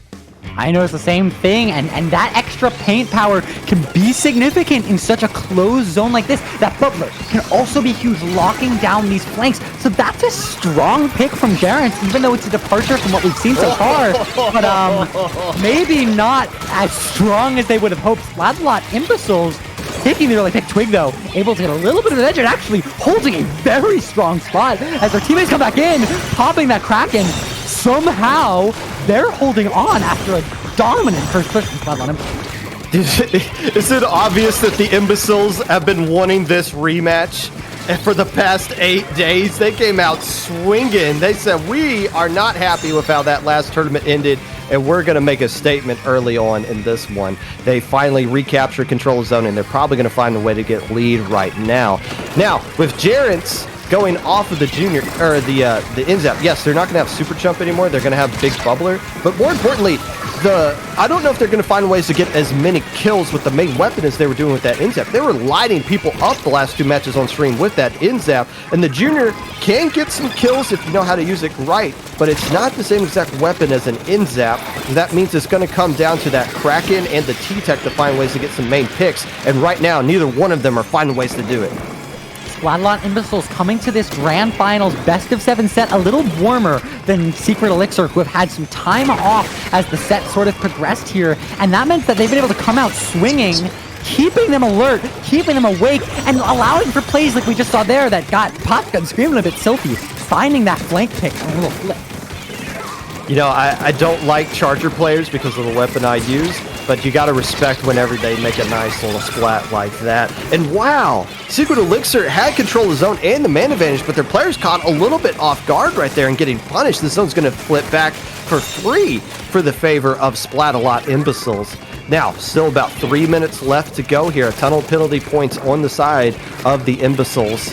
But so far, they've been doing a good job of keeping Secret Elixir at bay. 40-ish ticks remain for Splatalot Imbeciles when you filter in those penalty points, but they're going to go 2 down as Gerrans holds forward with that Junior, a weapon we have not seen them use most of today, and they're going to be able to cap zone halfway through this game. They've got special advantage, and there are some player trades, a nice bomb pick from Gerrans, and they're making that a trade. They're holding on, and they're going to look for lead.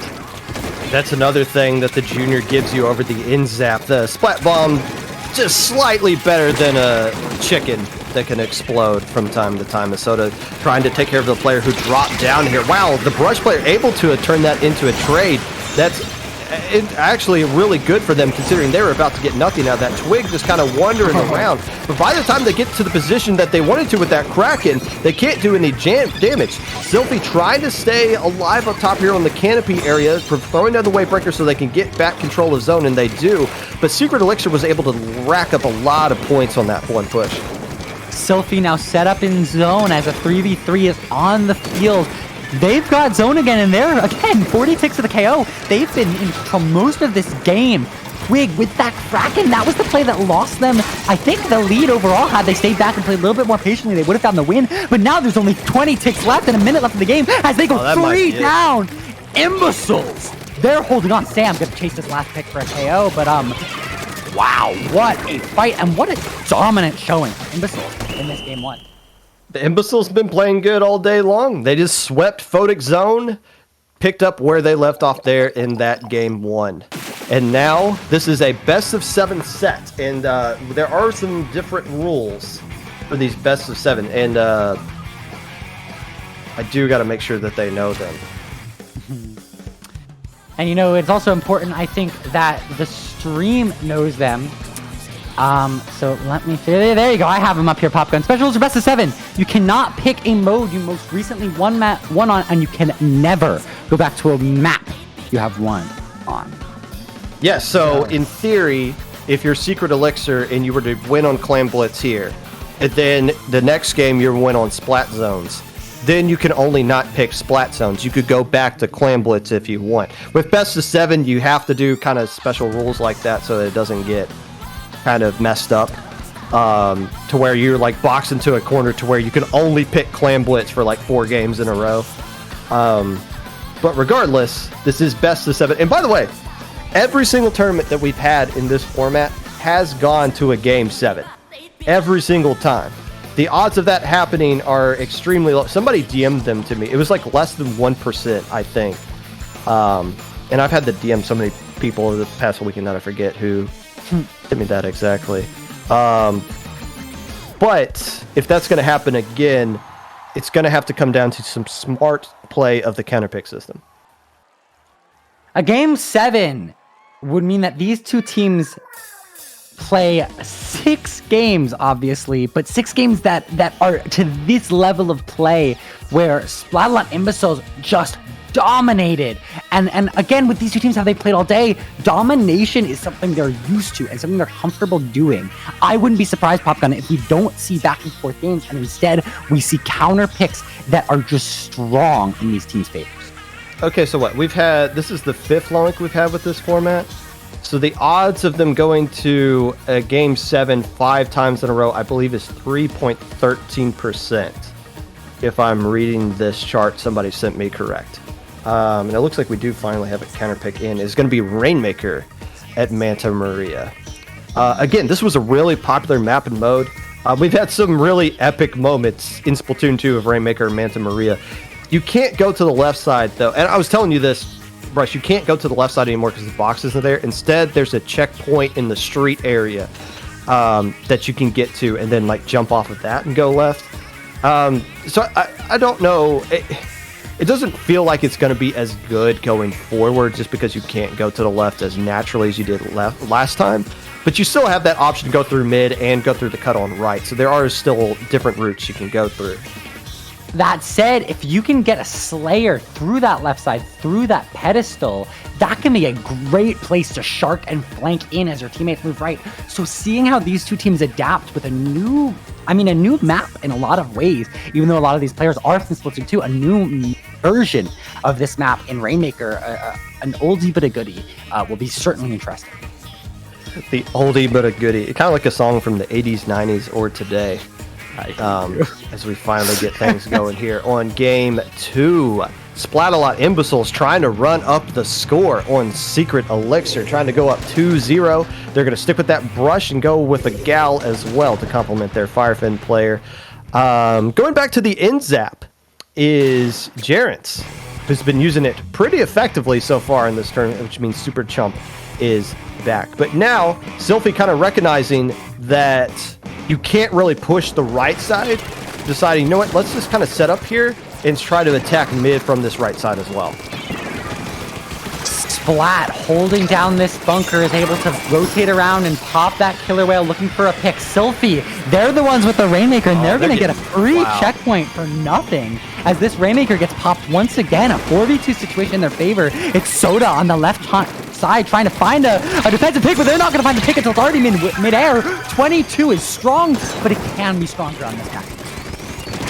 Yeah, they might find a way to get some more points off of that, but somebody just able to get a collat, and now the brush player recognizing, if I can just grab this Rainmaker and drop, that gives us a huge advantage. But sacrificing that, they don't get any points on top of it. And look at Twig instantly going into mid. They got a Kraken ready. Are they going to try to move the Rainmaker with that Kraken in conjunction with the Super Chumps that are being landed right now? They're really being patient with that Kraken. They haven't popped it just yet. Finally, they're using it now and starting to attack the top, the right side and the middle at the same time as two players from the Imbeciles go down. Kurta has their window now, and it looks like it's just Spider-Man that's right behind him getting taken care of as well. It's just Sam guarding the wrong checkpoint, and that is a delayed wipe. All of a sudden, Secret Elixir is in a good position to try to get lead back right here. I appreciate that patience from Kurta with the Rainmaker, just holding down from that crow's nest. And finally now, look at them again, playing the Rainmaker, playing it slow, and waiting for the picks to trickle in. That's going to let them find lead and even look for a KO with 3 down. Just the red and blue Firefin Charger alive as Soda grabs it and knocks it out. Domination, the theme of this set so far. Oh my goodness. The brush player trying to pick up the Rainmaker, be a little bit greedy, get some extra points, cause them to die. A 1v4 situation, and Secret Elixir said, we found the window we needed. I was ready to say, with how dominant Splatalot I was in the opening seconds of that match, I was like, this is going to be over. The Imbeciles are just on something else today. But just like that, that one tiny little mistake, and it all falls apart so quickly. They got Rainmakered, and we're tied at 1 apiece. Imbeciles wasting no time to get a counter pick online. Tower control Mako Mart holding to the map modes that have been from Splatoon 2, holding to map modes that all of these players know so well. They're going to somewhere that is like the back of their hand to all these players. Domination, a possibility here as well. That's just the second counter pick that the Imbeciles have made all day long. That's so stupid. And actually, I can look back through the chat to see what counter pick they made before. Tower control Mako Mart. So that's why they wasted no time. This is the only map they've been counterpicking this whole tournament up to this point. And I'm assuming they won on it too, as they are now going in here to game 3. And again, they want to avoid Clam Blitz anyways. You don't want to be using that one too often. But here we go. Tower control at Mako Mart. I don't think we're going to see too many crazy comp changes. I think they're going to stick with it. Firefin. Sorry, not Firefins, the ZF Charger or whatever, just because that Charger player, Sylphie's been playing fantastic this entire time, in conjunction with the Ink Strike, which does a really good job of pushing the Kraken off the tower if it were to find its way on top of there. Also, that brush play, if you can get the Zipcasters in the right spot here, you can cause a lot of distraction and cover a lot of space with it as well. Instead, they're not going with the Firefin, they're using the E-Leader, trying to get a little bit more range. That E-Leader is an interesting pick here, as it's able to control basically all of Stack from the bunker area where we see them set up currently. Sylphie moved to the right. It was the Brush on the left side who was looking for some paint there, and they're going to be able to now push into mid. Though advantage going first to a Secret Elixir as they get control of 2 on the left side. What a flip of the script. 2 players instantly going down. Jarrett's is just going for it right now. Trying to go with, and that is on the junior. Again, trying to get a little bit of big bubbler action going onto the tower, but great effort by Sylphie there to stay alive. Sylphie's such a good defensive charger player. It seems like they do a good job of staying alive and getting splats when they're under duress, and that's going to get them back in the control mid and this first checkpoint. Abysmal now using that Spider-Man to move up, but unable to find the pick, and they're going to go down. A little bit of a wasted opportunity there. That forces Sylphie all the way back into this bunker area, called out by the bomb of Jarrett, who's not flicking around the backside. One more. There's one more, yeah. And they're going to jump out through the tri-strike. Not going to go down to it, though, as Secret Elixir, they're the ones pushing the tower, and they're the ones with the lead here. Twig unable to find a pick with that Kraken quite yet. Jarrett is really interested in the charger player. They're just going for them consistently, and they're just using Junior to try to do it. So I guess their game plan is anchor harassment and keep them off balance. But right now, I feel like Sylphie's been doing a good job at least just avoiding too much pressure being thrown their way. As the first checkpoint has already fallen for their Splatalot eye, and they're in a good position here to at least control mid a little bit longer. I appreciate how Jarrett has made their name known in this set so far. Even though they're playing the junior and, I mean, it ends up with a special that we keep dunking on Popgun. They're making their name known. They're playing in a way that is catching our eye. And in grand finals, it's working. They're winning this game, and they've been winning nonstop this month. The Zipcaster trying to use their second Zipcast, not really accomplishing anything on top of there, but they're at least able to stay alive and keep control of mid in the process. Sam just going right in, popping a very risky crab, able to get a couple of assists on top of it, so man advantage flips back into the favor of the Imbeciles as they're going to find a way to approach this final checkpoint. Curtis forced to retreat, and they're not going to get out in time. That means you're not going to have your anchor player in position as you want them to hold on to the second checkpoint. Twig desperately trying to hold back the onslaught as everybody's just jumping over the wall on top of that. But I guess they died off screen a little bit there. The charger player forced to retreat as one more player tries to ride the tower back and away. So it looks like Secret Elixir will hold on to that second checkpoint for now. But more importantly for the Imbeciles, they are bleeding time off the clock. Only 2 minutes left.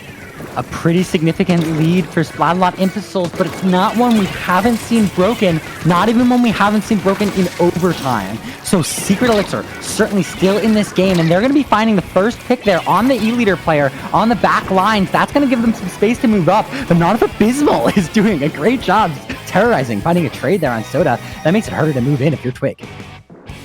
Yeah, they're trying to move with this Kraken. Okay, so the Kraken doing a good job of Krakening, I guess, but they're not really getting any kind of value out of that special usage. It's just being used just for the sake of using it. They're not moving with it. They're not capturing space with it, and they're not getting any splats with it either. And Jarrett's right here can't really make a move for that E-Leader player because the rest of their teammates are down. They're forced to come back and help fight out. So the strategy Secret Elixir wants to use is not coming together right now at all, and that's credit to the Imbeciles for just winning these 1v1 fights constantly.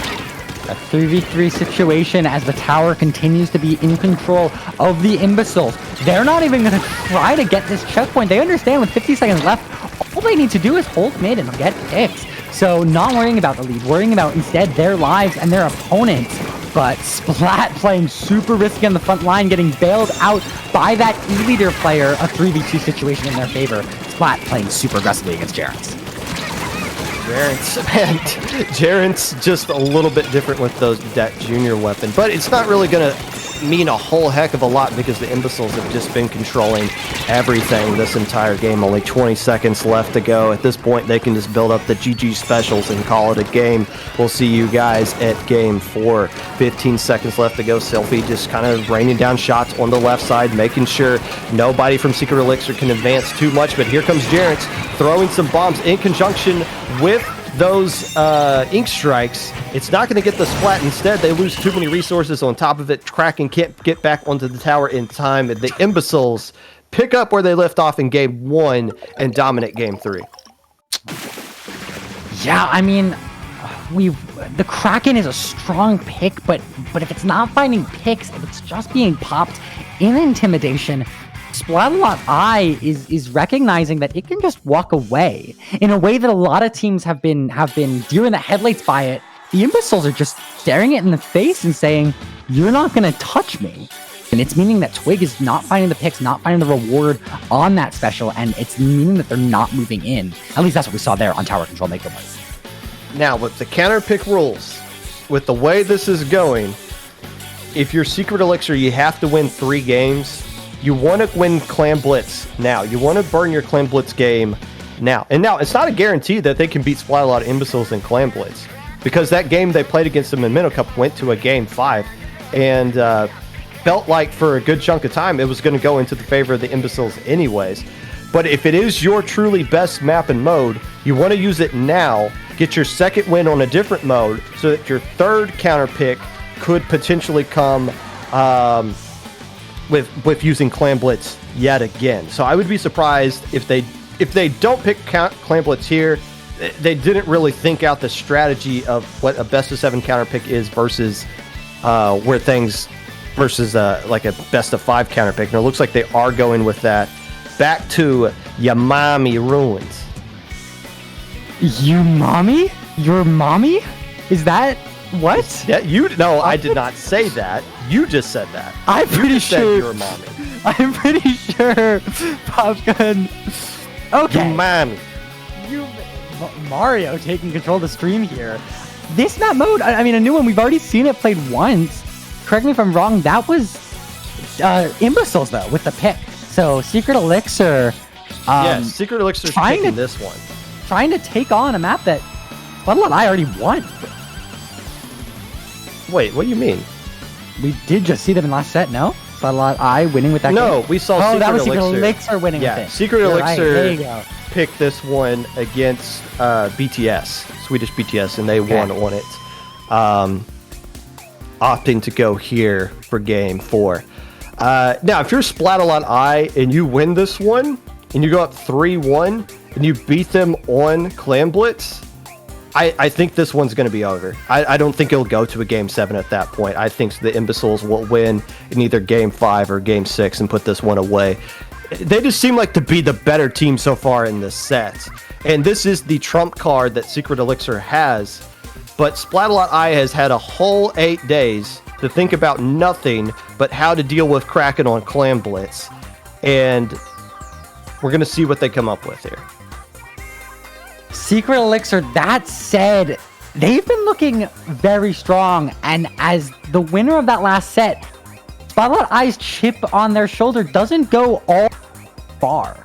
Elixir thinks, I mean, the mental here is that you think you're the better team, you know you're the better team, so it's just a matter of sitting down and playing the game, getting those wins. I talk about it all the time, Popgun, but really, you just gotta get down there and get down to business and play the set. And if you're thinking about, oh, the metagame and Imbeciles have had time to think about how to counter us, you get wound up. So if Secret Elixir here can just buckle down and play the game, I think they know they're the better team. Well, all they got to do is use that orange in zap, which has been working out a little bit better for Jarence than the Junior has so far in this tournament. So we see the Brush player trying to get established up top here. Gets a little bit of fall off on Soda as 2 more players go down from the side of Secret Elixir. Goodbye, Splatalot, Imbeciles. Now, we've seen this story before. This was game 2. They came out just as strong. Can they find a way to get a KO right here before Secret Elixir can respond? Sylphie doing a great job staggering those clams, but going 2 down. That's Kurta with the pick. They're the ones able to push up now as Jarence rotates around to that spinny boy up top right. They're moving back into mid, and they're taking control. A decent push, but I think 35. That's just about what we saw last time, Popgun. That is a really good push on any kind of Clan Blitz map. More importantly, the Brush player stays alive, and they keep their special, so they can use that Zipcaster on the defensive end right here. Even though Secret Elixir is going to take control of mid, you got some good hiding spots that you can use here with this Brush that instantly gets shut down by Soda. Great read to find the Spider-Man behind them, and everybody else from the Imbeciles gets picked off. Oh no, we've seen this story before, and they got a ton of resources. If Jarence can stay alive up top here and provide some cover with those super chumps, this could be lead for Secret Elixir. Kurta with the ball, not wanting to jump to Spinner Boy, thinking it's too risky, but they're going to go down instead of finding the points. They're 3 down. That's Secret Elixir. Splatalot Imbeciles lives to see another day, but Paint is still in Elixir's favor, and they're gearing up for another push here as their players come back out from these ones. The good news for Secret Elixir is they still have control of mid. They didn't sacrifice too much, so they were able to take some points off of the lead for the Splatalot Imbeciles and still have a little bit of room to work with here. And this is not the position you want to be in if you're the Imbeciles either, because you don't really have a lot of clams. There's tons built up on the side of Secret Elixir. You're losing your players left and right, and you're trying to fire some specials that aren't really accomplishing anything at this point. You do have Ink Strike and another Zip Cast to work, but so far Secret Elixir's been dealing with those Zip Casts really well. If they can find a way to get that splat right there, that is a trade. That one's actually pretty good. It's got a couple of splats right there and shut down and push, but still, Twig might be able to add a few more points here. It doesn't really matter. The lead's going to stay with the Imbeciles. Twig going down, that's actually going to be the defining pick as to who's going to get control of mid here, and it's going to be Imbeciles who hold on to lead, hold on to mid, and now gear up for a push halfway through this game. They already have the lead though, so they're able to take some good space, but going one down, Elixir, they're in a spot now. So back and forth here, Popcorn. I'm having trouble keeping track of it all. And they're having trouble keeping track of Abysmal.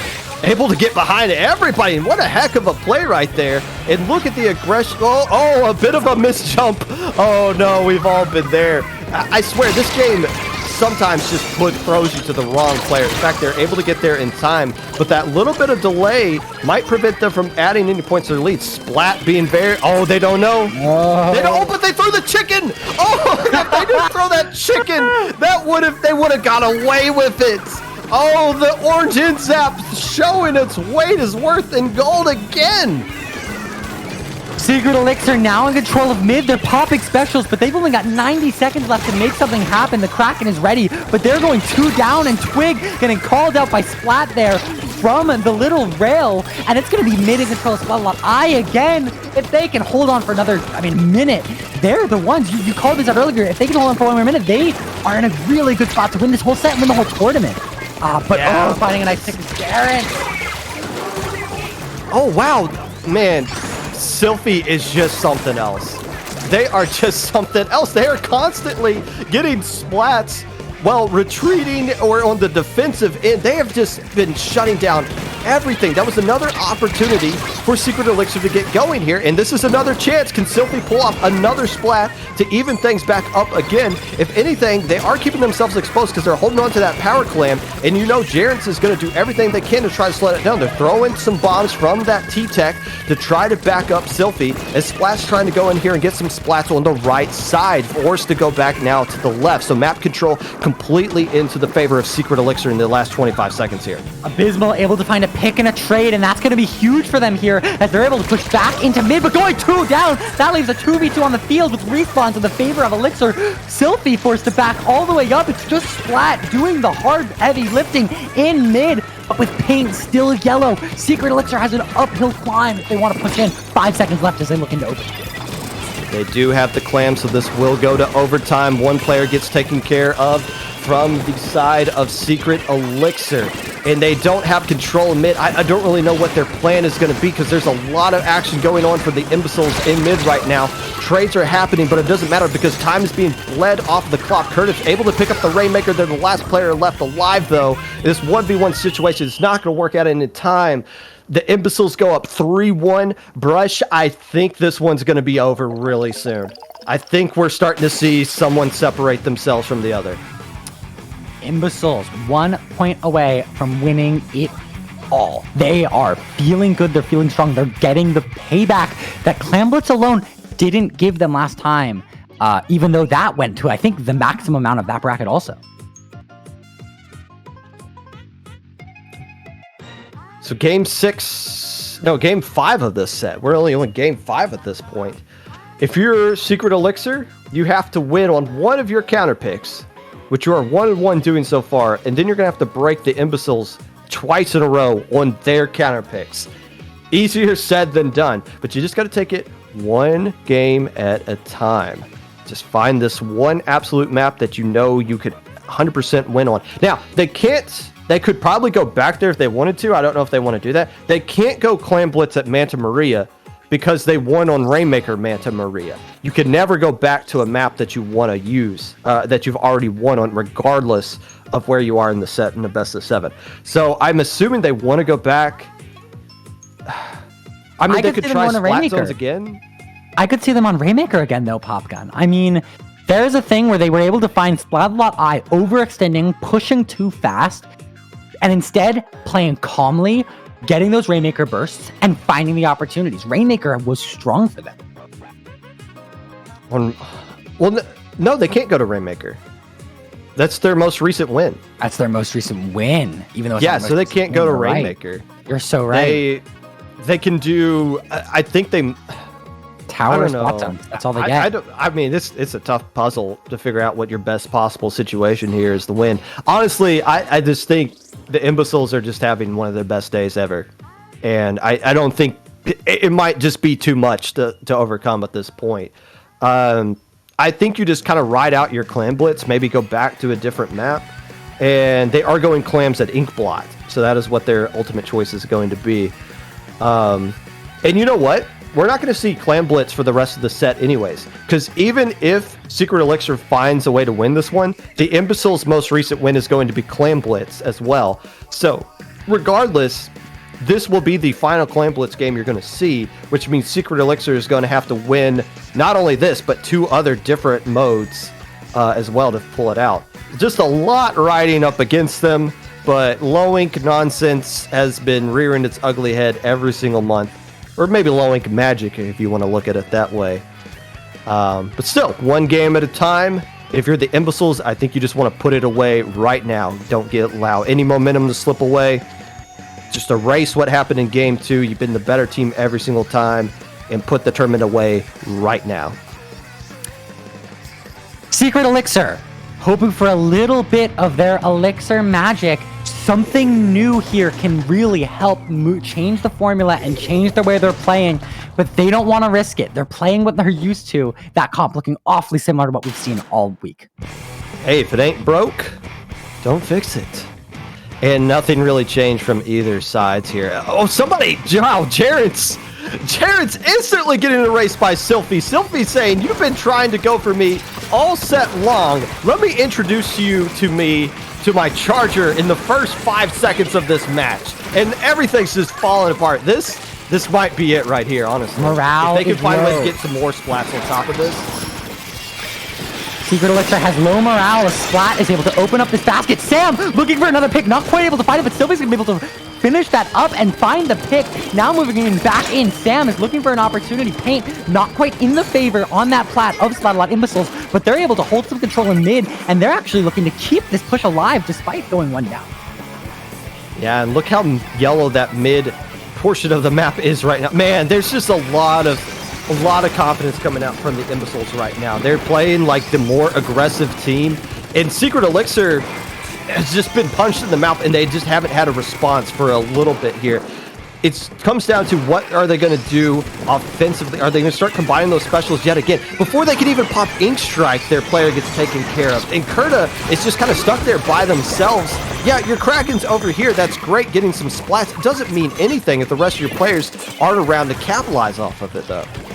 Wig now really forced on the outskirts of this map away from the battle, finally able to rotate back in and find a pair up, but not before clams are starting to be collected on their team. A 3v3 situation, and there's Wig going down.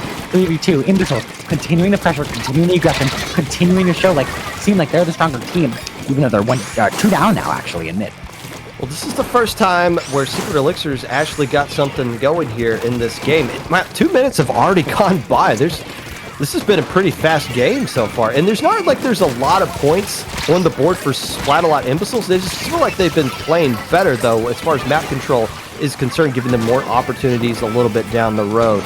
But man, you're not going to score any points as long as Sylphie is up on the board, and that's just been the real big difference so far in this set. They can't find ways to break Sylphie. They've been getting to them, but they haven't been finding ways to get splats, and Sylphie's been punishing them every single time for that. Speaking of Kurta, 2 hits on Sylphie, but not the 3rd and 4th to get him down. That's huge as a team. If you can keep your backline alive, keep your jump points up, and keep your pressure in mid, that's why the map has been looking so yellow. And all of Secret Elixir are stuck on the right side. Twig is left alone, but they're able to actually fend back against 3 players of the Imbeciles and not let a push go through quite yet. Now, at some point, the Imbeciles are going to have to try to get some more points up on the board. This is not a lead you want to have feeling comfortable with, and you're just kind of waiting around for something to happen here. So this is basically a tied game at this point, because you know all they got to do is jump in with a Kraken, and they're going to be basically tied right there as far as the score is concerned. Jarrett's being the player trying to make more of the aggression right here, as Twix trying to take care of a fight on that right side. Says, you know what? No, you can have that area. I'm going to start moving around, and here we go. Here comes the Kraken right up top here, but the Zipcast blasts away, and they're going to be jumping away a little bit further from the tower. Even though the super jump comes in at the right time, I think they jumped way too late to the Kraken, and they're going to get punished for it. They're going to pop the basket here. They got the clams, actually. Oh, and they find a lead, but it's not strong. And going 3 down players for it, a 1v3 situation. Twig is left alone, and Splatalot Imbeciles are going to be able to swim this very small map and get back into a position to push again. They're feeling good. They're feeling like they have control of mid, and all they need now is a pick or two, and they have the special advantage. Yeah, all they need to do is get Sylphie established on like that right side, basically where Sam is right there. And when 2 players are down from Secret Elixir, that's going to be an easy thing to do. Make that 3, make that a wipeout. This is going to be lead and a whole heck of a lot more on top of it as they get all the way down below 30. Pick up their Mercy Claim as well. Jumping in, can Abysmal find a way to get that one in there? That might do it. With 40 seconds left to go, Sam says, nah, I'm just going to suck up some clams and start to retreat right here. And now it's just 30 seconds of defense, and the tournament title is theirs. Imbeciles ending a best-of-7 Game 7 streak now with 23 seconds left on the clock, a 4v3 situation. Secret Elixir, if they want to stay in this, they need to find coordination, they need to find specials, and they need to find picks. They've gotten one of those. Their specials are ready, but a Wave Breaker not able to tag everyone as Splatalot Imbeciles stays on their plat and says, come at us, bro. And Secret Elixir doesn't have an answer. Oh, one player going down. There's the Kraken ready to go. This is how Minnow Cup ended. The Kraken going up there along with the Ink Strike and the Super Chump. They're throwing all their resources, not going to leave anything in the tank, but I don't think they're going to have enough clams on top of it. That is the wipeout. That is your tournament. And the winner of the March 2023 Low Ink is going back to the Splatalot group, as the Imbeciles are now the Splatalot Immortals. You've been sitting on that for months, Popgun. The Splatalot Immortals? That was good. Yeah. There you go. Splatalot I taking Low Ink March 2023. They are your champions, getting the revenge on Secret Elixir that they couldn't get last week. These two teams, the top of low level right now. We're gonna have to have some conversations, Popgun, about when Secret Elixir is gone from low level as well. Oh gosh, let's not start that conversation here. Let's say this is a great rivalry going forward, and this erases the Minnow Cup loss for Splatalot Imbeciles. It does. It really does. I mean, this is not to like compare tournaments, but just the revenge you get here, a 4-1 win over how the last one ended, that makes you feel all of a sudden all the annoyance. And they were slightly vocal about the annoyance of losing that Minnow Cup. All of a sudden that all goes away. And now Secret Elixir, in their first Low Ink, played fantastic the entire time. There's no question that they were a fantastic team themselves. But out of 187 teams or something like that, you definitively can see that we found the best team out of all of them. GG's. I mean, really, Popgun, this is one of those sets that ends before you feel like you've gotten all these two teams have out of them. But, I mean, Splatalot I came out swinging, held the momentum, and had the stamina to beat this team again. A rivalry indeed.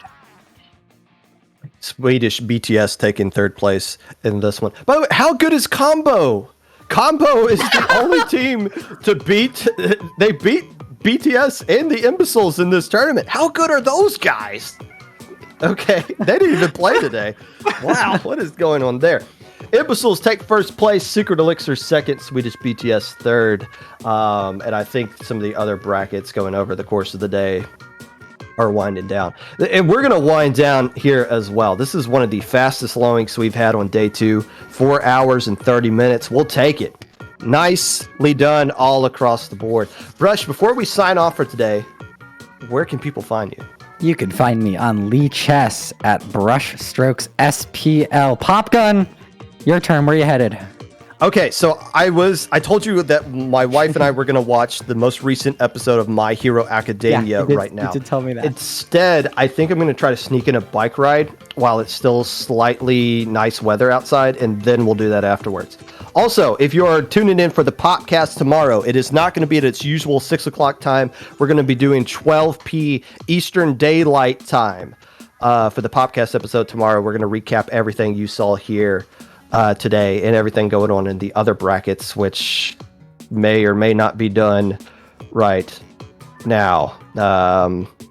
Looking at that real quick. Yeah, the entire tournament's done across all the brackets. So there you go. From all of us here at IPL, the hit TOs for this event, myself, Hoenn Hero, and JPEG, our lovely and talented producer, Ink Fair, and J Fair, and all of the lovely and talented staff we had behind the scene. Hey, we verified 1,111 players for this lowing. Shout outs to all the lovely and talented staff that you are about to see credits go on here. And thank you. More importantly, thank you, the viewers and the players, for making this tournament what it is month after month, year after year. We will see you guys next month with an April edition of Low Ink right here on IPL.